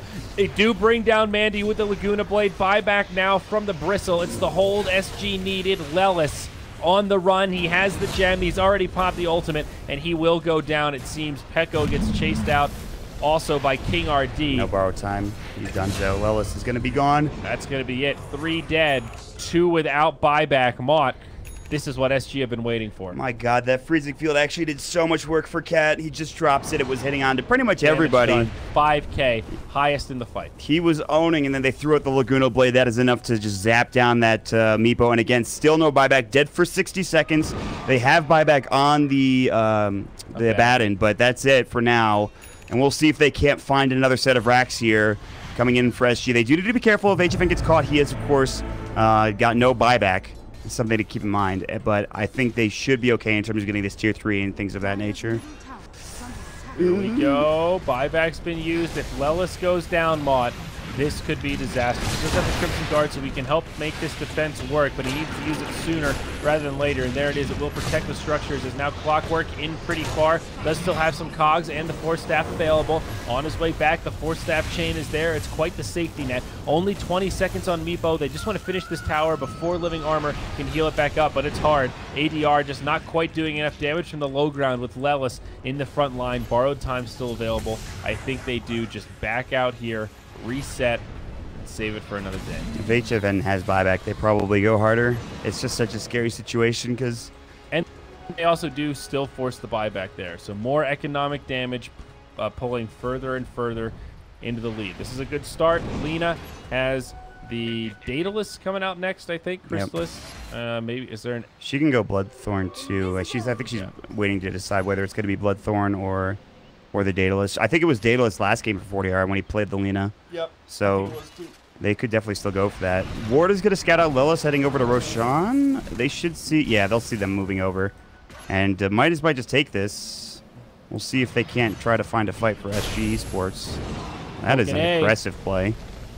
It sure is. He comes in, drops the stun, and just backs out. Living Armor does connect. Hook shot from downtown. It's King RD. Beautiful cogs back into Lasso. They're going to drag this guy as far away as they can. Borrowed time's going to help keep him alive, but Lasso, stolen swap, he's down. Now Borrowed Time is down as well, which means this is a lot easier for SG Esports if they want to keep going. Yule Scepter to come through. Earthbind, but Mandy is trying to get out. They're going to lose Lois, it looks like, and he's got no buyback, as you mentioned. 88 seconds of the sideline. A double kill for HFN. I think that's exactly what they're going to do, my friend. They're going to go straight down mid and try to finish this game off. That's absolutely the play. Roche is a big advantage, but they know the Abaddon doesn't have buyback. Venge, they're not sure, but in some ways, they kind of don't care. They've got the sieging power now, and Abaddon is the one that opens up all of the team fight for this Midas elite lineup. Meepo, he does have burst damage, but he can't do it all alone. At this stage, he's starting to fall off. He's been maxed out for a while, and SG have finally caught up. You look at levels, they're not even maxed yet. They still have a little ways to go. So Meepo, he's going to try to split push down bottom, but Midas, now they try to take the fight. They have a couple buybacks now, perhaps. They need to make sure Meepo doesn't take this Rax. If he takes the tier 3, whatever, but they're going to have to TP back home, and they will do just that for the Batrider already. They will take the melee Rax. They don't need to go any further. They will get off the Yule Scepter. Mandy trying to get out here. Looks like he will get lassoed in the end, and he might fall. They need more damage. They don't really have anything. The Firefly's still going. They'll drop Cat now. The Flame break back. They're fighting in the mid lane. They will drop Mandy. He's got buyback. He might need to use the swap back as the Core is about to drop from HFN's Quill Sprays. Not yet, though. Oh, 10 HP on the tree end. He actually lives. Now buyback's coming. The TP home. He might just make it. Oh, my God. Wow. That was a sick TP from HFN. They lose 2 heroes, 40R being one of them. They get the melee racks mid. They force out the buyback from the Meepo. I mean, they are so close to doing this. Holy crap, SG Esports. Still, this Meepo making all the right calls here. They're going to jump into the Roche pit. I don't think SG can very easily contest this. But he finishes off the tier 3. He breaks up that entire fight. It's still a big advantage for SG again. They trade a tier 3. They finish off a melee barracks, almost get the range. And now handing over Roche. It's a 13k net worth lead, but still a sign of life for Midas Elite. This is looking interesting. With the Aegis, they might be able to do it, but they've got to be careful. You lose this Aegis, and then all of a sudden, that life is gone, and I don't know if you want to try to be as aggressive with Midas Elite. They might just stay back and farm. I don't know if they want to try to fight and try to... Comes out, I think, but not having buyback is dangerous for the Meepo, and especially for the Abaddon as well, which I think he's only got a couple minutes to the left, I'm pretty sure. 3 minutes and 41 seconds before he has buyback ready for the Abaddon. Okay, well, SG Sports, while they have a significant lead in both structures and net worth, this is a dangerous point of the game for them, with this Aegis still up to the Meepo. Sure is, especially now that he's got the E-Blade. Definitely a spike in his power curve now. And the Mjolnir up on the Bristleback. Close to that 25 talent here. A lot of heroes close. If SG can win one more fight, that'll actually really help out their team. Tier 2 tower goes down, but look at this. It's Tavo doing a little split push. As much structural damage as you could possibly do, these little buildings are going to go down and make things a lot harder as the tier 4 will start getting assaulted soon. And I think they're thinking about backing up. They're going to smoke, actually, for Midas. They smoke it. Where are they going, Mont? It looks like they're wrapping around going through mid, maybe. Or they're going to drop a ward there, but that's going to be... They see that immediately. And they're kind of baiting it. All right.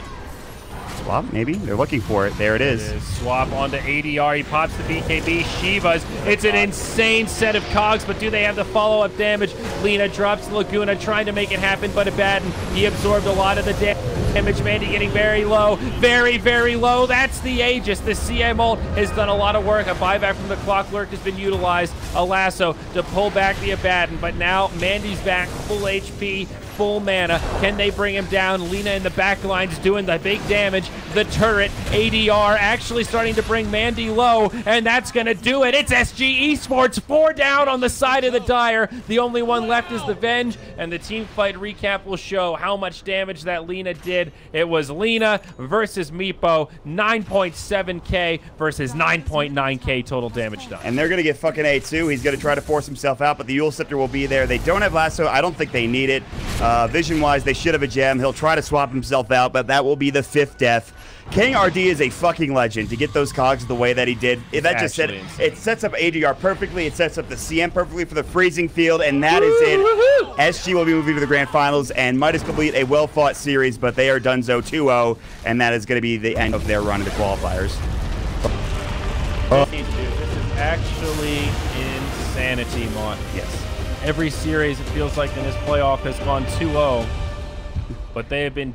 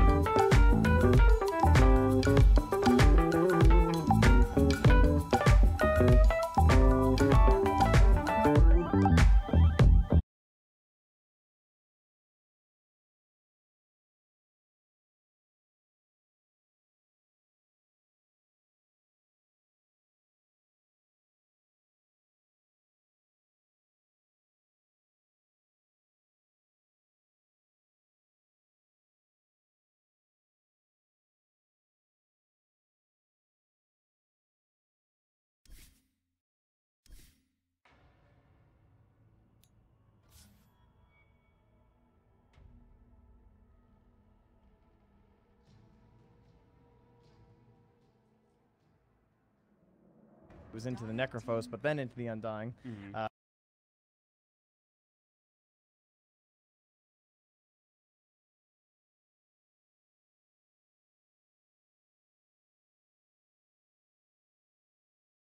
And to try and like get that big vacuum on the high ground or something like that. But currently, they have the overwhelming odds to kill some of the waves, but they don't have any AoE initiation for Infamous. So a position for something along the lines of like an Earth Spirit or something, I think, could be pretty good for them here. I would be into it. They definitely need that roaming hero for Matthew. That's one thing that they're missing currently. I am excited to see the Undying. I don't know much about this hero. It hasn't been picked too often. I think it might be only picked in this region, in fact. Maybe, I'm sure it's been picked somewhere else, but I don't know. Maybe a few times. Like, there's some teams in China that do like it, but we haven't got to see much of that, of course. As Gareth and Shane have been running the China gauntlet. They're doing all of it. For most of the qualifiers, but the game earlier today was pretty sick. It was a lot of early aggression being thrown out there. Right. King RD just kind of running around, punching people, throwing out some decays. It was lit, I think, as the kids would say. Lit indeed. Yeah. You know what else is lit? Spell lifesteal from the talent. Yep. So it's all real good stuff. And I like this too, because I think they know that the Queen of Pain's going to get banned out in the next phase anyway. She's like the strongest mid laner that would be left to go up against the Shadow Fiend if they wanted to run the exact same strategy. And they could have just picked the Shadow Fiend here and then picked either the Venge or the Necro, depending on what they didn't ban. And you kind of get this same idea of a strategy running. That's what I assume SG Sports would do. So a wise pick. And now SG Sports, they have to consider, like, do we want to try this whole Necrophos thing again? Do we have something else on the mind? It's interesting. Is there any downsides to trying to run Necro right now against these heroes? Well, still might. They just might not do it with Shadow. Puck is this is like the bailout on the Shadow Fiend strategy. Puck is the best hero in the matchup against the Queen of Pain right now. I think he's kind of gotten this edge now because of the added bonus damage. It used to be considered a super high skill, relatively even matchup, but now it's been given an edge over to the Puck in recent times. Infamous still see that same idea of play coming, right? I mean, obviously an Undying wants to push his advantage early, so they're going to ban out the Lycan. Something else that's kind of scary would be the Terrorblade, who's still in the pool, but they do have the Legion, who's relatively good. Queen of Pain, too, lots of AoE. So it's not a guaranteed pick for SG. So you're saying the Terrorblade for SG then? I'm assuming you... I like it, but I can also see some counters, so I could see them maybe having a more measured approach. They played it yesterday, too, and it got destroyed, I think, by Infamous. I'm pretty sure. Yeah, it was. It's funny. Maybe they're banning HFN's Luna because HFN has the Luna in her avatar. Exactly. That's got to be genius. This is a hero that I was not expecting. I wanted them to pick this yesterday, and they didn't go for it, but now we get it. So is it good I'm down. against like the Quap, or what else is there about it? Well, I know it's HFN's hero. That's for sure. Yeah, it is definitely good against Quap in terms of like just you know, she's someone who has to commit. So if she commits in, gets stunned up, she's getting owned. It's kind of good against Razor too if you still have Blink ready to go. He like blinks you and just blink away. It's kind of, I don't know.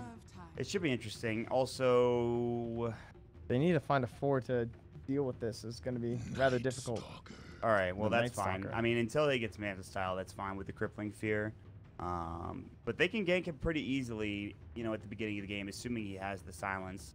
That gives them not that much lockdown. It's like dual and telekinesis, actually, except for, obviously, the Void, which is whatever. It's like a small little mini stun and the Silence to help out. So you feel like maybe you're really missing out on that burrow strike that Sand King provides, or even like a hook shot or something like that from the that big of a deal. I don't know.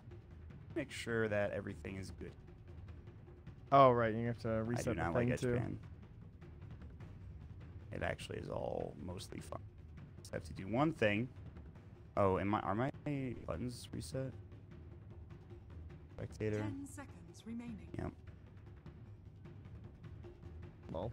5 seconds remaining. And now, I'm gonna input some cheat codes. 10 seconds The hacks. remaining. Yep. Come on, please. I'm hacking you. Beware, Infamous. And this thing that camera speed, it can only go so low on the bars, and camera would accelerate. You input it lower in the console, it goes lower until you open up the option menu even once more. Oh, and you're gonna have to get rid of this mouse and fix the fog. DC. You need to actually reset the entire client. Really? Yep. All right, great. Yeah, let's no just problem, do that guys. now. Oh, look at the Alt F4. Oh, is that Oh, it didn't work. We'll wait until Yeah, it's fine. maybe this will work now. Oh, Alt F4 doesn't. Valve will not allow you to rage Maybe during there's the like draft. is there an exit? I mean, I would just wait. Wait, did that just say test evil process? Oh, exit process. I was like, that's fucking crazy. Evil. We found you out, Valve. Got it. All right, let's do these. Let's do these. No, get back in quick Oh, before Jesus, this is terrible. You're. All right, I'm watching on this.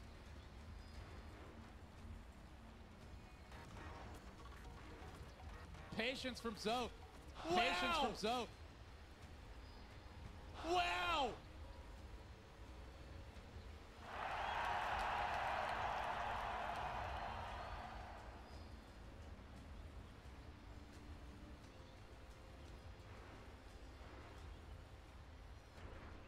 Finishing loading. It's a good thing to do. Hey, look at that lovely load. All right, we're gonna watch this anti-mage because they're smoking. Team with first tower kill. Probably Infamous. I kind of like. I don't know. I'm gonna go with SG myself. All right, I'm going Infamous. Team with the most Roshan kills. Probably SG. The last player to be killed. Probably the anti-mage. The team with the most runes picked up by 10 minutes. Oh shit! I'm thinking the these wrong are team. random. Watch if I get 4 for 4 and I'm just randoming. Oh, Matthew might be in trouble. Gonna get chased down here. He's taunting, doing the Michael Jackson dance, the moonwalk, spinning around. Do do do do do do. That's Yeah. not how it goes, but that's all right. Yeah, I was actually agreeing with you. I like the SG. Closing it all. I don't want it. All right, now we're good, I think. Now we're.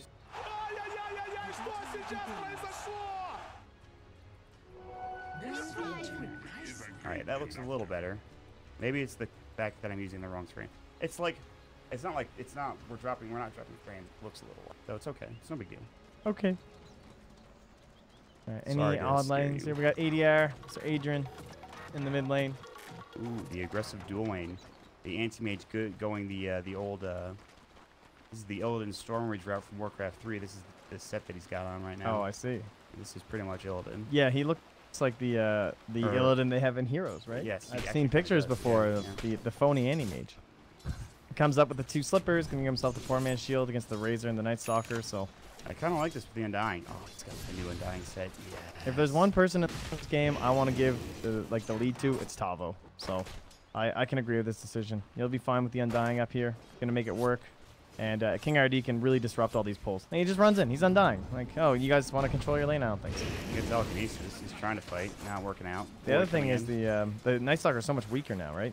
That Void is just... It feels so useless when you're playing it. Like 1.25 slow. Feels awful. Well, until it's nighttime. Yeah, course. then nighttime it's great, but... And that's how the hero is supposed to be. Yeah, I know, but it's even worse than it used to be. Come That's on, true. man.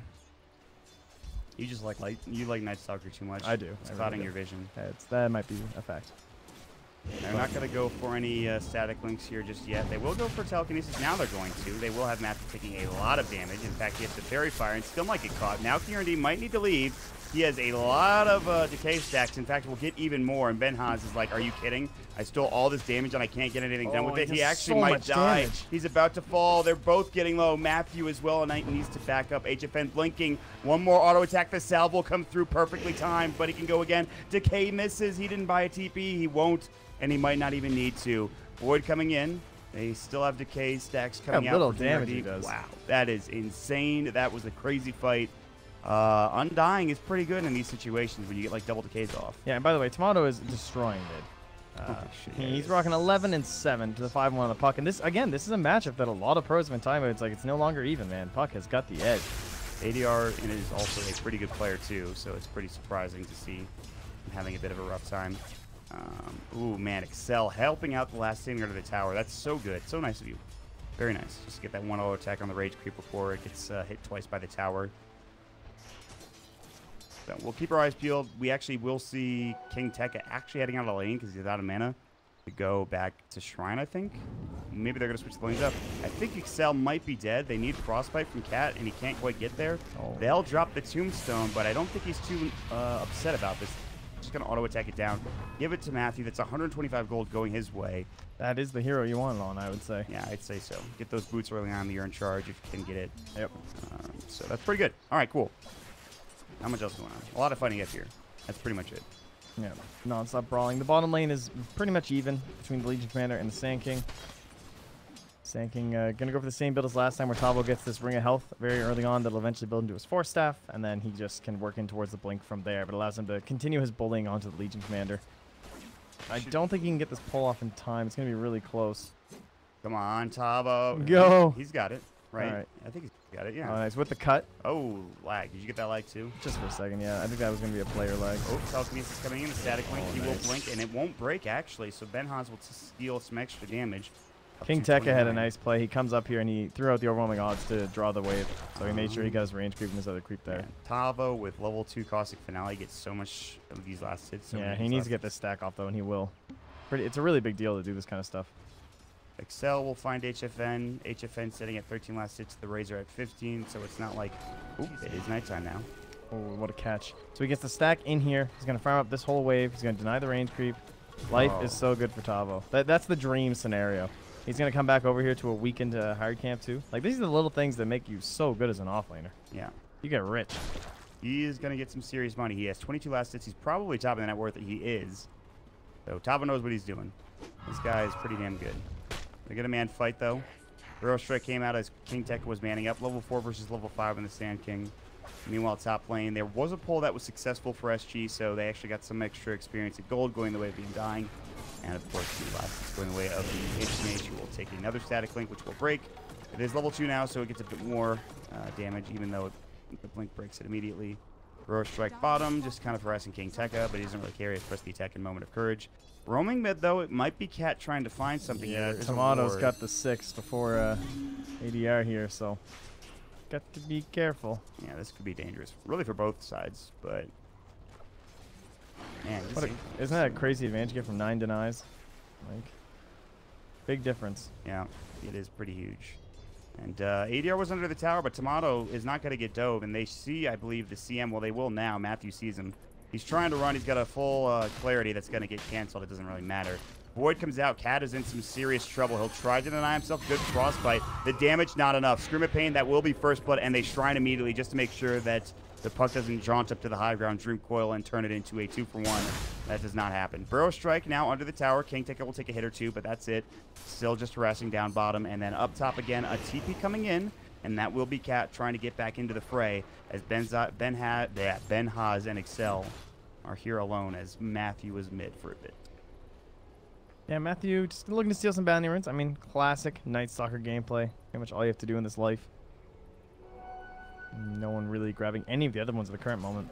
He would like to be level 4. Do you get that second point on for the night, or do you get the sounds because it's so huge? I think against Puck and Animage, you probably just hold the point, and depending on how close you're going to end up getting, you use it then.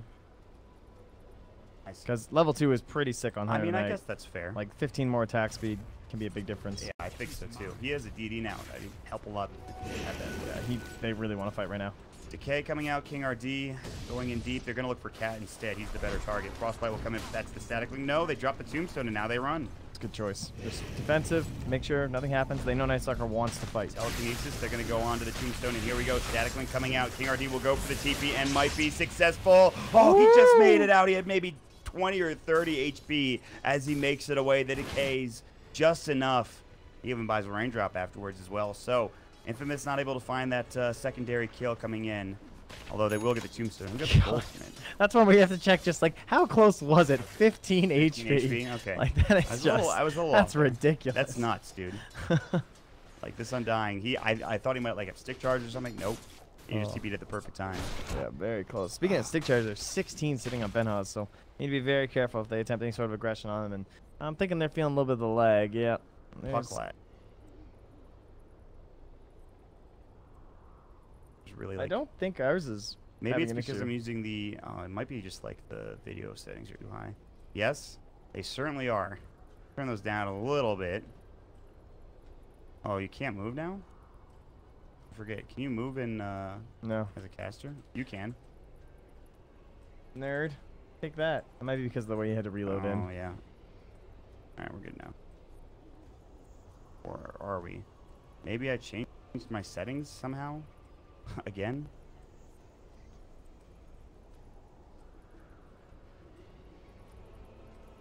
Why do they keep... Oh, copy hotkeys from hero panel. No.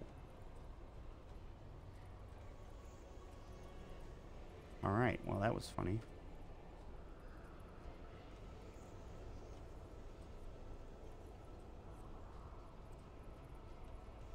Hey, how's everybody doing today? Hope you're all doing well. This is a great series. I'm excited for it. It's already looking pretty fun. This game is looking pretty close. Less than 1K net worth advantage for Infamous as of right now. SG Esports, of course, trying to get back to their second major in a row. If you can call TI a major, I guess it's the super major. I don't know what else you would call it. I always describe it to family members as the Super Bowl of the thing I do. Of the thing. Yes. That's pretty Super much Bowl it. of that thing. Yeah.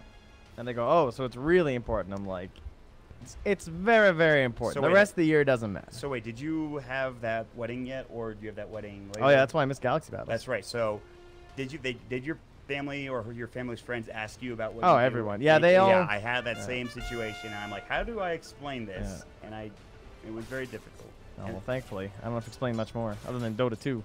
What do you just? As say we I do with video games? resume. No. All right. Matthew has mana stick, and he's still level 3 in a bit. We'll get a bounty run though. He's getting there. Almost to 4. King RD rotates bottom to help out this Sand King, it looks like. I think he needs any help. King RD should be fine. This will leave HFN. Tavo's finally got. Oh, what a steal by King Tekka. He just stole that entire camp and put the damage on the Tavo. They have duel. They need to get it off, and they will. This could be a huge one. They'll drop the Tombstone, the Soul Rip. He needs the Burrow Strike, and he gets it off immediately as soon as the duel is done. Overwhelming odds. It's not going to be there. He doesn't have the mana for it, and now Matthew, the turnaround is there. Matthew will grab at least the Tombstone. King Tekka trying to TP away. He will be successful, but they were about to get Tomato. Tavo. He could get hasted and go for the chase towards the base. You know it's tempting. You want to find the Sand King. There's a shrine. It's not worth it. Yeah. He's hunting. He's looking. He's going King to RD find. would be nice. Yeah. But he's pretty far in there. He's doing Scream. some math right now. Oh, he's got a found him. raindrop. He might live. I think he's fine. It's going to be tough. Sonic Wave, one more auto attack. Oh my god. Oh, Alright, he gets nice. it. That was super close. And if he lived again, I would have been like, okay. Yeah, it was kind of dependent on TPs and stuff, but Tavo didn't have one on him. I thought maybe he'd be able to get there in time, but overall, man, great play by King Ted to kick that all off with the overwhelming odds, but then completely turned around. At the very least, they didn't lose their Legion commander. It was Pretty a level important. 1 Soul Rip. That's insane. Did he not? I don't think he pressed the attack before he dueled. I don't think he had the mana for it, which is why probably not a kill. Yeah, I mean, he looked that was so it. low, though, but that's Soul Rip, as you said, yeah.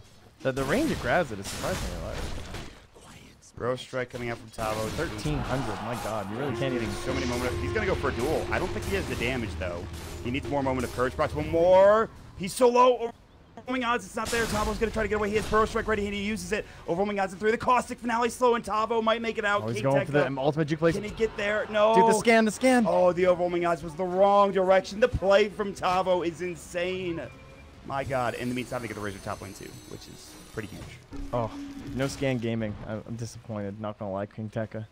Thought he'd go for the 50-50 play, you know? You throw the scan on one, then you overwhelming odds the other. That's not Very, very well done from Tavo again. But he still forces him out of lane, and that's fine, because in order to get, like, full duels, you need to actually, like, have someone else here. And no one's going to rotate in time. So he's using 75 mana. Like, it's almost back already. So he completely sends this guy home with nothing but 75 mana. That's a value play right there. Yeah, it's pretty good. I mean, he had, like, 3 moment of courage procs in a row, which is why he was like, okay, I could probably get away with this. Yeah, might as well try it. I mean, these are 2 extraordinarily good offlaners, and we're seeing it now. The advantage is still slightly in favor of Infamous. It's not really anything. It's less than 1,000, as you can see up in the top right corner. But it is still very close at this point. The anti-mage is starting to get some room to work with. He is now up to his treads, working on a Battle Fury as one would expect from an anti-mage. He is currently mid. Nighttime is coming within another minute and a half. So a silence could do some good work. Does he have it? He does.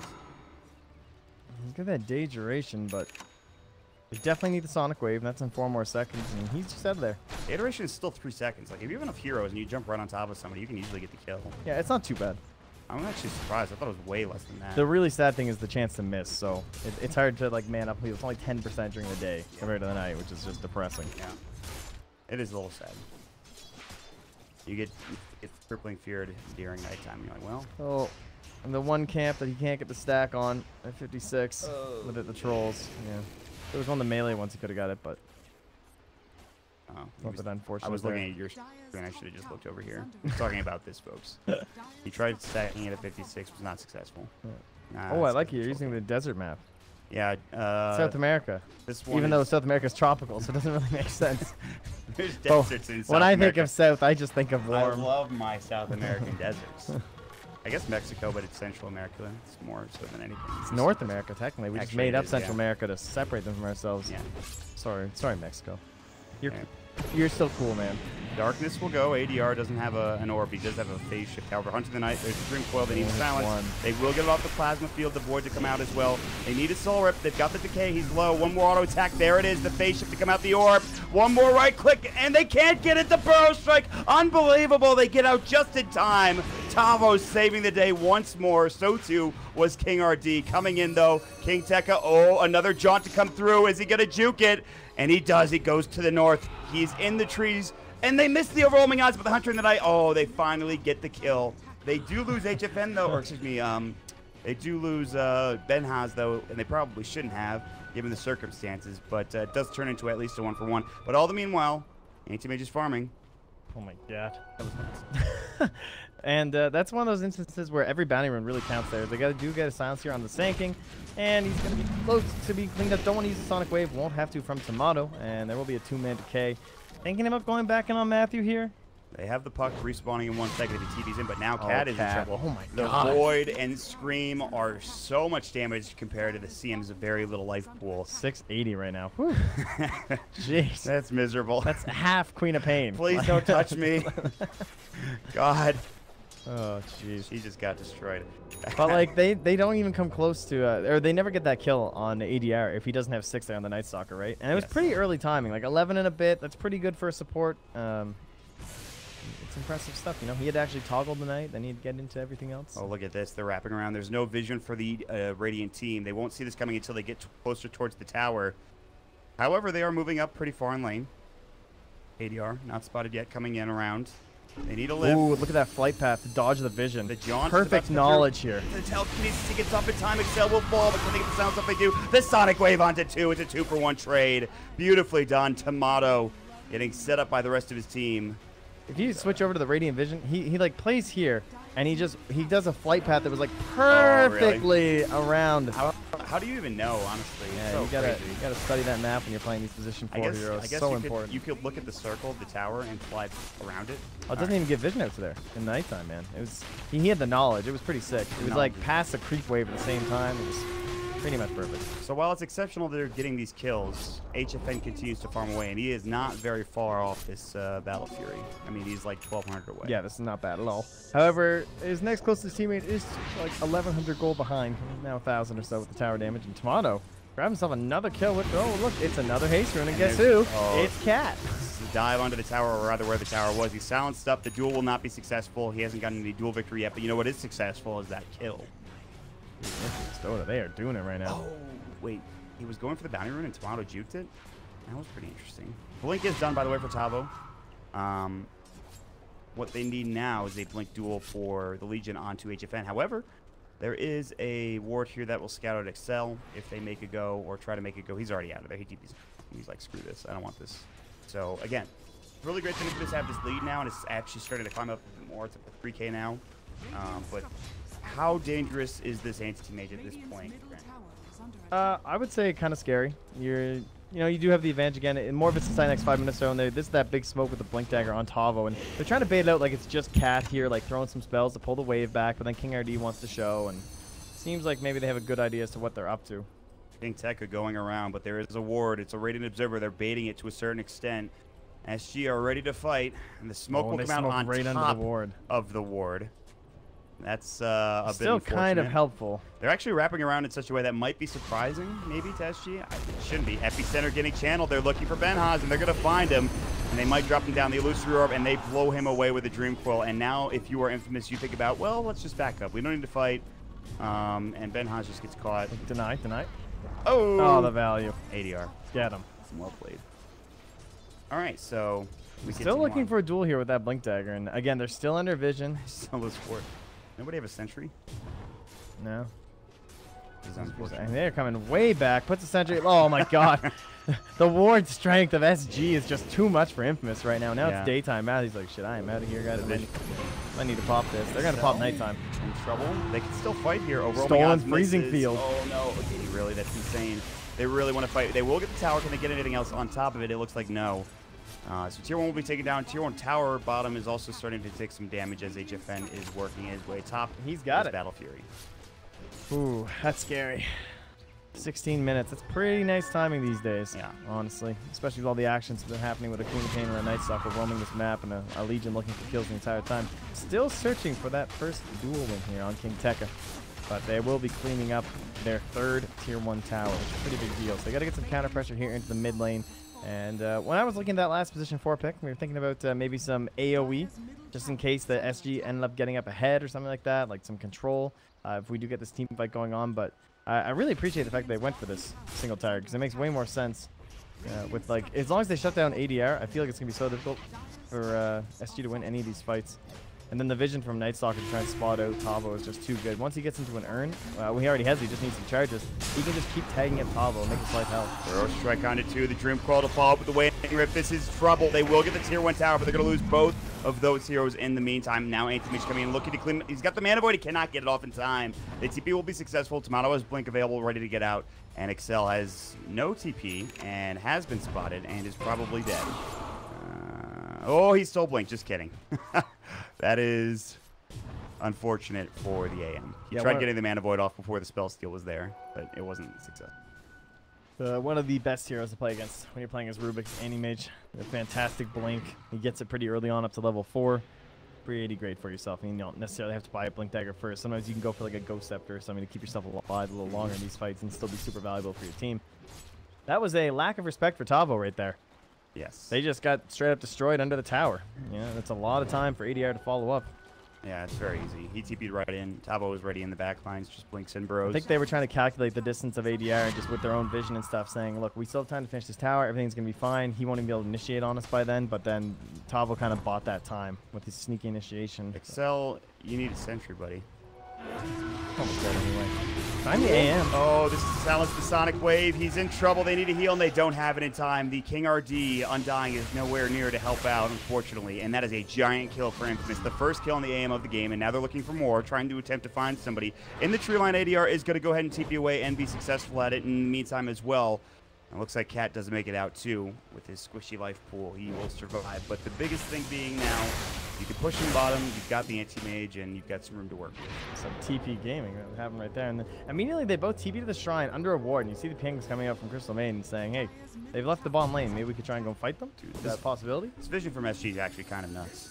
Yeah. Like, the fact that they've been this prepared in terms of their vision has been pretty good. Link Burrow from Talbo, not successful. Epicenter getting channeled. The Dream Coil is there. Tomato will break it, and that will do some work, but they have no follow-up. So that's unfortunate, but whatever. I was definitely a bit YOLO, but they're starting to find their footing a little bit more in this game, I feel like. Things are getting a bit better. All those words from the Crystal Maiden means that Undying does have time to get some ADR, items. no! At Orchid. I think he's dead. Yeah. It was double silence, in fact. The Cat's probably dead, too. The Frostbite will not save them. Blink up from Excel. Yeah, that's a godlike spree on Tomato. This dude is so ownage. Yeah. He's so good. I remember he was a pretty solid player in, like, NEL, but, like, he wasn't this good. I don't know when he got this good. By the way, Topo blinked away.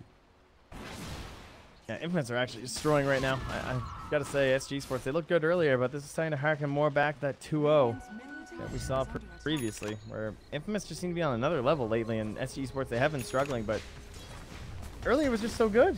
Yeah, I was believing. I don't know how it turned this sour this quickly. You know what it was? Look at that urn, though. Yeah. Get messed up, Get out of here. You know what it was, though? It was ADR kind of getting roughed up in the mid-game, probably, I would say. It's also really rough when you go for this Veil first, and it helps you farm a lot faster, but the Yules are so late. That's cool. That's a dead hero. Bye, Sand King. That's the biggest hero they could have gotten short of the anti-mage. Well, ADR as well, I suppose. Think about how happy these guys are right now, because again, the puck went for the Veil, but he's going to need Yules 100% against Queen, and that means he's stuck getting, he has no Blink Dagger. And it's like, oh, hey, you guys want to sit 5-man next to a tower? Just as long as we see Sand King, it's fine. So you only have to find one of the initiators. Yep. Here comes the orb. I'm sure he won't draw through, as we previously mentioned. He really needs that Blink Dagger, and Tabo is dead for 19 seconds. HFN's like, all right, I'll just split push. Yeah, that's fine. 20 attack speed He over needs the to blink. leave, though. He realizes, like, okay, well, they just finished up the tower. I don't have vision. I should just go farm. And King Tech is already down bottom. Only with 28 tool damage, but I don't think he really needs that much this game. going to be likely getting some more. He does have that blade mail. Chomp away into that Mage. What is Matthew going next? He is going to be going for the solar dress. Or at least the medallion. He has Earn Phase Drum for Night Stalker. Pretty good. Yep. He's like right behind this Sand King. This is the collection of the value items. I'm not sure what I want him to get this game. I definitely like the medallion. Helps them take Roche, helps them keep control over the game, give themselves a little bit more minus armor, even just to help the Razor do some more damage. Maybe even some sort of an initiation item wouldn't be the worst, or like some sort of mobility item. We'll have to see. I'd like a Yules of his own for some movement speed could be good. Yeah. Could just go in towards a BKB eventually too. Can see from our Night Stalkers. Ags, I would assume is a first place. Yep, always is. He might get killed here. They're going to try to counter-initiate, and he's going to get Dream Cold, and they blow him away. And I don't think you fight this if you're Infamous. Ooh. Even if they used everything. Which they didn't use Dream Cold, I thought they did, but it was just the Frostbite, the Waiting Rift, I believe. However, they are actually going to go in. They're going to find Tabo, who is sandstorming up. They drop the sentry now. Wow, that overwhelming out. The freezing field. The duel is up. Puck is into trouble. He will fall. The Sonic Wave. They'll blow up Cat with it. I actually don't even know if it hit anything. In the meantime, they'll take down that huge Undying Tombstone. Tabo going with another Burrow Strike. They have the silence up onto HFN, but he will be able to get out. But the Blink Fall from Excel, I don't think he has the mana for the lift. It's actually on cooldown. Overwhelming odds for King Tekka. Another double kill for him. That is huge. And the initiation 4 versus 5 without Matthew worked perfectly. Yeah. King Tekka. Blade Mail killed Crystal Maiden during her freezing field. And he just, punishes her at the end, or the Sand King damage, the overwhelming odds too. They are just out of control here. I think that Sonic Wave hit on him. Yeah, I think she was throwing it out there because the Crystal Maiden hadn't died yet, so it's totally understandable why She would have hit him there. Yeah. She would have hit her if she didn't die already. And they will take Roche out of this, so it's an 8k lead and they'll get up higher and maybe get the gem too. Nice. I love the itemization as well on the Benaz this game. Just going straight in for the pipe.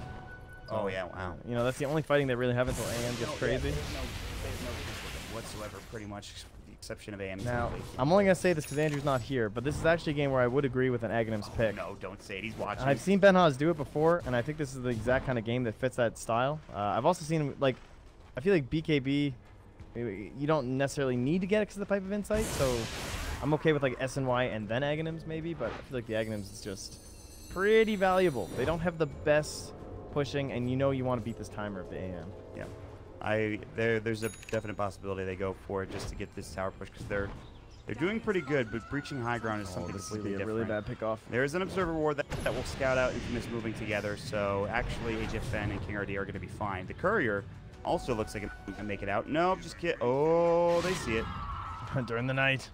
Yeah, it's Team. Yeah, they couldn't get it. That's not a worthy Sonic Wave play, apparently. I guess not. Yeah. That's a classic, actually. You have the Aghanim, and you see that courier go by, like, oh yeah. That's fine. I will take that. Thank you very much. Now she has a Linking Sphere too, so this was kind of that moment where you look for the Manta style to do so much damage, but with the Linking Sphere, it's difficult to get in there, burn all her mana, just pop in one swift explosion. Look at how aggressive Tomato feels. Kid, he Manta's out of it though. Tomato. All right, well, good thing we have 2 silence. He's trying to make use of this Aegis, doing the best he can. He's jumping on top of people. He's a regen room, for God's sakes. They're gonna just push. I don't see why not. Nope, this is the play. Well, it's daytime now, so that might be one of the reasons why. I think it's still pretty good. I don't know if Magic should be that deep with the gem though. A little careful there, bro. All right, this should do some work on the tower. I don't think they'll get it. Let's pull the creep wave back. Yeah, they forced 4 heroes home. Even Anti-Mage is starting to make his way back here. Bounce, press the attack, telekinesis, jumping in, duel. Wow. Epicenter to follow up, Burrow Strike out of 2, but they don't have the follow-up from the puck, so that damage isn't there. Have-Man Void, Cat's going for Freezing Field, Sonic Wave blows her up, King Tekka takes down the Tombstone, coming in Tomato, looking for that Scream of Pain, Tabo still survives as well as the Shrine goes. Guarantee will try to heal himself, they'll get back towards that tier 3 tower. In the meanwhile, they get a courier kill for the Radiant HFN, take it down, and cuts the Creep Wave on top of it. Yeah, HFN just, like, he even had a chance to jump into the middle of that fight while the CM ulti was going, and while they were low, and he just said, guys, I'm sorry, but I just can't see you guys winning this. I'm cutting the waves, I'm going for the super safe play. I don't want to lose that Rax. They got pretty low. They were really low, but it's like they started to spread out. He has to watch out for the Lincoln Sphere. Like, if it's a telegraphed play, we've seen it before with Tomato. Maybe he just spots exactly who he's about to throw it on, and he gets that Lincoln's down, and then you just, like, possibly lose. Get level 3 mana void, though. Yeah, I know. It's tough, man, but I do agree with this play. I think that is, like, the safest play that was available. You just try and wait for another good time. It would have been so risky to go into that fight if he dies. It's just bad. ADR just gets lifted and killed. Yeah. I don't even think it matters that he's a Yule Scepter. It was a nice combination there. It didn't allow a single moment for him to phase or Yules. Looks like he needs a Link along with a Blink Dagger. He's actually buying it. Oh, he has a Blink. He is his Blink, so it's Okay. fine. Lincoln's definitely the next choice. All right, BKB picked up for the Legion. And it won't be the SNY. It'll actually be a Solar Crest here. Maybe... No, there was nothing on the courier, so... Gonna go for the Solar Crest himself. That means that Night Stalker doesn't really have the pressure to finish it. Okay. But no one's buying Midas's on Infamous. There's definitely no doubt they want to keep this pressure up. It's like, at what point does the Night Stalker think about buying Midas? Late game, and I'm like, well... I'd like rather see a 4-step path, honestly. Yeah, they're probably far enough ahead that they feel confident. Shadow Strike has come out. That'll be on to King RD, Undying, along with an Orchid Soul Burn.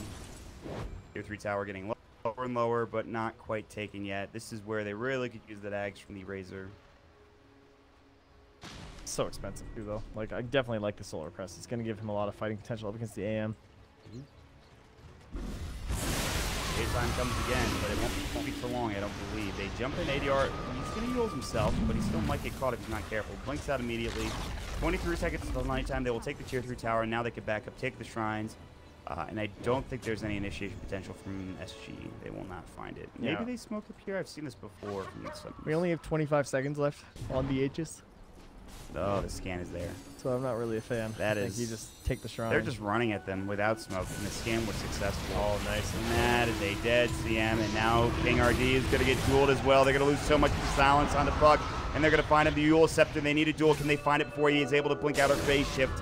And it looks like the Burrow Strike just misses. He blinks to the north, and he's going to be able to jaunt away as well. King Tekka hot on pursuit. The Waning Rift will go, trying to keep himself alive. The Plasma Field doesn't hit. Needs an auto attack, and will get it. The Urn now coming out. The Orchid again, along with a crippling fear from the Night Stalker. And the Great Escape is not happening, coming out from poor ADR. He will go down, and now this looks to be a push into the racks for Infamous and trying to take this first game in a best-of-5 series.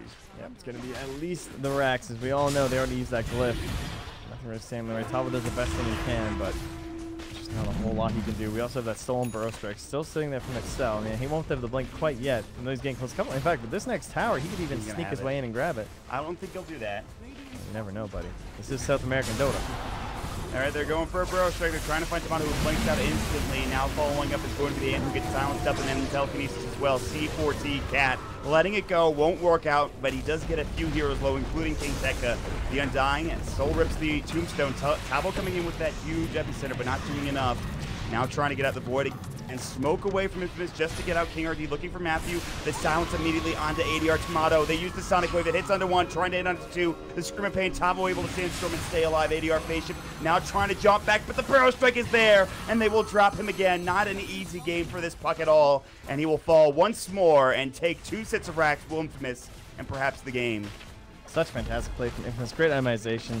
Getting that Solar Crest instead of the Agnums just means it's online right away. We're in your base. They knew the timing. They didn't try and go for this like backup Midas shenanigans or anything like that. They just saw the moment against the Anti-Mage, said, yeah, we can make this work. And now they're just rushing it down for the Megas. As puck won't return for 25 seconds. Only real hope of some good initiation follow-up post-Tavo. They did not let the Anti-Mage get online really at all. There was not any opportunity for him to jump in and just crush people. The abilities were used so perfectly for Infamous, and I imagine with Mega Creeps coming out, this will be GG very soon. SG Sports more than likely just thinking about what can we do, can we even come back, and if we can't, how do we focus on next game?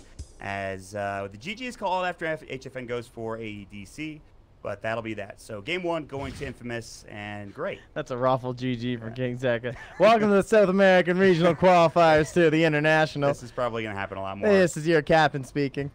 Please get used to the situation. That's not a good sign in game 1. You got to get the positive mentality going. Woo! All right, that'll do it. We don't need to wait for this. This game's over. I'm just gonna leave. Yeah, they said GG. Is there a way that there's like some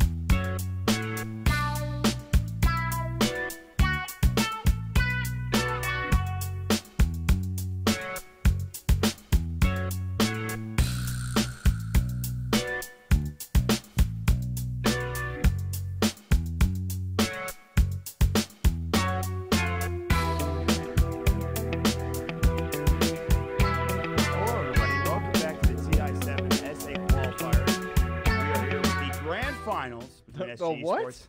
Oh my God! They let us cast this? Who would think? The grand finals. Unbelievable. I can't believe we Goodness got gracious. That's Oh, crazy. thank you, Thanks, Gabe. guys. Thank you, Ice Frog. So SG sweet. versus Infamous. You just showed some stuff. I don't know what that was. What? That was You don't want to intense. know. That was some intense There's some stuff on your secret screen. code on my screen. You guys are lucky that I'm not observing. Oh God!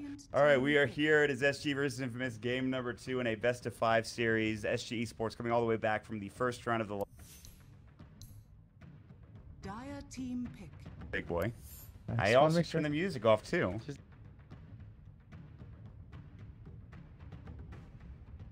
I've heard. Being a control freak. Yeah. Wait, did I do it previously, or was it Andrew? No, it was Andrew. Haha, see? I trust you. I trust you. I'm sorry, That's guys. good. All right. Anyway, We have a it's draft. a Rubik first pick. Shocking. There's a clockwork left in the pool. Now, yes. SG Esports, they're pressured not to pick the clockwork, and then Infamous could just take it for themselves. So, there it is. Oh, we have Rubik to counter your clockwork. You've walked into my trap card. Haha! These idiots don't even know that Rubik counters clockwork. No, it's good, but clockwork's still an amazing hero. So, Oh, man. Let's see him again for SG Esports. They will go for something different. They don't pick up the Undying this time. They pick up the CM Clockwork, which is probably better. Undying had a lot of, I think, impact in the early game, but I think when it got to the mid to late game, as you would expect from an Undying, he didn't do much. he might still be in this game. I think Tavo does have, like, in terms of, no, for SG Esports, just in terms of, like, off-lane clocks, Dire I team think Tavo's got one of the better ones. Look, it's Benjaz hero. What is this? It's Juggernaut. It's the jug. He feels very confident on this hero. That and Lifestealer. And Ursa, I guess, to a certain extent. Razor he did okay on. So go Infamous they've gotten their typical carry for them. Yep. They have the Juggernaut ready to go.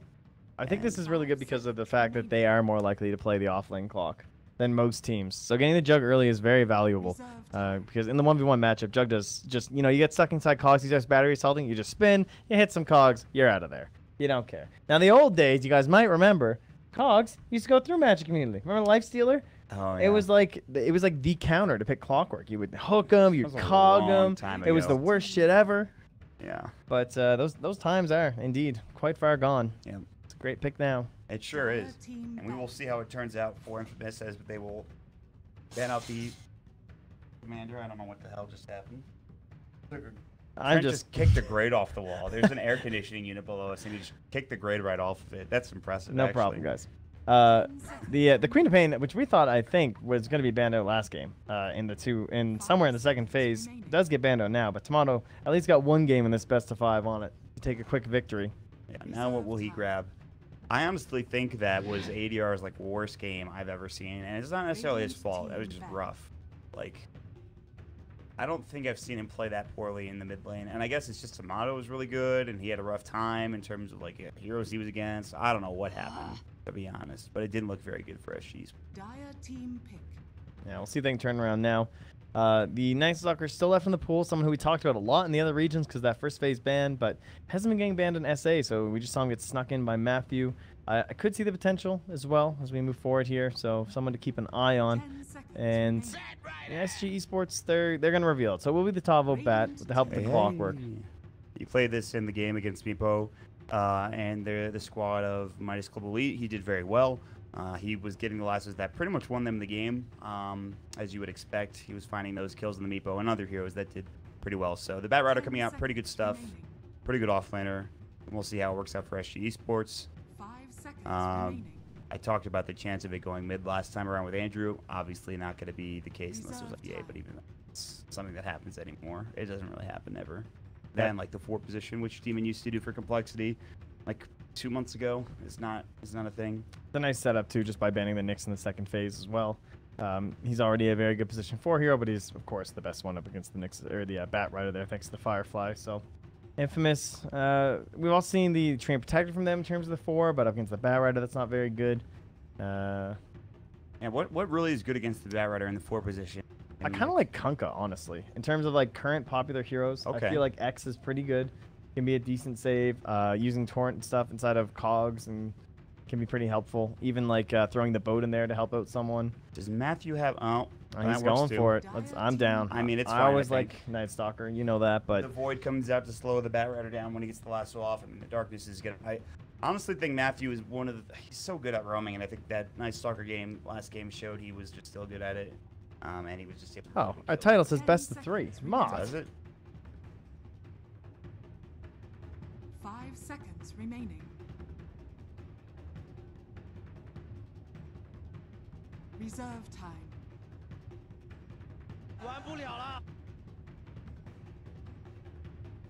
Pretty good. Woo, woo, woo, woo. So we have now a 4th pick for SG Esports. They're looking for their carry and their mid, an ADR hero, and a HFN hero. We'll see what comes with that. And I wouldn't mind a little bit more burst to go with the Bat Rider. The Lena's gone. The Queen of Pain's gone. Puck's like kind of okay. is there any chance they go for that Necro that you were talking about, or is this not the right draft for it? I don't think it's the right draft for it. Okay. I think they like it better with like you need at least a little bit more sustain, I would think. Maybe if there was some sort of a mid that also helped out with that, but none really come to mind. It will be the Shadow Fiend, though, which we were talking about as a potential one. With the Clockwork already there, we get our little Soul combo. And a lot of teams have been going like that Clock SF. Well, I guess for the past like 2 months, there was a lot of Clock SF openers. It saw a lot of success, and then it slowly dwindled down as teams were way more aggressive on the Shadow Fiend at the beginning of the game. They would gank them, get rid of those souls early, numerous times, tons of pressure on them because people built their whole draft around it. And now everyone's moved away from that.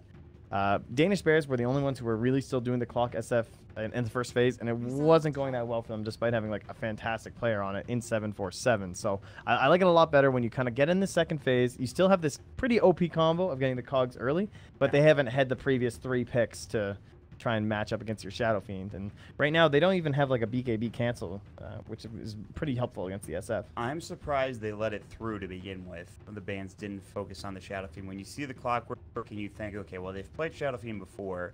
It was either just forgotten or they have a plan against it. Which it's also just like, honestly, it is one of those ones where you just kind of forget because Clock's in every single game now, you know? Yes. Before it's, and there's so many better heroes. Like I actually think Lena would probably still be better than Shadow Fiend in this situation.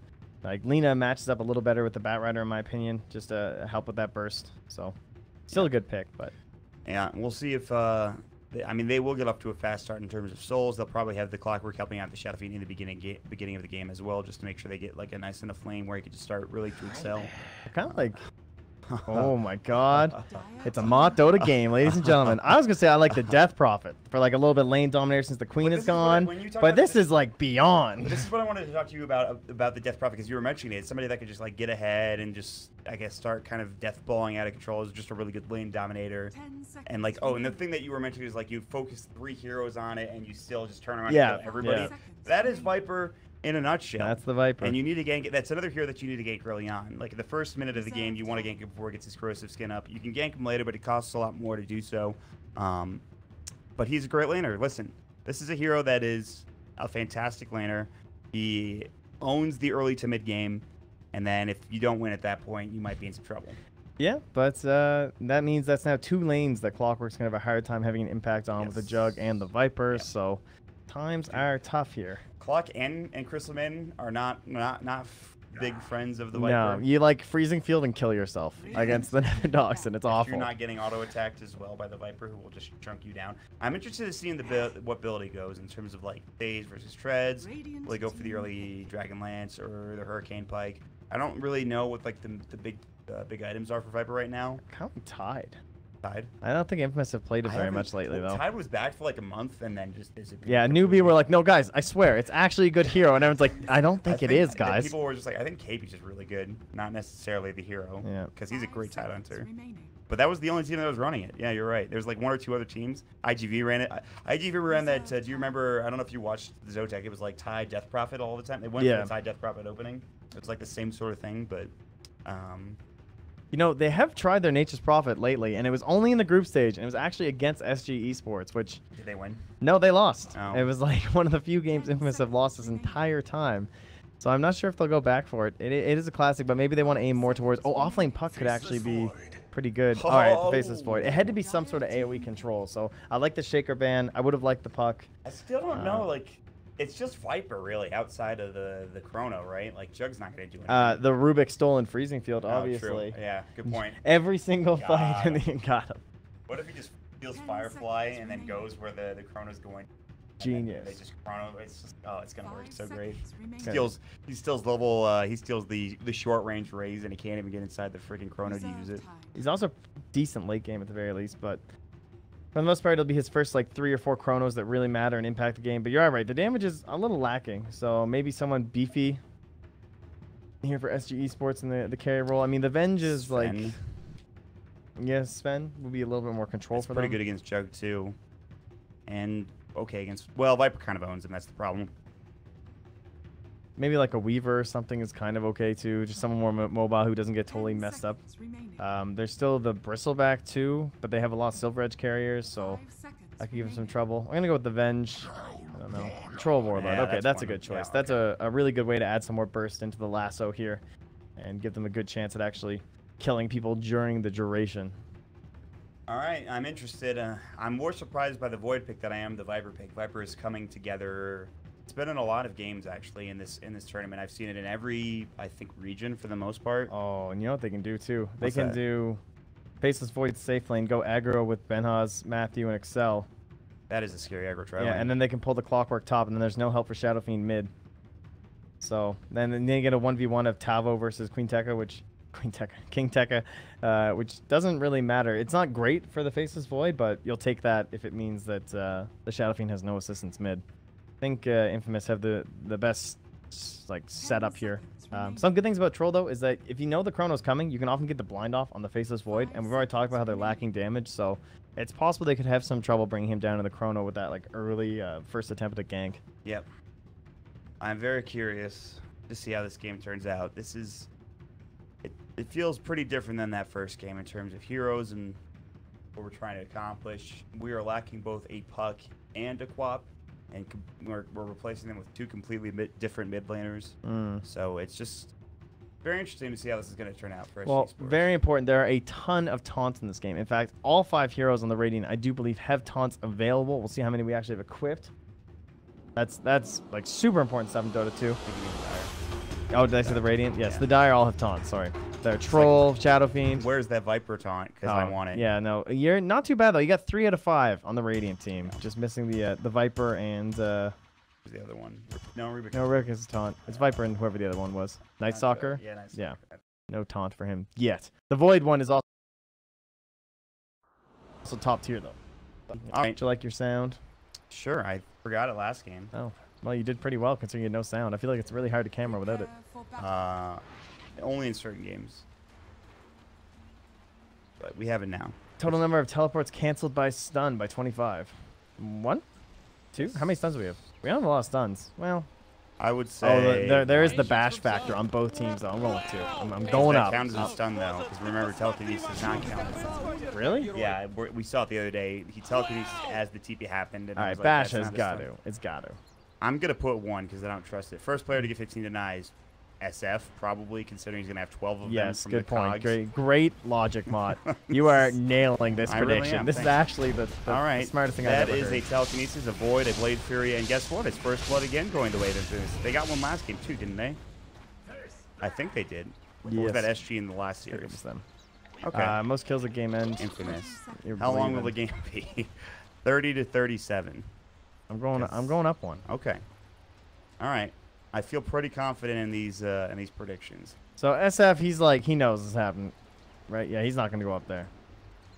He's not even going to bother. Clockwork might go scout out. All right, they're going to bring them both up to scout it. Oh, they could just kill these guys, but Viper's already gone, so. Ooh, this is troublesome. I think if Infamous need to leave, and they will. Yeah. Sticky napalm starting to get stacked up, but they're not close enough to get the cogs. Luckily, they will All secure right, the room. ADR, it's clear. Get out. Come on up here, bud. We got the bounty rune. You're not going to die. It's going to be a fun time, we promise. But they will, in fact, run a couple of wards placed down. This Radiant one was placed as the Dire one was already up, so it was already pinged by SG Esports, which means there's a very good chance that Ashina, this is here. Yeah, I think I see the courier. Does not have a sentry on it. It's just the south. Waiting until they've spotted the Night Stalker, probably. And they'll see him now, so the courier can make its way down here. Yes. Or back to the base, maybe to pick up a sentry, actually. So as we assumed, King RD is going to be here for a few minutes or so. We'll see how long he actually stays. They didn't do an aggro try though, so that means that there's no pressure. Like there is pressure on the Viper in a sense of like they actually have brought some assistance mid. And we'll see how he gets on. They were maybe too worried about giving a lot of space over to Tavo, which is a fair thing to do, actually. Yeah. Like, he could have perhaps run over that Faceless Void lane. We'll see how King Tekka does as well. But already, as expected, the SF getting off to a fast start. Viper only having 1 CS. As he gets Nether Toxin at a couple more levels and the clock leaves, this will be an easier lane. But as of right now, this is kind of tough. Matthews are already gone. They're going to look for a kill bottom. The Blade Fury is there. Tavo getting voided up, and he might be dead again. And he will go down. So another 2 kills going the way of Venhaz. Actually, 1 kill, 1 assist, excuse me, as they gave the other one to another hero earlier on in the game. And they've already... King RD's thinking about leaving mid lane, too. I do like how this has worked out now, though, because I hadn't really considered the pressure that you can put onto the Bat Rider. With the Crystal Maiden, like, not helping anyone, it's not the normal situation, right? You expect the position 5 to be helping, so the Void has a little bit of a rougher time, but Crystal Maiden, of course, is so greedy early on that the hardest part of the lane for Faceless Void is just ignored. Yeah. It becomes very simple for him. He's going to have plenty of CS. He's even at the tower right now with this creep wave. He's going to get level 3 pretty soon here. Oh, nice play by Cat, though. Gets in here. He's going to find himself the Satyr as well as the Bounty Rune for them, the Faceless Void. So it's a big CM value play to deny some gold from his opponent here. 40R, ADR, and Tomato trading in the mid lane. Look at that hasted clock. He's zipping right to that mid lane. He might be able to get this kill. I don't know. He has a salve. Oh, he has no points in the Corrosive Skin yet. He doesn't, but he still might be okay. He's going to try to eat his way through. Now gets dropped down. Tavo will, in fact, get the kill on Excel bottom. He will trade his life away for it. So a 2-for-1 exchange across the map as SG Sports now get on the board with 2 quick kills. And I'm going to fight recap for that. I'm curious as to how that worked out for the Bat Rider since he was so far down. But it's not showing yet. What are you looking for? Because I have it right Oh, here. there it is. There's a new one. So he actually still did gain 157. So it was a net gain on both sides, but still more beneficial for the Radiant with the kill. Yeah. Viper does go down, and this will help the SF a lot. He's now got some jungle stacks he's heading to because the wave is pushed in towards mid. Tomato is going for 2-2. He's not getting a single point in Corrosive Skin yet, which is very interesting. Usually you'll see like 1-1-1, 2-1-1. Definitely like for the Shadow Fiend. Yes. Just the fact that you're trying to keep up with the stupid amount of damage that he has because of the souls early on in the game from the clockwork. It allows you to last it a lot easier. That's for damn Yeah, sure. exactly. So yeah, you actually have a chance against this guy. And the harass is pretty good too. Look how much damage he does in 1 auto attack against ADR, who is like 4 armor. But he's gonna bottle up now. This will make things easier for ADR now. 24 last hits to the 16. Of course, I believe, assist along with it. Roaming through, they're going to go for a smoke, and it looks like Tomato might fall again. He is very far up, and he needs to leave. The supports are missing. They will ping it out, and he needs to get out now. As the creep wave pushes in, they could still maybe even dive this. It's really tough to get because he's gone for the greedier build on Cat, which, I mean, I definitely approve, especially with the new changes to Frostbite, but without saving the point for the 1-1-1 to slow. Oh, Tavo is dead again. 1 more auto attack. Excel will get it. Now roaming around mid is going to be King RD. He might have been spotted. I think he was. I think Tomato just saw him as it wasn't nighttime. If only he'd waited. King RD, yeah, he needed to wait, exactly. And so Tomato sits towards the left side of the mid lane, in fact, back behind the tower, and he should be safe and secure in terms of getting some last hits. Well, it's a little bit of damage, but it's some wasted time for Crystal Maiden. Can't be accelerating herself, and now it's time for the Radiant to try and bounce back a little bit further here with Matthew and that nighttime bonuses. He might just get killed, though. Firefly's not up. It will be in 1 second. The Void to come out. Hunter in the night. See ya. The thing about that buff, he's dead. That old Night Stalker's dead right there. He's definitely dead without that. But, And I keep forgetting about it, too. I'm yeah. like, there's no way he can escape. Oh, just kidding. I mean, after you've watched like thousands of hours of a hero, and then suddenly his whole that's a giant change, right? It's totally understandable. Dude, that buff actually made him top tier. Yeah, it legitimately did. Like, he was not, he's getting picked I mean, he first, probably second wouldn't even overall. be here, to be honest, without that, right? Like, it's such a safe place to be now, that escape. Pretty insane stuff. He's now smoked up, running mid. This illusion, Scan. Is this play going to work? Scan. Is this about to work? All right, he didn't go Yeah. for it. His smoke didn't pop. Matthew, too smart. Yeah, he's got that next level intelligence. He's like, wait a second. I know how smokes work. Although you've seen that plenty of times in the most important of games, people have messed that up. Maybe he thinks he wasn't close enough?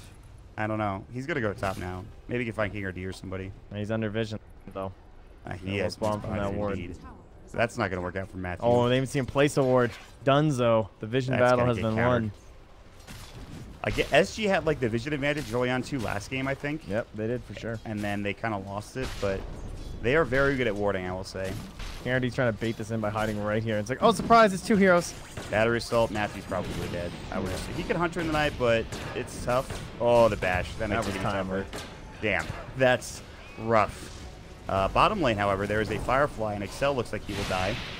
Phase Bolt to come back, but Tavo will take a tower hit. Ben Haas cannot get there in time. He'll try to phase up. Maybe he can. He doesn't have level 6 yet. He's going to try to get through these creeps, but he doesn't have the Blade Fury. He's just not fast enough. Yeah, that would be some pretty miraculous crits there. So once again, the pressure comes back up top. King RD playing bodyguard first to kill the Night Stalker. Now they're going to roam on in. And oh, hey, these bounty runes, you didn't want any of these this game, did you, King Decker? I didn't think so. He's fine. He's level 5 already. He's going to walk and look for it and realize that it's not there and be very sad. Damn. Okay. Still 25 last hits. The advantage is, again, very slight in SG's favor, but I think they're setting themselves up pretty well for this, like, mid-game. You know, they killed Tomato once. He's not getting the most farm comparatively to the Shadow Fiend. You're getting good farm on your Troll top. You've killed the Night Stalker. This first nighttime is not working out as much as they would have liked. Tavo might die again. Oh, that would be big. They rip him down once more. Void, he's the linchpin. Blade Fury, and he's dead again. This is one hero that has had a rough game. Tavo. Yeah, he really is kind of like this keystone though, because if he can get this Blink Dagger up and help accelerate King RD with a couple kills, and he gets a hook shot, then you have double initiators, and Troll and Shadow Fiend can work around that. And whereas the Radiant, I don't know, like King Tekka, all he needed was the levels. You have that natural blink and the time walk. He's even got 3 points in it. The Viper is really farmed, honestly. I mean, considering the situation he was put in against that Shadow Fiend with the pressure early, Tomato's fine. He can build into this Hurricane Pike if that's what he's going to end up doing. Yep. The stock standard he is treads especially flying against Clock too. It's just like, why not? Super good. It's super useful. In fact, I think he might go for the Force first just to have it against the Clockwork. Maybe not. We'll see. I don't know. Dragon is pretty good. It's really hard to pass that up. Yeah, it depends on your levels and your build. Like, if he just starts pumping everything to Corrosive Skin now, I'm sure he'll just be fine with the Dragon Lance. Yes, agreed. And we shall see. He did max out the poison attack first, so I love it. I like the aggressive playstyle. They have Viper Strike too, because sometimes Spear would wait to scale Viper Strike at 6. He would wait till like 10 or 11, I think. Yeah. Something like that. I think there was something wrong with the ulti back then too. Might have not been It working. used to be bad.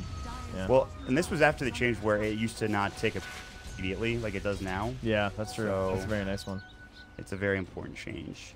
They'll look for King Tekka perhaps. There's a lot of vision over here towards this mid and top lane of Infamous coming in from SG Esports. Who just smoked? The Juggernaut and the Rubik. Jug is already on his way top, but he TP'd under a ward. Chrono? Yeah, they're looking for that Chrono kill, but it's not going to happen. I don't think it's going to happen. This ward is still here. Not that they'll see the Rubik or Ben Haas. You can already see backing up his Troll. HFN is in the trees. They're not trying to make any mistakes right now. If they kill King RD, that's great, but they want a vision of him. He's in the tree line. And they know, they're probably like, oh, but look at the stat. Yeah, this is actually fine. This must have been part of their plan. It was like, look, if they're not there, clearly he must have seen it. How many did he just steal? He got 1 CS with that player. Oh, that's a little I disappointing. believe. Yeah, it was only level 1, so it's probably just 1. So that's not that great. However, the push is commencing down bottom. SG Sports will work on this tier 1 tower.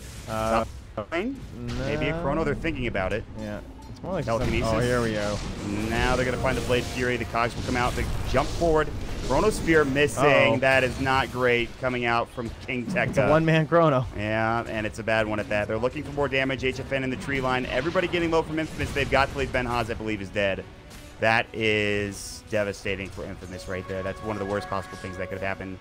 King Tekka looks like he will get out. The TP came out from the SF, which will grab him. I think the kill was split up. But well, folks, you said it in the draft. I know you're all thinking it. What the hell are they going to throw into this Chrono? Nothing. And they're not quite sure either. I guess the Juggernaut. Hey!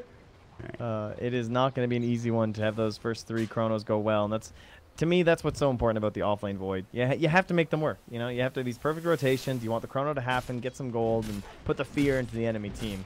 But that was not fearful. That was the fear into his own team. Like, no one wants to stand near him now when he throws these Chronos up. They continue to smoke under these wards from SG Sports.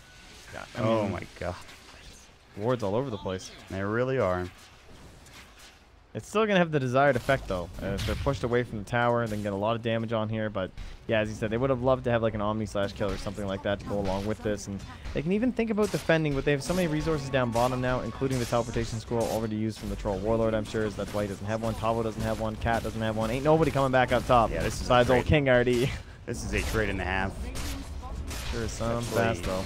That's not bad for Infamous. I don't think they have that great of push to begin with, so any trade is probably fine. I don't know how it works. Pretty interesting that not going for the ulti at all, right up until level 9 here, just because there's no Blink Dagger on Tavo, and Shadow Fiend's been farming, so Doesn't really care. He just raises stuff in the jungle. He hasn't even been putting that pressure in the mid lane, really. It was only that one tiny little push that they had with both supports when they had the failed rotation wraparound on the tower. But Tavo now coming to the shrine. He's very close to the Blink Dagger. Would love to get a little bit of a slow here. Benhaz looking to try to see up on the high ground. A silence will come out. Matthew will take some damage. Benhaz does scout out any rotation coming King up from the high RD ground. is so close to 6. Yeah, he was trying to get a 6 and go for a hook shot, and that will back away the Viper and the Night Stalker Oh, there's immediately. a tome on the courier. That's painful.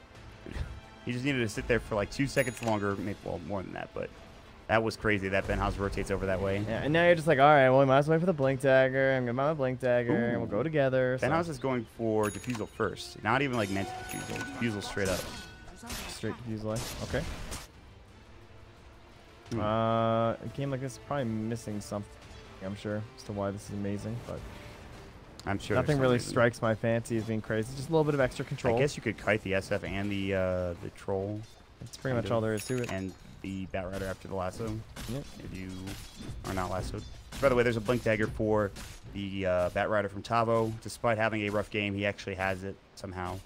And then there's also the level 6, as you mentioned, from the King RD Clockwork too. So this is going to be an interesting nighttime. As it is nighttime, and you have a Night Stalker on Infamous. The question is, how do you approach this from SG's point of view? And how do you approach this from Infamous? I wonder if he's thinking that it adds the most damage in Chrono with Omni Slash. Like, I'm trying to think of other... I guess that would be a Mask of Madness, but then that's kind of a dangerous item against that lineup, but...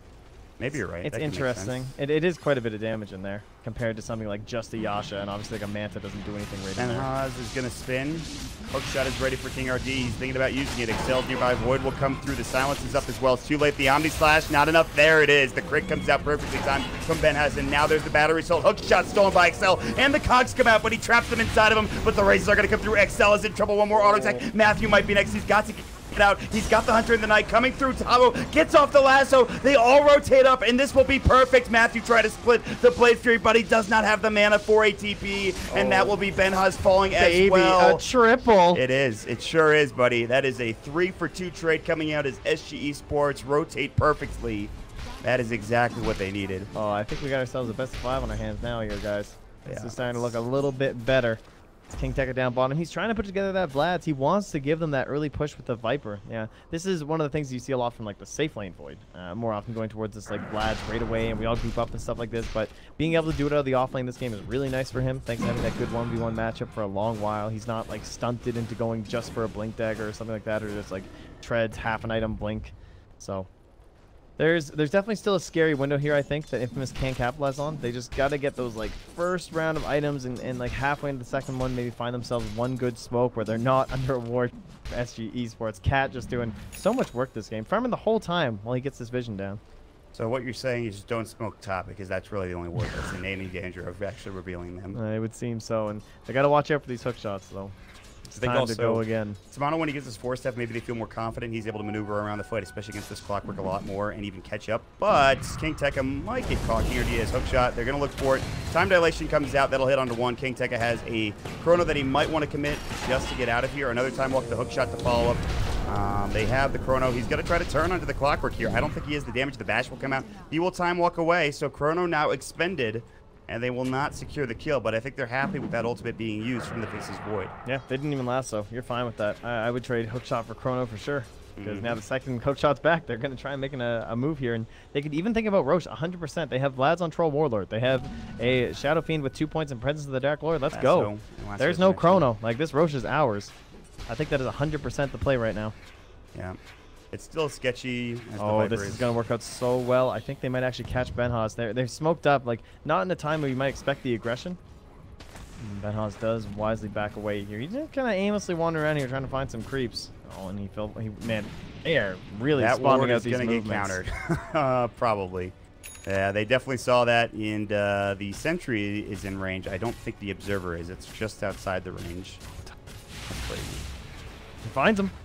Lasso to come through. There's an Omni, though. They don't have that burst. He's got the Blade Fury. This is going to be difficult for them to grab this kill. He's got Omni Slash as well. A lot of right-click damage. He's got to get out of here. The silence, he's got to get out. The Firefly, he doesn't use it. He cancels it, but they will turn two, it looks like. The Tavo Batrider going down as well as the Clockwork to fall, so it's a double kill for Tomato, trying to run further. A force forward. Matthew's got Void, and now Cat is going to be next. He will try for the TP, and he actually might be successful.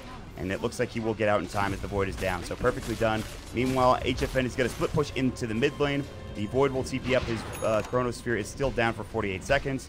But that is still not bad. You get Benhaz, yeah, you lose 2, but you get the enemy carry, which is never bad. I know, but you really wish your Drug survived. I mean, he went for the maybe call it greedy play of getting the healing ward down first so he could heal up during the Omni Slash and stuff, but maybe there was too much damage from the Flame Break or something and he was scared he was going to die anyway.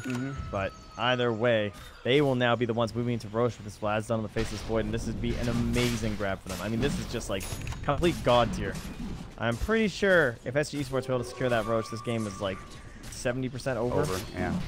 Excel ready to go. Flare too. A great steal for Excel. Chrono is in 13 seconds. This is dangerous. All 5 coming in from SG Esports. They have a hook shot ready. And HFN has willing access. They will pop the darkness. There's a ward on the high ground, which SG do not know is there despite seeing it being placed down. Coming in from the back lines, ADR Matthew coming in. They have the hook shot to come through. The cogs will be there. The Blade Fury, they telekinesis him out. Tavo jumping in. There's going to be the Viper strike. It's a 1-for-1. They drop the Chrono. Tavo's going to be first. Can they get anybody else? There's the freezing field. King Tekka is still alive. They grab the Aegis for Tomato, and now he's going to try to fight. Jumping forward. Cat will be next. Can he deny himself? Certainly cannot. ADR trying to run as well. Tomato's not close enough to be able to grab him. ADR will be able to get out, it looks like, with Matthew not being close enough for a Void. It is a 3-for-1 trade. No buybacks expended. Perfectly done from Infamous. And it's just too much and too quickly, and a great telekinesis coming out from Excel to make sure that King RD is not inside that Roach pit. Yeah, I really like the whole idea of it, though. Like, you get the cogs on everyone, the Batrider goes over, the damage starts stacking up, he gets on the other side of the wall, throws the napalms inside, but the follow-up just couldn't get there. King Tekka hits the big Chrono on the outside. It was a scary window as that Chrono was, like, ticking down, like, 5, oh my God. 4, and he's just waiting and holding bated breath there, but this game has now given it a very He's going to nice get solo killed. Nicely done from HFN. He's had a muted, but I don't want to say muted, but a very quiet impact, but a big impact at that. Yeah, I mean, 1-1 and 4. Lasso Excel is going to be clipped, and with no TP and Firefly on top of him, he's probably dead too. So both supports will fall instantly after they take Roche. Yeah, it looks like he knew if there had already been a napalm or something, obviously, so no hope of stealing Firefly. You're just dead. Yeah. Rough. Ooh, I feel like the game got like evened up basically from that Roche. I think things were looking a little scary because he didn't have the edge that they needed on the radio. Did he just solo kill HFN? Oh, he does get, no, he doesn't get blinded. The hookshot comes out just to save HFN just in time. He's trying to eat his way out. Cat is an Aegis. They all need to get down here if they're going to try to kill this man. He's still super tanky. He's going to pop the wand charge. One more auto attack. He's not there. He's trying to get it. He will. Tomato gets the kill and will lose the Aegis, but here comes the rest of the team. Matthew trying to fight no darkness. They're looking for something. They don't have Chrono. King RD trying to cog. Matthew looking for a Void. Can he get him? King RD's very close, but it looks like they can't grab him. They need a time dilation, but it's on cooldown. They will get a battery salt off from King RD. The Void, he actually gets fogged. He's so close, and they're juking and jiving behind the tower. It's getting dangerous now. Here comes that diffuser blade, and King Tekka, he's got the time walk. He will use it. The raise is not there in time, and the creep wave cleared. Into the tier 1 tower they go. Infamous take a 2-for-0. Well, unless you count that Aegis. That is a game where the talent choices versus the skills really matters. He had the points into the corrosive skin instead of the talent. When he was up to level 15, he had skipped it.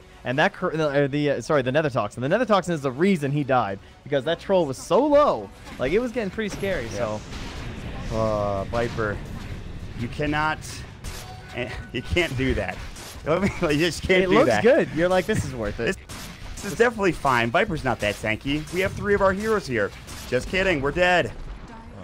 Oh man, and they're going to continue to push on. I don't know. This is very This is you know what? They have the Chrono. There's no Aegis though. This is dangerous. Yeah, but they have Chrono. I mean, if you can just get them the back lines and they get a tier 3, tier 3s are I so think they good. might just back here after like that. Yeah, they're the wave's gone. It's a little scary. Get the hell out of there. Force them all back to the base and try and exert a little bit of map pressure here. Try and get some vision down. This is apparently a Midas game for Matthew instead of last game. He's got it. He just purchased it up. So Midas is done. And now they're starting to take the vision control back for Infamous. Look at this one more place down. Although King RD might, or someone might counter this pretty soon. They don't have any sentries, unfortunately. All right, man. It's a 3 network lead again for Infamous. And is it the same story? They look good in the early game for SG Esports, then Infamous just come back and crush it? Because it's kind of looking similar right now. The one good news for SG Esports is they have a very farmed SF currently. They do, but this Faceless Void has just turned into a position 1 at this point. You know, he's right up there with the Juggernaut.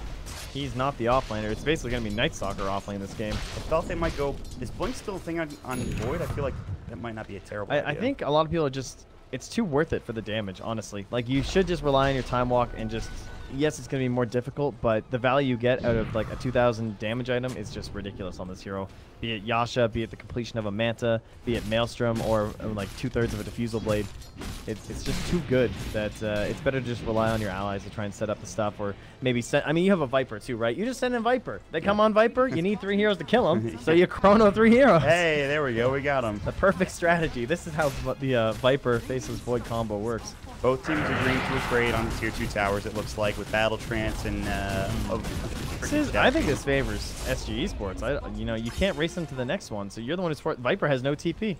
Oh, that is not good. Rubik has no TP. This is not good. They know that he doesn't have a TP. This is very bad for Infamous. For SG Esports, this is perfect. The Chrono Spear to jump in, but where's the Viper? Where is the damage? They're trying to find this troll, the Blade Fury. There's the last one to come through the hook shot. They want HFN, the Requiem to follow up as well. The Cogs, Benjaz is in trouble. The Omni Slash will go. This is so bad. The Viper finally getting back. Maybe they can turn this around. They will. 2 dead, and King RD is going to be the 3rd. A double kill. They need a void. They'll find it on the Shadow Fiend. The perfect target. The Viper Strike will come out. He'll Manta. Freezing Field stolen by Excel. He will drop down. ADR will at least get 1, but Tomato gets the triple kill. It was looking so good, Trent. So freaking good. Saved by the courier, flying in with some TPs as they saw the trade potential coming, and able to get back. And yes, losing your Void isn't too good. He only lost 267 gold. Not too big of a deal. You'll definitely take that trade of Excel all those other actually heroes. He got 20 gold. Oh, attaboy. Hey, there you go. I have to support life right there.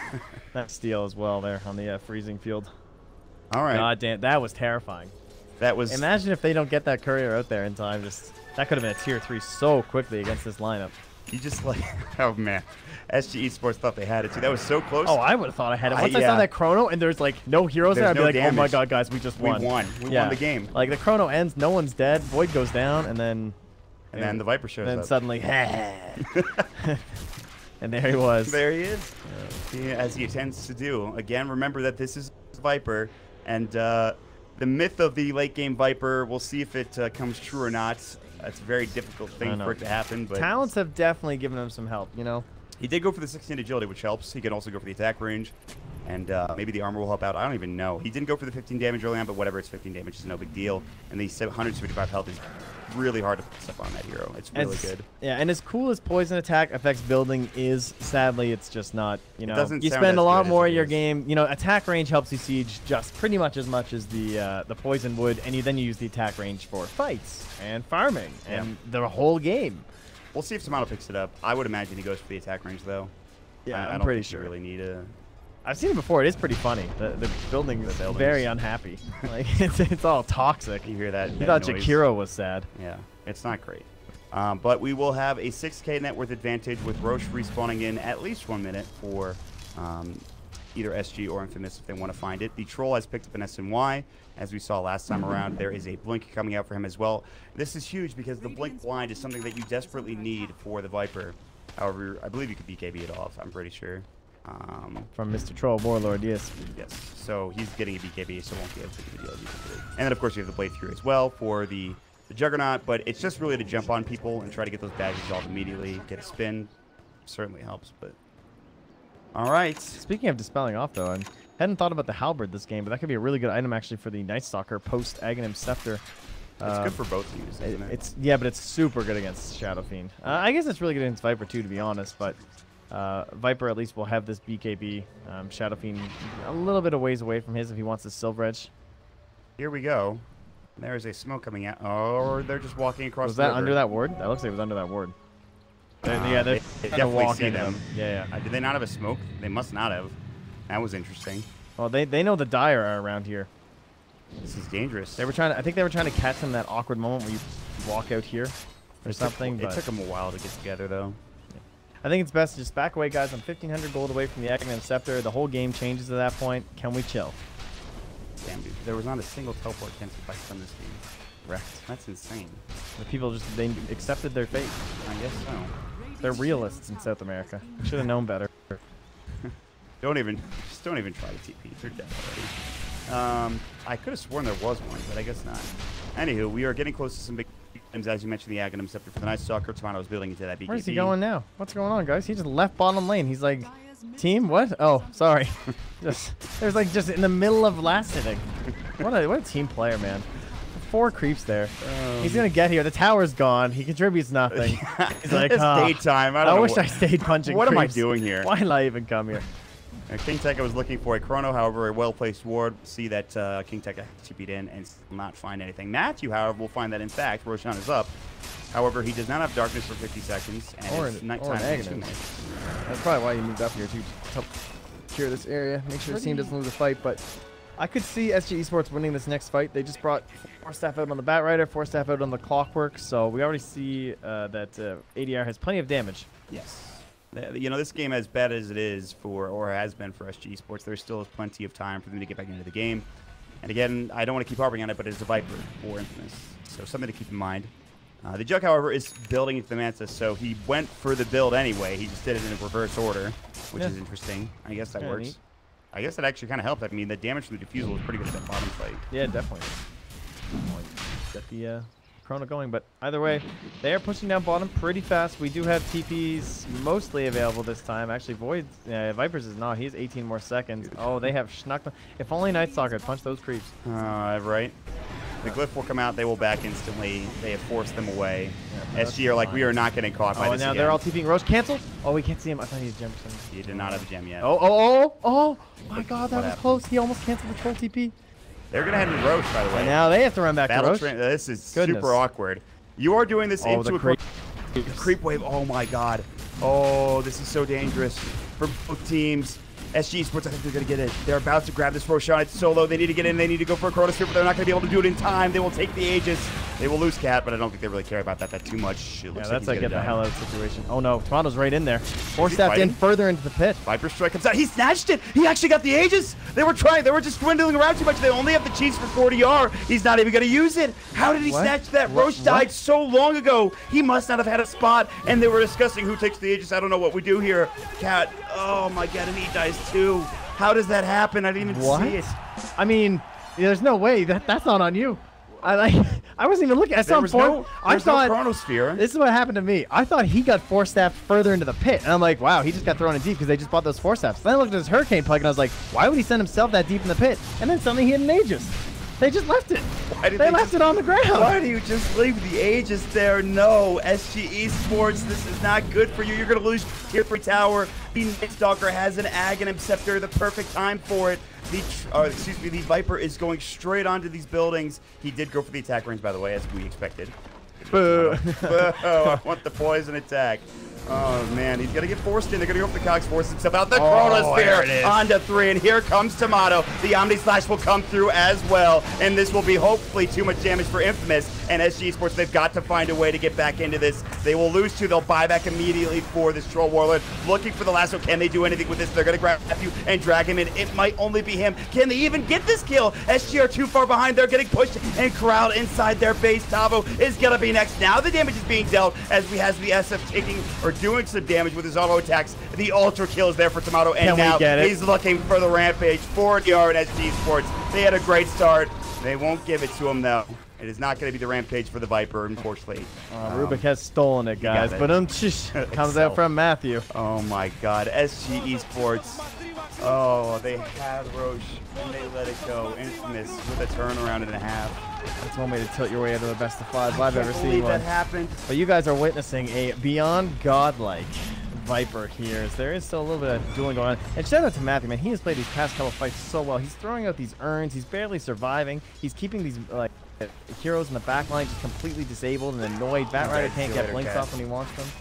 Oh, they're all dead. It is now going to be 2-0 Infamous unless something miraculous happens for SG Sports. And that's rough. They had the Aegis. I don't know if they win that game even with that Aegis and cheese.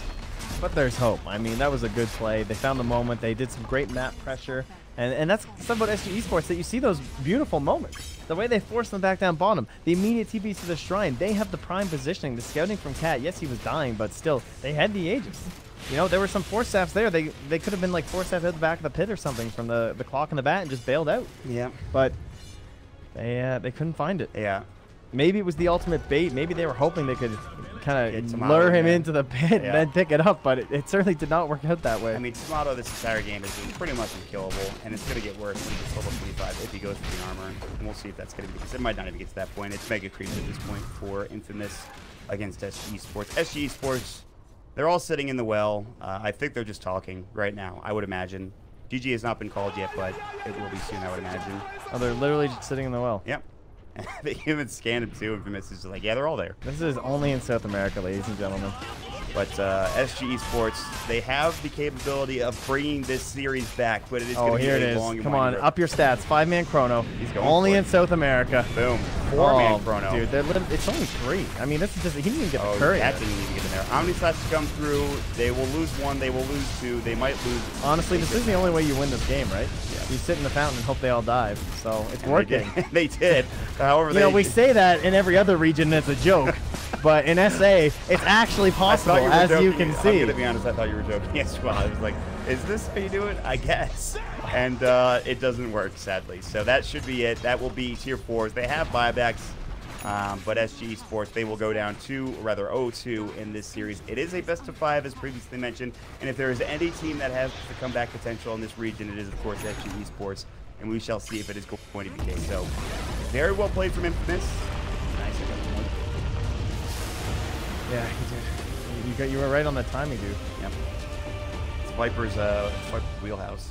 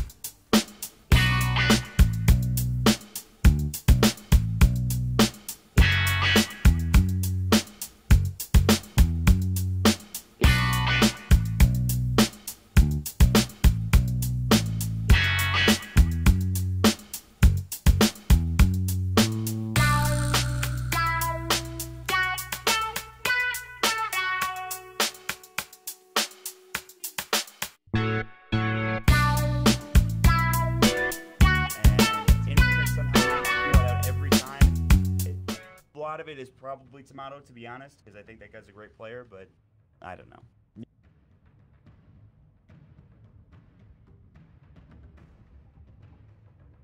10 seconds. It's a little ridiculous. They just can't get over Infamous, I guess. Yeah, we had the first 2 games of the day. If you guys missed it, Mad Kings, Tavo played this unbelievable Sand King. Tavo was just all over the place, setting up all the kills. He was the man. It was GG. It was over. And then the second series, they had to ban it. Or in fact, they stole it first in the first game, and then they just banned it in the second game. And then Tavo just went off on Legion Commander. And then he moves right into the Bat Rider. Boom, done. Tavo carrying games. You know, doing his thing. Had an Aghanim Scepter on a Legion Commander like 20-some minutes. Like, who does that? No one does that. Tavo does that. But now, Tavo gets his hero. First game, doesn't work out that well. Yeah. Yeah. And then next game, he gets the Bat Rider. Didn't work out again. No. And now he's got the Sand King again. So, like, that was what was giving me the most confidence when I watched their drafts. But even now, I'm a little bit worried. And then we go back to this Razor, something that was banned every single game against Infamous. And then SG Sports led it through game 1. They won with it. Game 2, they ignored it. But now they're just right back at it. Yeah, I'm not sure. I'm not sure the reasoning behind the Razor and why grab it here. Maybe it's because the Sand King was banned out last game. I don't know. There was something here they had to deal with. They had to do with Razor. I don't know. My logic would be that the Clockwork, the Juggernaut's better against the Clockwork. I think Razor would struggle more in those situations. You'd have to go for like the Blade Mail build for it to be the best. Right. Whereas in this case, Razor works better with Clockwork with the ranged attack. You can hit over the cogs very easily and cast your spells even with the cast range talent at 15. And better against Sand King too. When he like burrows on top of you, you just he's in trouble. He's not enjoying life in those situations. 10 seconds. We shall see how this turns out for these next couple picks. We have Lena, SG Sports, and we have a couple more bans. Undying was taken out, which was infamously used in Game 1 from SG Sports. ATH, which they also used in Game 1. That will be banned out. And then, of course, you have the Quap ban, which is very, very fair against Tomato. Yep. Probably his best here, but it's hard to say that after the performance he just had in Viper. But he's been playing very well with it recently. So some very standard bans. One more ban to come through. Maybe the Shadow Fiend because of that Clockwork combination we saw from SG. Although we saw SG lose with it. Maybe Infamous feels stronger with it. I don't know. I'm not sure. Kind of like a mobile hero for Tomato though. When you have this Razor, like Razor and Shadow Fiend kind of do the same thing. I would almost just ban the Puck, honestly. Yeah. To take that away from Tomato, it's one of his best heroes. I do like the Lena early on. You could potentially do that flex pick where, like, TNC, I think, have been the most likely people to do it, where they will throw this Lena in the 5. They'll actually ban out the TA, another good hero against the Lena mid, so that's totally fair. And also an amazing Tomato hero, one of his biggest signature ones of all time across his years of playing. So. Also fine with that, but there's no hope of getting Lena if you want to wait for the second phase. So SG Esports, last game, they want this hero. They're going to move into it, and they're willing to pick it up early because of that. They got away with the late game picks in one of the series today. 9th and 10th, they grabbed the Lena. That's pretty insane. That's some serious value. But this game, both times it was banned out in the second phase, and they really wanted it. Yes, and I think for good reason. I think ADR on the hero did very well in the series he played earlier against Midas Club Elite in those 2 games. It was kind of sketchy from time to time. He didn't have the best farm in some of them, but he was able to turn it around and make things happen. But you're right. It's not going to be there if you let it go into the second phase of bans. However, Infamous will grab the Bat Rider from King Tekka. So it's been Legion. It's been Bat Rider. What did he play last game?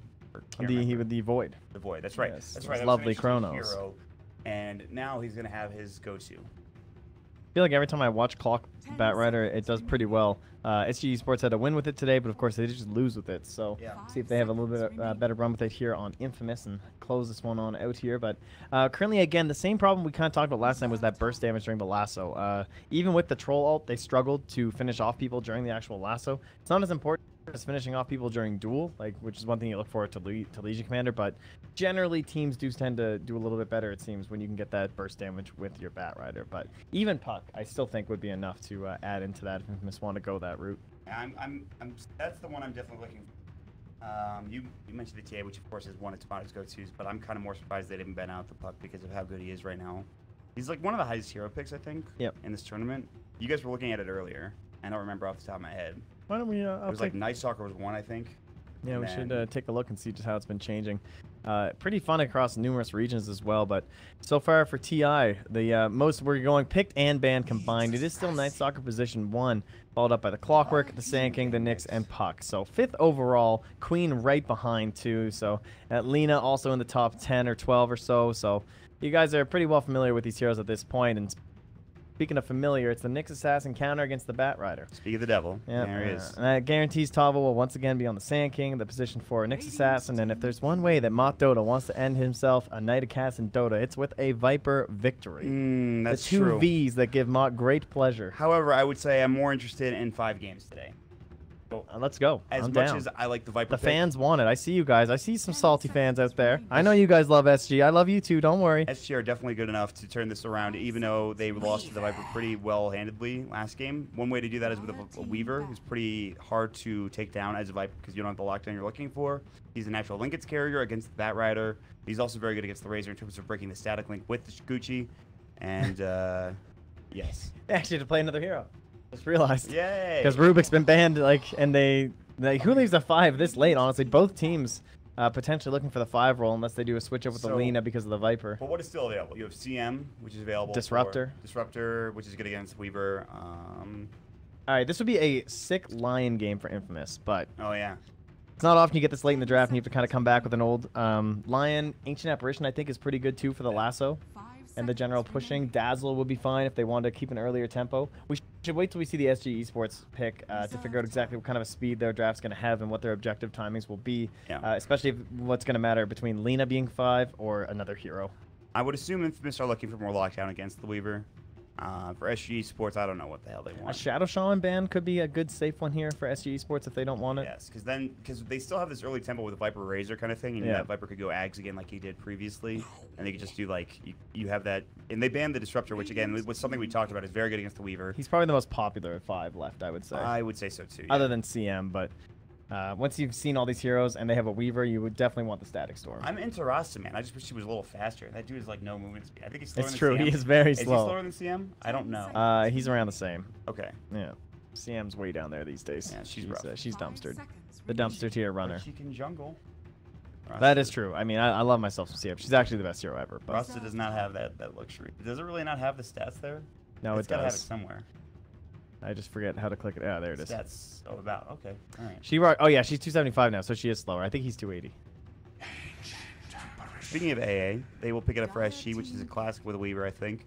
And that means that this He's is 285. I sorry. guess it could be an AA. Maybe we saw that from Smell from time to time, but it probably is the mid laner for ADR. Yeah, I would so assume. I actually think that AA would have been so good for Infamous, but it's also good for Weaver because that used to be an old classic. Was the Geminate attack in the Ancient Apparition, adding that bonus damage. So this will be quite good for them. They don't have the best setup. Well, I guess the thing is they have the blink from Tavo, and then as long as Nyx can follow up with a stun, they do have a long duration to allow them to get that Ice Blast in there. So great way to counter up against the Viper.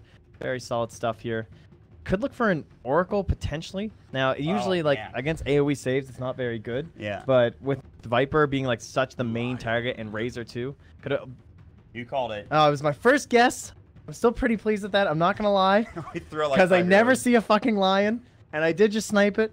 But I shouldn't have. I will shouldn't have went away with my. You should have just said I'm. I always dive to the lion was the gut, but honestly, who takes lion? Just say I'm picking lion and then stop talking. I think the Oracle was good though. Oracle would have been insane, dude. Yeah. If you picked that, then I'm done because Oracle is never picked anymore. No, well he's more popular than lion, dude. Did he get picked this tournament at all? At the very start, for sure. There were actually like quite a few Oracle pickers? picks there. Yeah, there were a lot of Oracle pickers actually. That's 9 lion games so far, all picks, and he's doing all right. He's 4 and 5. It's not terrible. Alchemist with 1 game, 1 loss. I think. Wow, yeah, 1 game, 1 loss for Alk. We had 1 game for Winter Wyvern, Morphling. Even Monkey King has 2 games. Jeez. That's kind of insane. You know you're in trouble when Monkey King's getting picked more than you after those Argorn nerfs. 2. Where's Oracle? Is he like 3 or 4 probably? Let's see. Hey, 17 games, 60% win rate. He has more games than Viper, and Viper has a 31% win rate. Oh, that feels nice. The Viper fan. Yeah. The picks are they're fairly balanced actually. It's a decent spread. You know, there's definitely a top-heavy group of like the top. Anyone above like 75 is pretty ridiculous. Even like Legion Commander at 76 picks, very popular heroes, and then we get into this really big mid tier. This is what's so beautiful about Dota 2. It's great. It makes it so interesting. There's a lot of comfort picks out there for different teams, and of course they're all very varied. So it is amazing to see how these teams decide to get the heroes that they love to play. And we will jump into the game, and we will see how Tomato does again on the Viper, and if it's going to be a quick 3-0 for Infamous to get to TI, or if SG Esports have the fortitude to come back. The willpower even. Gotta go with my Lion. I think he's got it. I don't know, man. Viper and Lion on the same team. I don't feel as confident for Infamous this time around as I do. I think, SG Esports, they have such good lanes, and it always gets bad. Excel and KRD are going to find each other. Team with the first barracks kill, by the way. I would assume Infamous, but that's just because they have a good pushing team. Well, there's a Weaver and Lena. That's pretty good, too. Man, I don't know. It's a tough call. That's a tough one. I'm just clicking things. Team of the most... Yeah, that's probably a good idea. Team of the most room.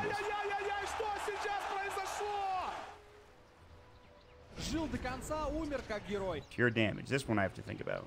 Pure magical damage. Poison attack is magical, I believe. So that could be it. Lena's pretty good, though. I would say Lena probably. And then longest kills. All right. I'm happy with these. There's a fight breaking out, potentially, although HFN Gucci's away. Same thing again. Yeah. It's getting aggressive. Infamous did so, I think, in the last 2 games, getting first blood each time. This time, they will not have that first blood to fall back on. Instead, it will just be 2 runes for them, 2 aside, and we'll see how these lanes shape up. HFN's already moving towards the top lane, it looks like. Change the lanes up and send Tavo down bottom, as they know there is an aggressive tri-lane coming in, or an aggressive dual lane, potentially, from Infamous. No, it's an aggro tri. And once again, it's all about this idea of giving Tavo, I think, quite a bit. He works pretty well in these scenarios. The ward does not block the camps. It's only going to be giving vision down here, so Tavo will still have something to work with here. Definitely goes best if they have rotated out at that point. I think they do want the Weaver matchup as well up against the Razor, so yeah, we'll see if we get musical lanes going. That's what I kind of expect. We saw it yesterday, I think, from Infamous, I believe. And I imagine we'll see it again. You can already see down here, Excel has a TP scroll, so he's ready to move. Yeah. And there will be a dueling top, King RD along with HFN, so they actually don't have the Ancient Attribution. He's starting mid for Cats, and so that means Tomato will have to back up. That's a good choice. He's holding on to the point. He went Poison Attack last time, but Nether Toxin might be better in just terms of getting off to a faster start. And yeah, the TP's already coming out from, I think, Excel. Yeah, that's it. King RD will take some sticky napalm stacks, and that'll do it. I like this choice, though. I mean, Cat just in the mid lane. I think you want to put as much pressure on Tomato as you can. Just make sure it's really easy for ADR first. So Lion has made his rotation up to the top lane. We'll see if Weaver's happy with the situation. Generally, Weaver is happy up against the Batrider, but we might see him stay up here to like level 3 or 4, even a little bit higher, and then try and put some pressure on the Razor to slow down that farm. And let's see what they want to do. Sentry thrown down, but they already dropped. There's no ward there. Yeah. I was like, what was that for? It's not for the ward because there isn't one there. Just hoping they can get some sort of play onto the Weaver, I guess, and hope they can hold the wave here and just constantly deal with him during Jacuzzi. Tries to make an aggressive play. So Earth Spike goes out, but Cell, of course, no Arcane Aura kind of thing. Like the CM, he will have his mana drain later on in the game once he gets to full levels. But for now, he's got to clear it up. King Tekka also has 1 mango, but that is it. And you can see Cat's ready. Like, a lot of times you'll have that swarm a little earlier just to try and be aggressive in the lane, but already ready for the rotation. King Tekka should be giving away first blood. Earth Spike, 1 more auto attack. They just need 1. He's behind the tower. I cannot believe he made it out alive. The Cold Feet did not proc. Maybe it was the Windlace. Maybe it was something just not enough in terms of damage. They couldn't quite bring it down. It was so well thought out by SG Esports, too. Like, it was right when Cat hit 2, he's rotating up, and he took the Geminate attack to make sure he'd get the double, and it just did not work. That is crazy. Earth Spike to go. Oh, mid lane, he's smoked up. He's going to see this courier. Oh, the scan comes out, though. It looks like ADR knows this is coming. That is the perfect time for a scan. Wow. They've been on point with these scans, and judging by his... Yeah, that's very nice, actually. I'm not going to find the courier either. He only has a sentry, too. Doesn't even have a ward to place down. It's coming back, actually. But they have no vision. They will break the smoke momentarily. Dude, ADR. she is looking. He will try to find it, but already Matthew's too far away.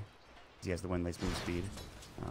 King Tekka starting to get zoned out. They will give a free lane down bottom for the Razor, pretty much. But it's not like... Tavo actually is sitting only at 2 last hits, so he's got a pretty rough time as of recently. But now we'll finally get some room to work with. So, yeah. Okay. Not much going on. A lot of fighting. Good farm for the lane at 21 last hits to Tomato's 9. Again, sort of happened last game with the SF, but it's not looking that great again for Tomato to start off with. Yeah, we're going to have to try and catch up here as he does get some probably higher points in the Nether Toxin. It's not quite as bad as last time, as you were saying. He does at least have the 2 points in that corrosive skin to throw some hate back over to ADRs. Matthew will need a pause here, but certainly looking forward to when King Tekka does get that lasso up and watch his rotations with the Lion. This used to be kind of an old classic where you'd have Lion and Batrider because the lasso comes out, doing all this damage. You can keep chain stunning him, but if it's someone who's extra tanky, you just throw out the finger. Yep. Make sure you guarantee that kill, and life's easy. And up against a Weaver, there's that extra value of being someone so squishy, and the double stun is, it's like, he's a hero that can just do so much on his own. You know, you don't have to rely on your other support so much, and that frees up a lot for Matthew. He can be targeting someone in the back lines, like this Ancient Apparition, if he happens to trying to be close to the new Cold Feet or close to the new Ice Vortex. There's so much value to an AA that actually sticks around now and isn't flying from across the map. Yeah, I'm liking to be in fights, and we'll see if that's going to be the case. Delina, however... So Tomato, by the way, does go for that 2 points to the Corrosive Skin as anticipated. He didn't do it, I think, last game. He went like he went 2-2. 2-2. Yeah, 2-2-0 actually, in fact. Yeah. So it's a completely different build to be expected when you're against Delina, who is right now off the map getting bounty runes and kind of, I think, just taking jungle stacks. Because the lane was kind of far and pushed in King for RD's Tomato. going to even secure up a regen rune here. And Matthew can't even force him off of it. Can't, like, force the regen grab. And King now Tekka is on the way, but he's not going to find it in time. So... 40R will grab it. He will back away with a regen rune in tow, which is That's pretty huge. Good. Yeah, that's very solid for him. Like he Self-farming very needs well. to keep an edge going for himself in this lane because it's going to get tougher and tougher as more levels are packed onto Tomato here. And they even rotate the AA back over as well. Makes Tomato's life a little bit harder. 3 points Corrosive now. He's waiting for that big gank to come in. I don't know if it will, because it's not like he's really in the lane. He is starting to catch Dude, up. he's got a big level advantage over him. Tomato. Yeah, that's true. Again, probably because the supports have been there for the entire time, and ADR has been out of the lane a fair bit. This is that rotation we were looking for too, around like the fourth level or something like that. Razor goes back up to the top lane, Batrider comes down bottom, and they can try and put some pressure onto this tower. Matthew has been smoked up. They're going to try to make a go Tomato. They're going to turn on the T4T. The battery Sultan Cogs are there. The cold feet, though. And Tomato needs to get a couple more auto attacks to get this. LSA comes out, and Tomato walking up means he will go down. First blood. Bit of a bait. Matthew trying too hard to find this kill, and Tomato turning around when he was very low already means that it will be almost a 2-for-1. And Infamous will lose their big mid laner early on into the game. And we just throw down the regen rune, and we can do it all again. Yes, he's feeling good. He's one of the best. Man, that was... Matthew is struggling in experience right now. Like, and I know this is probably expected from a Clockwork, but it feels like it's too much almost. Level 2's still at 6 minutes into the game or thereabouts. Yeah, not really finding his place, like in the mid lane or something like that. Doesn't have the best heroes to do it with. Maybe that's the problem. Like with the Razor or something, you need a really good Raft to create this moment where there's going to be a good stack link to get off. Viper slow isn't that effective at such a low level. Only a single point when he needs his Corrosive skin to be survivable. It's like a 10%, so difficult to do too much as Matthew. Definitely a lot of pressure on him. At least he spots King RD here. Yeah. We sentry drop down, and Matthew will see him. Cat roaming up as well. A lot of pressure already on this tower. This tier 1 is in some trouble. It's below 50% HP. The siege creep is doing even more. They will back up. They drop a ward down on the high ground. Yeah, 4 heroes here. Like Tavo's up top, just pressuring, stealing the bounty rune, taking some small camps. Now he goes back for his own bounty rune. 3 heroes in the mid lane, and once again it's all alone HFN, just trying to push in this tower, put some pressure onto King Tekka, not let him get out of control like he has been in the previous 2 games. Oh, he Viper struck too, but Matthew wasn't nearby enough. Usually when you have boots and you have Viper Strike, you're able to get a kill if you have a support nearby, but that's not the case. Lena's pretty fast too with Fiery Soul. So 40R is able to get away just fine. Now a rotation bottom, a smoke up, and could be King Tekka dead.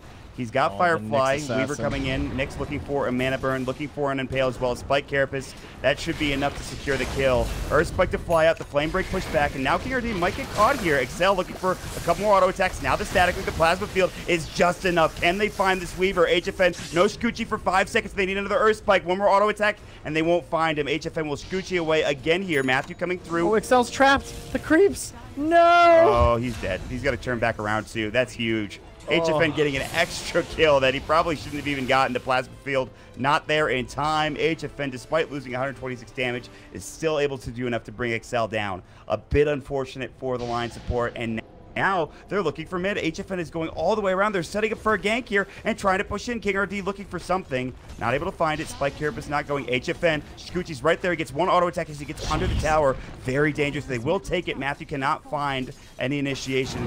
And also coming in is Benhaz. And already a tier 1 tower taken down at 7 minutes, 50 seconds, going the way of SG Esports. Yeah, TP way out on the back lines, but we will make it okay. And power down. King RD and Matthew, the battle of these bullying supports. King RD on top by quite a bit. All right, so this is another good start for SG Esports in the laning phase. but that's happened before. And I don't know. I mean, this looks way better than some of the other starts they've had, though. Lina is crushing it. They've killed Tomato once. They've stopped and slowed down the farm of King Tekka with a kill. They've gotten the tier 1 tower mid. Oh, and again, this Carapace into stun is so obnoxious. LSA to Laguna fly out. Blade. Laguna. It should be enough with 1 auto attack. Maybe didn't not. finish him. He actually didn't finish him. He left. He didn't want to get caught. And King Tekka will survive. And they will turn it into 1 kill. Earthspike not there in time. Very close for Excel. Yeah, it just goes for it. Might as well. Hope for the best. That was sketchy. And I guess the thing is, if that Lina doesn't start moving at that point, she's probably dead. Maybe? I don't know. Yeah, maybe. One more right click, though. It's just, it hurts. One more weedy, dude. You know, bigger breakfast. Maybe would have had that one. That's all it takes. HFN looking towards the early Lincoln Sphere. Pretty good game for it. Against the Bat Rider, of course. That TP took forever. Yeah, it really did. Firefly to come through, but he's fine. Forces it out. If they had detection, maybe they could find it. They don't have lasso yet. He is level 7. He's holding the point, I believe. He's actually 5 points, so he's holding 2 points right now. That's a little weird. That's kind of strange, but all right. Really doesn't know what he wants. I guess not, yeah. That can be tough, you know, if you're fighting, sometimes maybe you want a little bit more in the sticky napalm. It can be pretty bad. Very disruptive to certain people, especially someone like a Weaver. All right, level 4 for the Clockwork. He's actually, the supports on Infamous aren't doing that poorly. You already have level 5 for Excel. He's going to have that finger pretty soon. It's going to be pretty nice to have to burst down some of these heroes. Again, they did take that tier 1 tower down mid, so there's a little bit more map control for SG Esports. He got the boys. He can farm those Ancients. Oh. I guess he didn't notice, though. We'll see. He's still got the Firefly. Can he get a stack? No, you don't want stack. Matthew's going to see it now, I think. They're pretty different. I mean, yeah, you can definitely do them. It takes a lot of mana, but it's pretty worth when you're already. Oh, nice. That was good, though. He got it with the double stack. That's a better play anyway. That's pretty good. Yeah. That is pretty good. All right.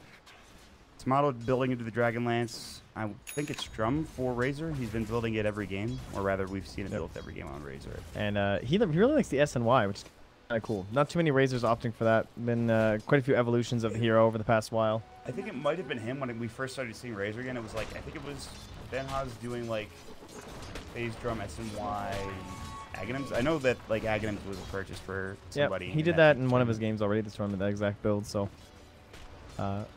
no, everyone's kind of off the old. Oh, nice. This could be troublesome. It's good spike Carapace. Tavo is rotating up for Burrow Strike to fall up, and this should be a dead Ben Haas as they have the LSA to follow up, and they're waiting, trying to bring him down with the Laguna Blade. They will trade for a support bottom, but Excel should be next. He's got an Earth Spike, and he gets it onto 2, but Tavo's coming in. He actually doesn't have the mana for a Burrow. Now he does. No TP's coming out, and this is a dead hero. So a double kill for 40R. A very good start for this Lina. Feeling very strong and going 4-staff first against this Clockwork from Infamous. Yeah, and this is definitely the terrifying part about their draft, is that they do have an insane amount of just chain stuns. And, you know, that's why you look towards this, like, Oracle or some kind of hero like that maybe in the end, but they went for the aggressive choice instead of the Lion. So it can look pretty rough early, but if this mid-game they get ahead with King Tekka and some sort of a Blink and 4-staff, then that's when the Lion can really light things up and also gives you a chance of killing a Weaver. Then, you know, these Witch Doctor, Dazzle heroes, they just don't have the tools to deal with a Weaver like someone like Lion does. So it's rough now, but could pay off later still. Nice shot. Hook. Wow, that just barely hit onto Cat. They're looking for 2. They will only find, it looks like 1 maybe.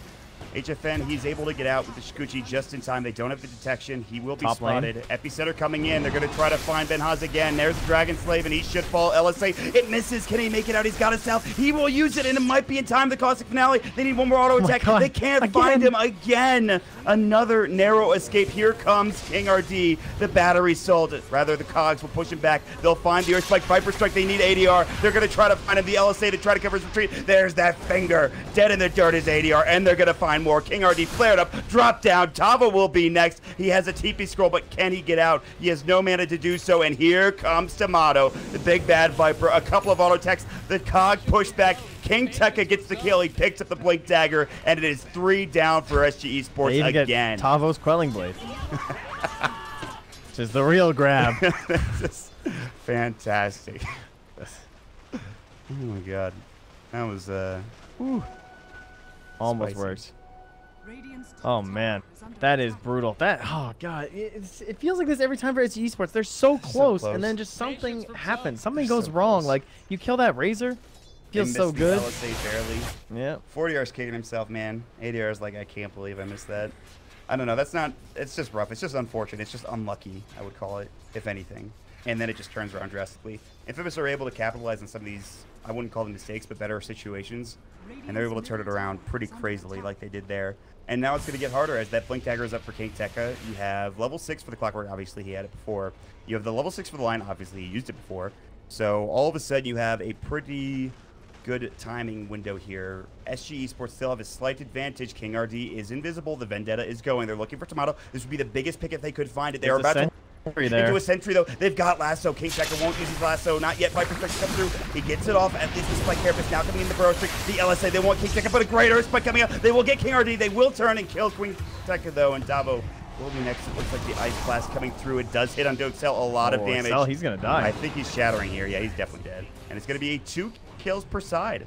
So, wow. Considering they had vision of him to start, it went way better for SG Sports than you'd think it would have. They were maybe mind gaming a bit too much and just like too worried about when the Carapace was going to happen. Where's Matthew going? Do I want to lasso this guy? You know, something like that. But Matthew, this is not the play, my friend. Unless you have heroes. What? This is crazy. He's going to get Laguna Bladed, but he has the range drops. Gets forced away, though. He has it already, and that should be it. They missed the LSA again. Matthew trying to run. He's got stick charges. He's going to fall. I don't know about that. Maybe he didn't know about the force. He must not know about the force staff. That's the only explanation.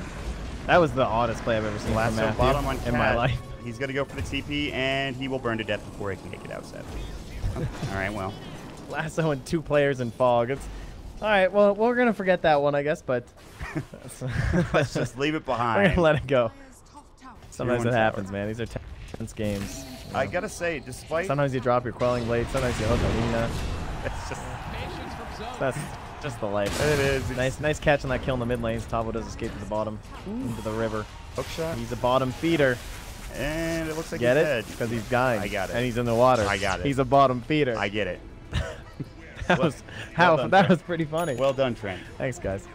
I was laughing hard earlier, and now I just have to laugh. That's good. All right, we have the S coming out for Tomato. What was I going to say? Not the SNY as well for Venos. Oh, is this what he did earlier? He went the drums and the pipe into the... He did, I think. Something. Remember we were like, this would be a good egg. Oh, he went Solar Crest. No, it was earlier. Oh, yeah. Okay. So, we'll see if he does the same build here. That's right. Wait. He was going to go for SNY, then he can't do that. I remember now. Okay. So, who was that playing it, though? It was... was it Venos? No, it was HFN. It was HFN, right? Yeah. It's kind of funny. We have a smoke up the seat. They are looking for ADR. The Weaver is there as well with no Lincoln Sphere. He might be dead, actually. All right, no, we're crazy. It was game 1 of the series. It's been a long week, guys. I'm sorry. Oh, they aren't going to find... Oh, they're going to find... Yeah, just kidding. I knew it was been a hospital. Epicenter on it to the Burrow Strike. The counter initiation. Tomato cold feeded. Will fall. Beautifully done. The Lasso coming out. ADR taking a fair bit of damage to the cog push. He's solo. They need an auto attack. They can't find him. He's not there. They're instead looking for Tavo, and he's going to survive. It goes both ways, ladies and gentlemen. The Spike Carapace as well coming out. It's going to be a 3-for-1. SG turning it around. And Ben Haas and Matthew trying to leave, but it looks like it will be a 4-for-1 as the Urn taking him down with Shikuchi coming in. One more auto attack. He does miss, but there's no trying to save him. It is going to be HFN getting the dominating spree. So just like that, with a counter initiation from Tabo with a Blink Dagger, is enough to turn that fight and this game around pretty much completely. Yep, so desperately needed. Considering you just won that fight without a single spell cast from Lena, that is massive. At least like no Luna Blade couldn't get a second round off volley of any of his other spells. He had to escape at such low HP. So very nice stuff here. Look at the levels too. Level 9 and almost a half here on this Nyx Assassin. Still staying well ahead of his Clockwork, and levels just so important on this hero. Much like Clockwork, like you often skip the level to talent because you just want all these points in your other skills and abilities. Yep. Nyx especially, the mana burn's so good. The Carapace maxed out. Oh, and gets with stun, but it's all on the high ground with the AI Blast. Oh, nice. Done there, and that's what you're talking about exactly. The Lasso, Raiden, and just non-stop single target stuns. Man. SG, they might have turned the corner. It was looking like things were going to turn around again for Infamous in like that mid game, which has happened every single time in this series. And I think they've gotten past the scariest part, especially against a Viper. You know, he's still doing well. He's still pretty tanky. Now, we said this game 1, too. It looked exactly the same, too, though. It was like, okay, they're ahead of the Viper. They have an anti-mage. This looks really good. Yeah. And they still, you know, they ran into some issues. I think that this is a bit more, this is a bit better for SG Sports. Those first 2 games. So we shall see if that is in fact the case. They need this 4-step from King Tekka. they could use some more items all around the board, really. The detection is going to be important. The thing is, this Weaver's he's got his linkage sphere, so he's pretty much past the most important part of the game for himself in terms of not getting lassoed. Is there anything that could break it easily, like Static Link or Blink Earth Strike or Earth Spike? Well, this line I don't think has any. No, it's pretty difficult. It's basically just mana drain. It's like the best ability you have, and it's not even the biggest distance. Maybe Viper Strike, I guess, but it's pretty slow. It comes out pretty late. Yeah. Brilliant animation, but he should be fine. So overall, it just had to be his own Force Staff that King Tekka relies on. So the best way to counter is to get like a second Force Staff so that he can blink Force Staff lasso and someone else Force Staffs the bat towards your team. They need a sentry like right now. Ooh, Vendetta and Pale coming out. They want to get this kill. There's going to be the Ice Blast to follow up. King Tekka in trouble coming through, and they're going to grab 2 again. And they're going to come too late. Infamous are going to try to find this. They will at least get 1 as the Earth Spike comes in, or not. They didn't hit him. Tavo's going to get out. Nope, here comes the Viper to come through. King Earth does hit up on that Impale. HFN trying to fly away. He will get out. They need to hit and run, man. They got their 2-man combo. Oh, he's actually going to make it out, I think. Yes, the Spike Carapace is so good. Oh, but he has no TP. Look out! Liquid Blade coming out. Here's the Viper Strike. They're going to turn this, and if they can get this kill, it'll be huge. The LSA, he's got no TP scroll, and will tick down. It's a 3-for-2 trade, as I believe they will get another on the back lines. That is gigantic. At least they get the Lina, but it is still pretty bad, all things considered, for Infamous there, losing another 3 heroes. Oh, actually, they got a 500 worth advantage out of it. Mostly to the Viper, though. Yeah, I guess because they are up 3K, so the comeback mechanics and what are not happening there. But in the end, not much of an advantage differential. I think. Okay, they lost like 1. They're down like 2K. Okay, we're straddling the line of 2 to 3K here. So maybe it was like high 3Ks that they were leading, as we don't have the exact numbers quite yet. Oh yeah, indeed it was. Wow. It's like 3,900. But either way. Yeah, Excel, that was a nice play, right? He goes to the man drain. He's like, all right, if he turns to kill me, but yeah, he's dead. So the Lina makes the turn. Viper kills her. Excel's fine with this. If it was anybody else, even the Razor, I think that's probably pretty good for ADR, but giving it to the Viper, who now has his... So he was level 14. He didn't actually have his 175 health talent, or obviously the ability talent 15 yet. Ooh, Viper Strike will break the linkage sphere. He will time lapse back, and that'll be that. It looks like they didn't really need to gem 2, I think. But anyways, so he just got his 2 talents on the Viper, as he's 16 now, which means this gets a little bit easier for Tomato. He is the top net worth now. Something to keep in mind. So maybe this Viper can turn things around. But again, SG Sports is still a very good spot. It is still very even, 3,000, almost 4,000. But and another thing also, there's every tower still available for Infamous, every single one. True. I think my MVP so far this game is probably King RD. The scouting has been amazing. He always has these 2-man impales. He's going to look for another one here to try and set up into the Blink Burrow Strike. Oh, the scan. They know. Yeah, Dust will come out. Hook shot will be in time before the Spike Carapace. Now it's there. Will they dive behind the tower? The Ice Blast will come through onto 2. The Cog push back, and they can't get the Burrow Strike off in time. The Epicenter, he doesn't have the mana for it. Benja is still in a lot of trouble. Combo breaker. They need more detection. Tavo has been spotted out. The Viper Strike, and Tavo will drop down. They're looking for more ADR on the back lines. They get off the Earth Spike along with another kill going the way of King Tekka with the Firefly. 3-4-0, and they're still looking. They have a sentry here. Matthew about to get turned down perhaps by HFN. They need to find something. They don't have lasso. They don't have any real way to break this. And I think he's just going to leave. Not going to have it. Wow, and there I go, singing King Tekka's praises, and finally one fails. It's a very difficult thing to execute. You know, this isn't just like Chrono +1 thing. This is a Vendetta into 2-man stun, into Blink, into 2-man Burrow Strike. The whole time the Ice Blast is flying, and then you're trying to have ADR follow through to clean up the pieces. And it's extremely difficult, and they've been executing it really well. And I do think King Tekka's, or rather King RD is the big reason for that. But speaking of King Tekka, mid lane, just going to wander himself in. Was a little worried he might have had Force Staff there, but it's not quite finished yet, although he does have the gold for it. My God. Excel is so poor. He just has Tranquil Boots. They really need to get some detection on the map. That is something that he desperately needs. You can even see him just trying to farm at just any camps he can. Yeah, we'll probably start seeing some wards come up from Matthew. I think he has everything that he needs to be effective this game in comparison to how good Blink Line will be. We shall see if he can get some sentries and detection down. There is ATP coming in, Ice Blast to fly through, just looking like they want to go on Excel. He is probably dead. Yes, he is. Shadow will come out. He's donezo. That's a vision. They know that there's a ward here probably now. There's a good chance. You on your mid. A lot of rotations coming through. Uh-oh, Ben Haas. So how do you kick this off? Cold feet, apparently. And then back. Like, Tavo's over here, and they just saw him. Excel's pinging. They go. He's dead. He's the vision here. We'll watch, but... All right, so Oh, man, they really need a tower. They need some map control for Infamous. They can't find it right now. They have to pipe up for the Razor. He is going for the Solar Crest again, as we saw previously. Infamous still in some trouble. SG doing a great job, but it feels like they're barely hanging on right now. Despite this big net worth that this Weaver has, he doesn't have the damage item yet, and that's going to come in the Diffusal Blade. And with that, that makes things a whole lot easier. Tavo looking for a Burrow Strike here, but King Tekka is going to get out of the Ice Blast, which will keep him alive. Matthew thinking about where to drop the Sentry, and he will just get it. Although it was about to fall anyways. 30 seconds. Well, we'll see. Once they have the Solar Crest up, maybe that'll be the time for them to head into the Roche Pit. Try and take down this beast rather quickly. Radiant can also opt in towards it themselves, using the Weaver, the bugs. Very handy tool for it, but they're going to have to hit one of these big combos somewhere near the pit. You know, they take a fight in here, and, well, the Dire know that as well, because as you were saying, Sentry. We got how about a Sentry? You know what would be really great right here? How about another Sentry? That's poor Lion. They're like, at some point, we need to buy a gem. Yeah. And like, mind you, the one, look at this Radiant Ward, though. Like, the one spot. Area, yeah. Maybe they'll drop another Sentry there. Can they actually get this tower? Probably not. King Artie's coming in, and it's already... I think they can get it. Tavo's at bottom lane. He can't get here in time. But the thing is, can they get this tower for free? And I mean... So. All right, Tavo's coming out, but they see it. Yeah, they need to leave now. And there's fire on the Sand King when he comes into. They got the tower. King RD is on the hunt. He has BKB, but if he gets stun locked, that's it. No, this isn't going to work, buddy. This might be a dead hero. They need an LSA or a Burrow Strike, and he's going to try to turn on King RD. Back here. Here we go. TP out from King RD. He will make it. No, just actually gets caught. The Ice Blast will come through, but that won't do nearly enough as the BKB is still rolling.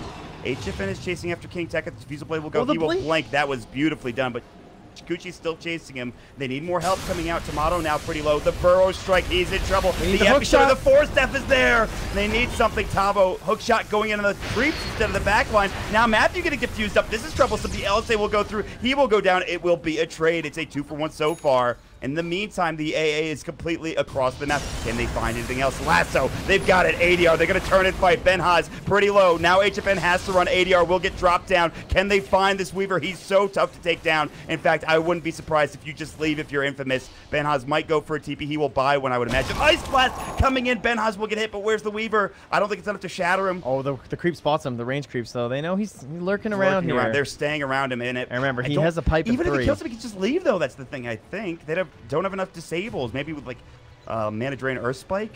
They're going to Shrine instead. I think it's too scary. Wow, what a fight coming out from Infamous again. It honestly probably could have went even better if Matthew was able to find something, but unfortunately the hook onto the creep wave, and he didn't even cancel the Epicenter. I thought that was really interesting. It was more like he just wanted to make sure there wasn't the follow-up from the Lina, because he understood that they were tanky enough to survive. And he was right. You know, that hook shot, if the Lina was closing in to look for the LSA, he possibly would have either hit her or he would have had the cogs off. But she was forced to back away because of him. Yep. So it looks bad for Matthew, but it's still a pretty fight-saving play. Yeah, I think he did the right thing. Yeah, like you're still getting in that fray that blocks everyone else off from cleaning up that Razor and forcing them to retreat. Because he doesn't care if he dies. No. You lose Tomato or he's the ward buyer, guys. He's, you know, he's got no gold anyway. He just goes down to 0 by no, sentries. My next item, which I don't even know what it is even further away. What am I going to do? And Lion's actually resorting to a blink. And he buys himself the bracer. And he's like, I'm never going to get a blink, guys. He wants that gem. I'm just getting the gem, yeah. The gem is crucial this game. Slap that baby on King Tekka. All right, is Tomato able to do the same magic he was able to do last game? The real question is, how do they approach Roche?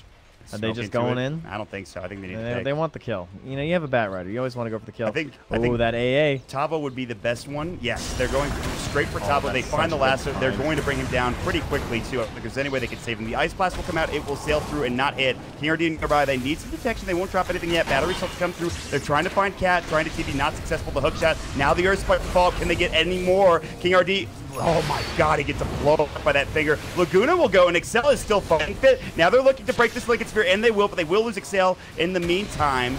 They drop the Sentry, and they will drop ADR as well in the back lines. Tomato coming through. It's 4 dead. Infamous, how do they do it every time? It's insane. The vision, man. It's so good. Catching Tavo was just brutal. That scan was so good. They were just like, maybe there's someone in here farming, so they slap a ward on the high ground. They blink on him. The best possible target, without question.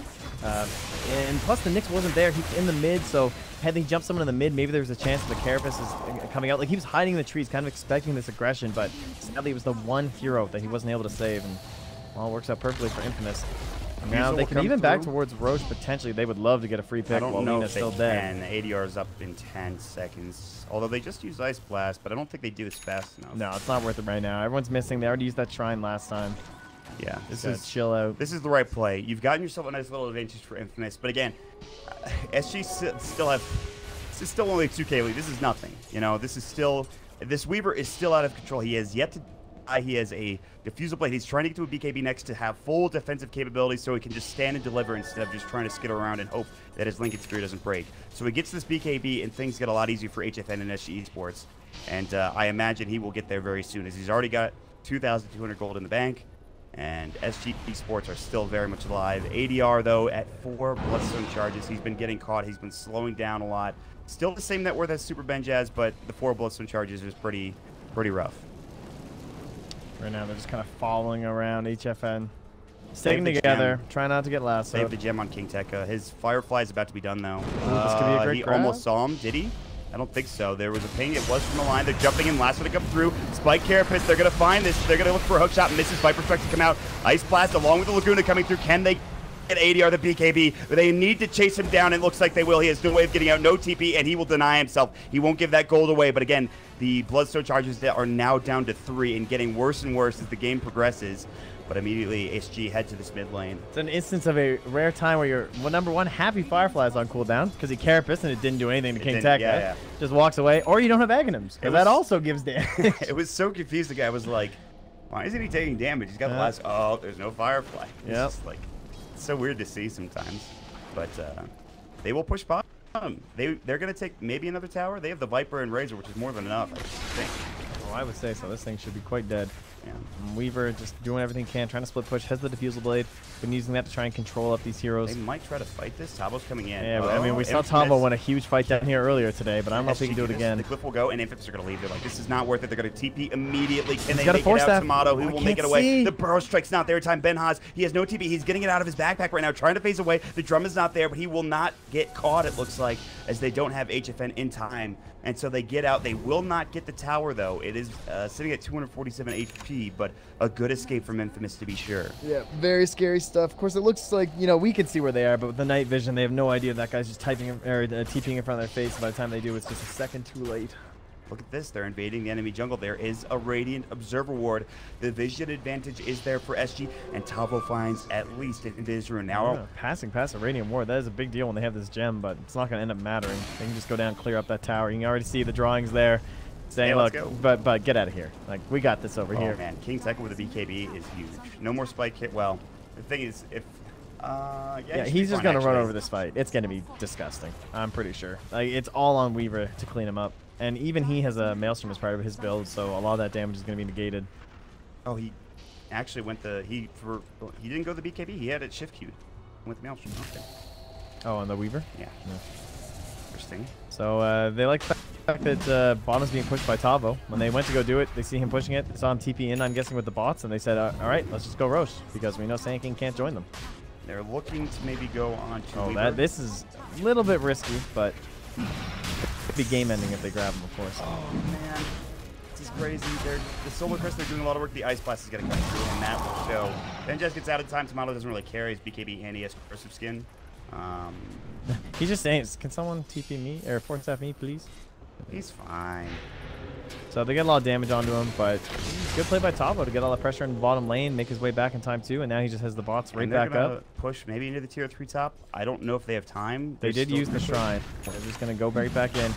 Get that ward. Oh, he's dodging. He's watching out for Ice They Blast. smoked on Tavo already. They're trying to make it a bit. Can they do it in time? No, I don't think so. They might be able to do something with this. No, not at all. That's the first rush of the game, by the way.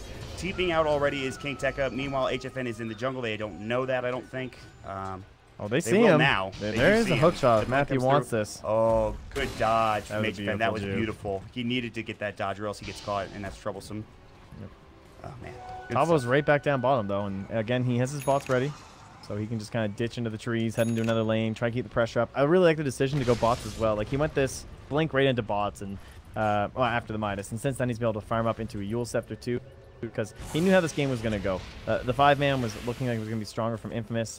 They've been having some trouble.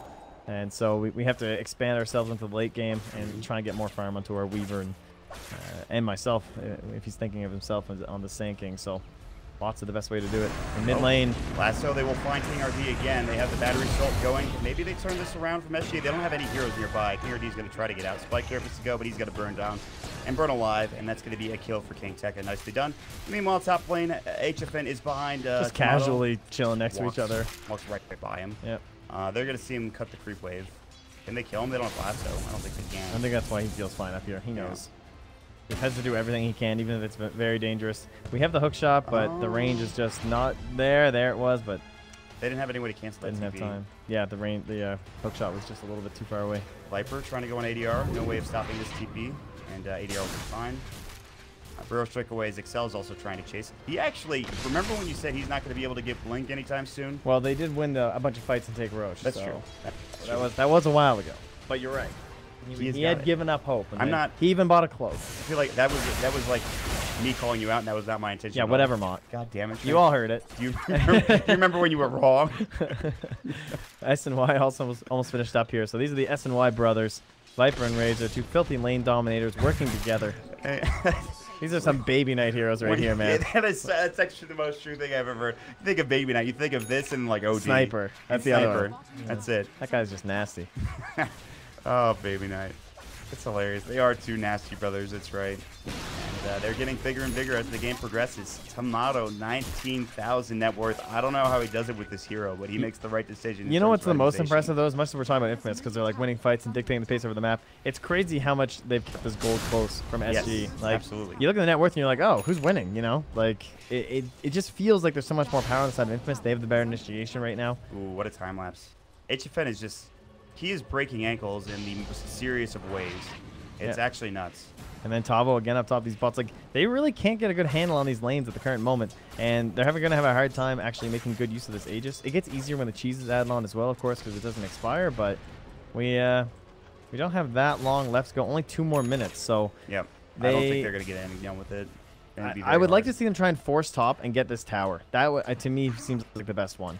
Because if you can force out, this is game 3, get that last tier 2 and make it so that if you get in the base and take some big fights, you can mega. You know, you don't want to be the team that's forced to go back because you don't have enough time to get the tier 4s, but you can't clean up that last set of racks because that tier 2's out on the map. So put that pressure there, and look at the way they're doing it too. Kind of like a pincer maneuver where they're squeezing in both lanes and only offering up 1 to SG Esports right now. So they're all inning on it, which is fine.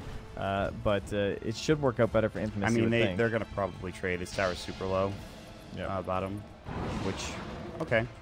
I think you're happier going high ground, though. Just, making sure you have your TPs, getting out of his backpack here for Benaz. They really are trying to make this a serious play. And King Tekka buys the TP. Everyone's heading to the shop, buying TPs. They know what they're about to do. HFN has pushed the tier 2 tower. They're already TPing back with King Tekka. He's going to try and cancel his Weaver TP. Weaver's already gone, I think. King Tekka is just trying to clear out the creep wave. They're going to come back, it looks like. And that's going to be 4 versus 5. TPing into the shrine is going to be the Weaver. They have no way of stopping it. Now this could turn into a fight that maybe Infamous don't want to take. Although the Weaver breaks the Liquid Sphere, but he is going to be able to get out. And they've separated him. He's pretty far away, too. King RD might get jumped on. They're looking to blink and excel. Earthspike can't find it. There's going to be... Bad as the gem. Man, that was... I'm coming. It worked out, though. That's fine. They got the tower. Everything's still fine. They have the Aegis. They have 1 siege. They need to kill it. They're pinging it. They're saying protect the siege engine. HFN's going to cut the creep wave, actually. Yeah, they got one, though. They found King RD. There's going to be the Cox 4 step away, though. He should be fine. In the meantime, there's going to be Excel throwing out that finger. Matthew So, though, they actually got the blade mail off, though. Now ADR, the shrine is there, and it's keeping him alive for now, but in the meantime, that HFN is coming back catapult, dude. I can't believe it's still so alive. Clutch. It's going to get the tier 3 tower, and they can just back. Uh-oh, Tomato might be in trouble. He has no BKB, but he does have the Aegis. It's about to actually expire. Nice, and it's now the Aegis is gone. He needs to leave, and they will be able to protect him. It looks like he's able to get out. They won't chase him down. They won't go up the high ground here for SG Esports. Tomato living dangerously, but now they can head to the shrine and take even more map control. Well, pretty much the first bit's map control, considering they've been having a tough time keeping these lanes pushed up to begin with. Just some excellent play in general, all around there. You can see them pinging the catapult. They understand exactly what's happening. They see the creep cut, and they're like, look, protect this thing. Make a barrier around it. Make sure that they're not going to get backdoor protection. It's huge. It allows them to get that tier 3. The dodge at the end there as well from Viper from that Ice Blast. And then even Matthew, he went down, but he got his Blade Mail off before that Laguna Blade. Took a third of her HP from the Lina, and she got forced off her own shrine because of it. Yeah. And now they're going to be able to clean up these shrines. That means the next Roche is theirs. They play the slow game till the end, and this is what Infamous looked like in game number 1. They're actually pushing in towards the base. They have a pretty deep... This is a ward that I would not have expected ever to be up, and that's pretty good. It gets a lot of vision. Yeah, that's a clutch one right there. It's a very tough dive, though. Even something like A would be nice, and this is where you expect them. That's why the sentry's here. You think the ward's going to be right here, looking for that Bat Rider or a Clockwork Initiation. This will probably be a Matthew YOLO play. He doesn't have the Force Staff, so it's a little less effective than usual, but he goes in, gives the vision for the Bat Rider, and you follow up on the important target.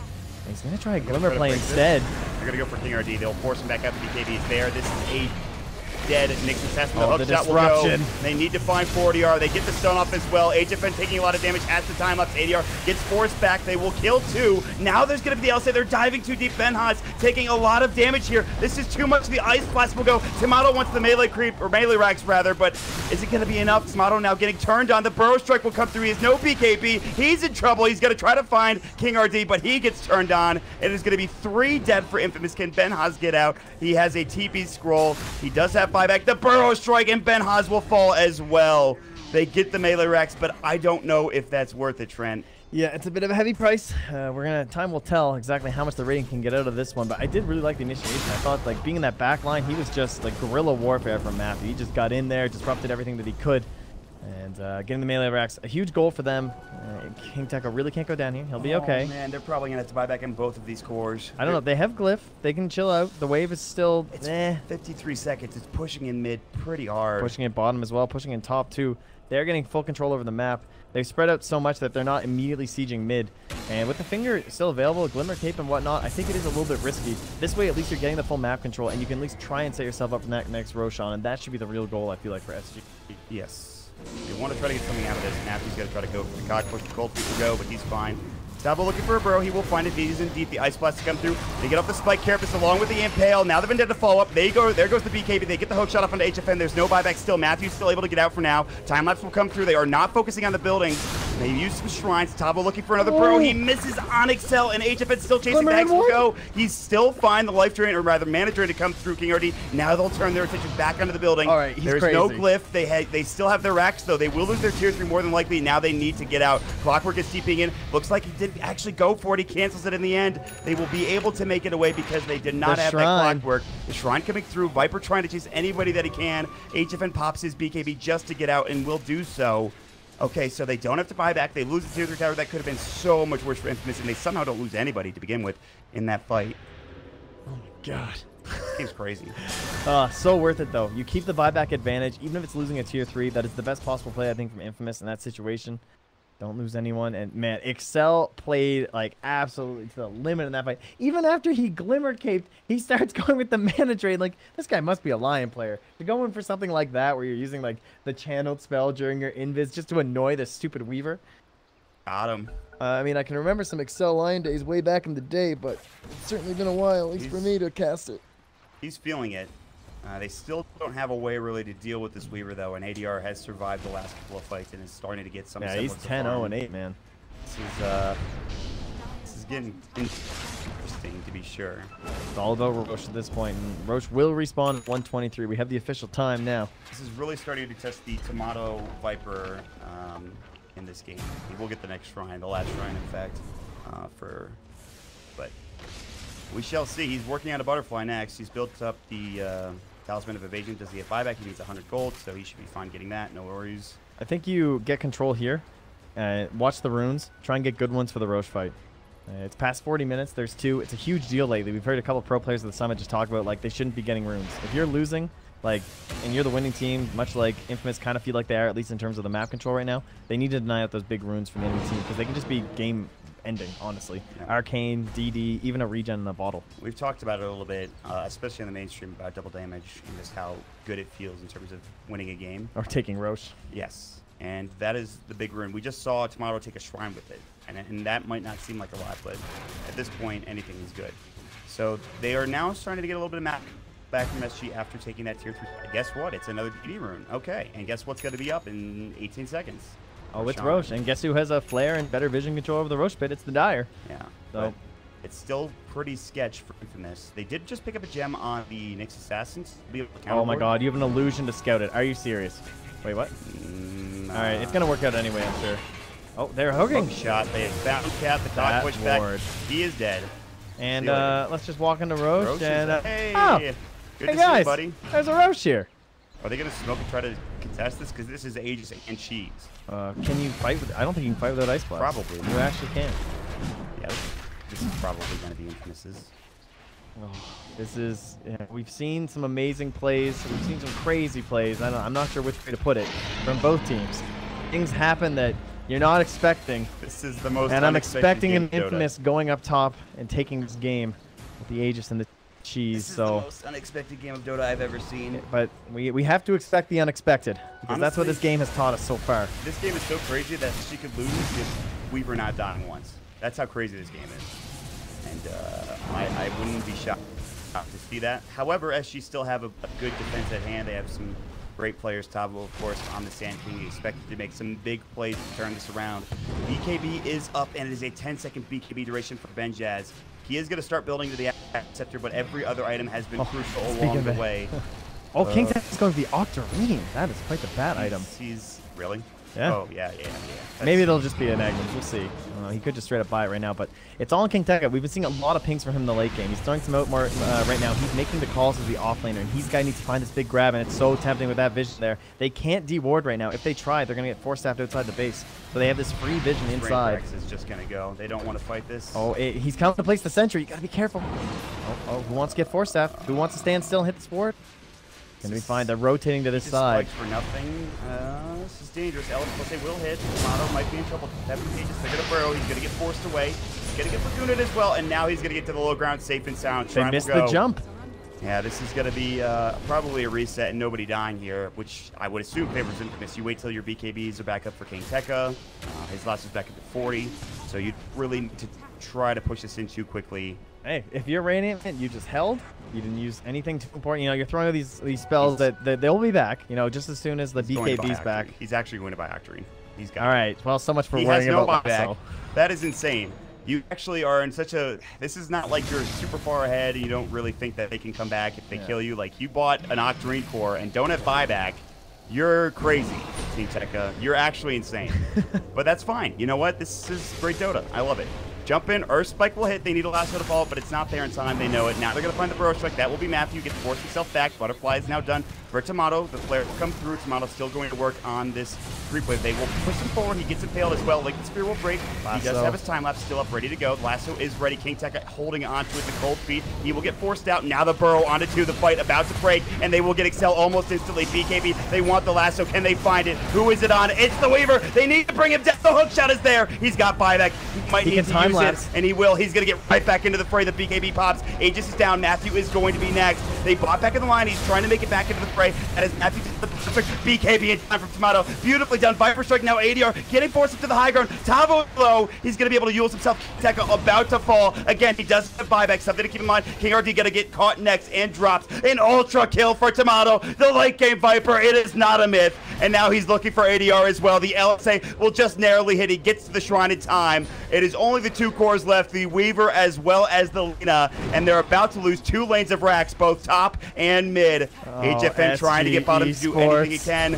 This is so close. They're about to get the Lincoln Sphere break. He's getting dropped. He's going to get the time lapse off in time. The Laguna Blade will come through, but does not too much except for bring Excel down. 2 gems on the deck. Now man fighting. HFN trying to do what he can. This is getting closer and closer to the tier 3 tower. If they get Megas, it's almost certainly end, and it will be because they get the kill. Benjaz will fall, but it's too little too late. I don't know if ADR can do this on his own. Maybe with the help of the Ice Blast coming. Now Tomato has to lead. The buyback from King RD. He will force himself away. He has a TP, but it's in his backpack. He has the BKB TP ready with no way to cancel it. He's got no mana for it. Yeah, he actually is just going to have to run, but he should be fine. They won't get Megas, and they will not win the game straight up for Infamous. But boy, do they do some serious damage.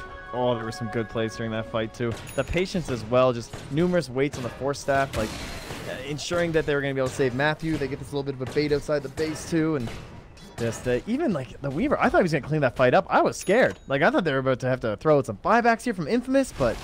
Dude, how is this Viper so farmed and does so much damage? Why can't I play like that? Because it's not you, buddy. It's Tomato, and he It is is. absolutely destroying 18, 3, and 10. There's a little prediction here on the side that says, who gets the longest kill streak? Well, I went with a 10, and that is the current one that we have in the lead from that Viper. He's destroying right now. Yep, it is looking good for Infamous, but it is not over yet. We have 47 minutes into the game. We have how long on Roche? At least 3 minutes. Respawn time for Benjaz, 28 seconds. A couple of buybacks used on both sides, more particularly the Weaver. Dude, these creeps are getting close. This is, they got Oh, Tabo is an Arcane Rune. That's actually pretty nice. Might be something to stymie them for a bit longer. And they're getting a little close to that Razor. Maybe time to chill a bit. But they're also thinking that Radiant are, have the same idea. Where they're like, oh, why would they come in when Razor's still dead, right? Oh, he's buying his center getting boss. channeled. Tomato, does he get out? The 4-staff away in time. The lasso was there as well. Onto 88, but they need to bring him down. I do believe he might have back. No, he doesn't. Down for 64 seconds. The hook shot. They're looking for the battery. So King RD is in trouble. He will try to TP home just barely, but will not make it. The cog push. Matthew, beautifully done. Unbelievable. It will be Infamous, almost certainly taking it 3-0. They're going to TI, taking down SG. The beauties of the Kiev Major. For the first time in the history of Dota 2, we had one squad make it to Frankfurt from the beautiful region, but it's time to get a direct regional invite to TI. Welcome to the international Infamous. That is insane. They take them down 3-0, and again, dude, it was that rough laning stage that happened once more for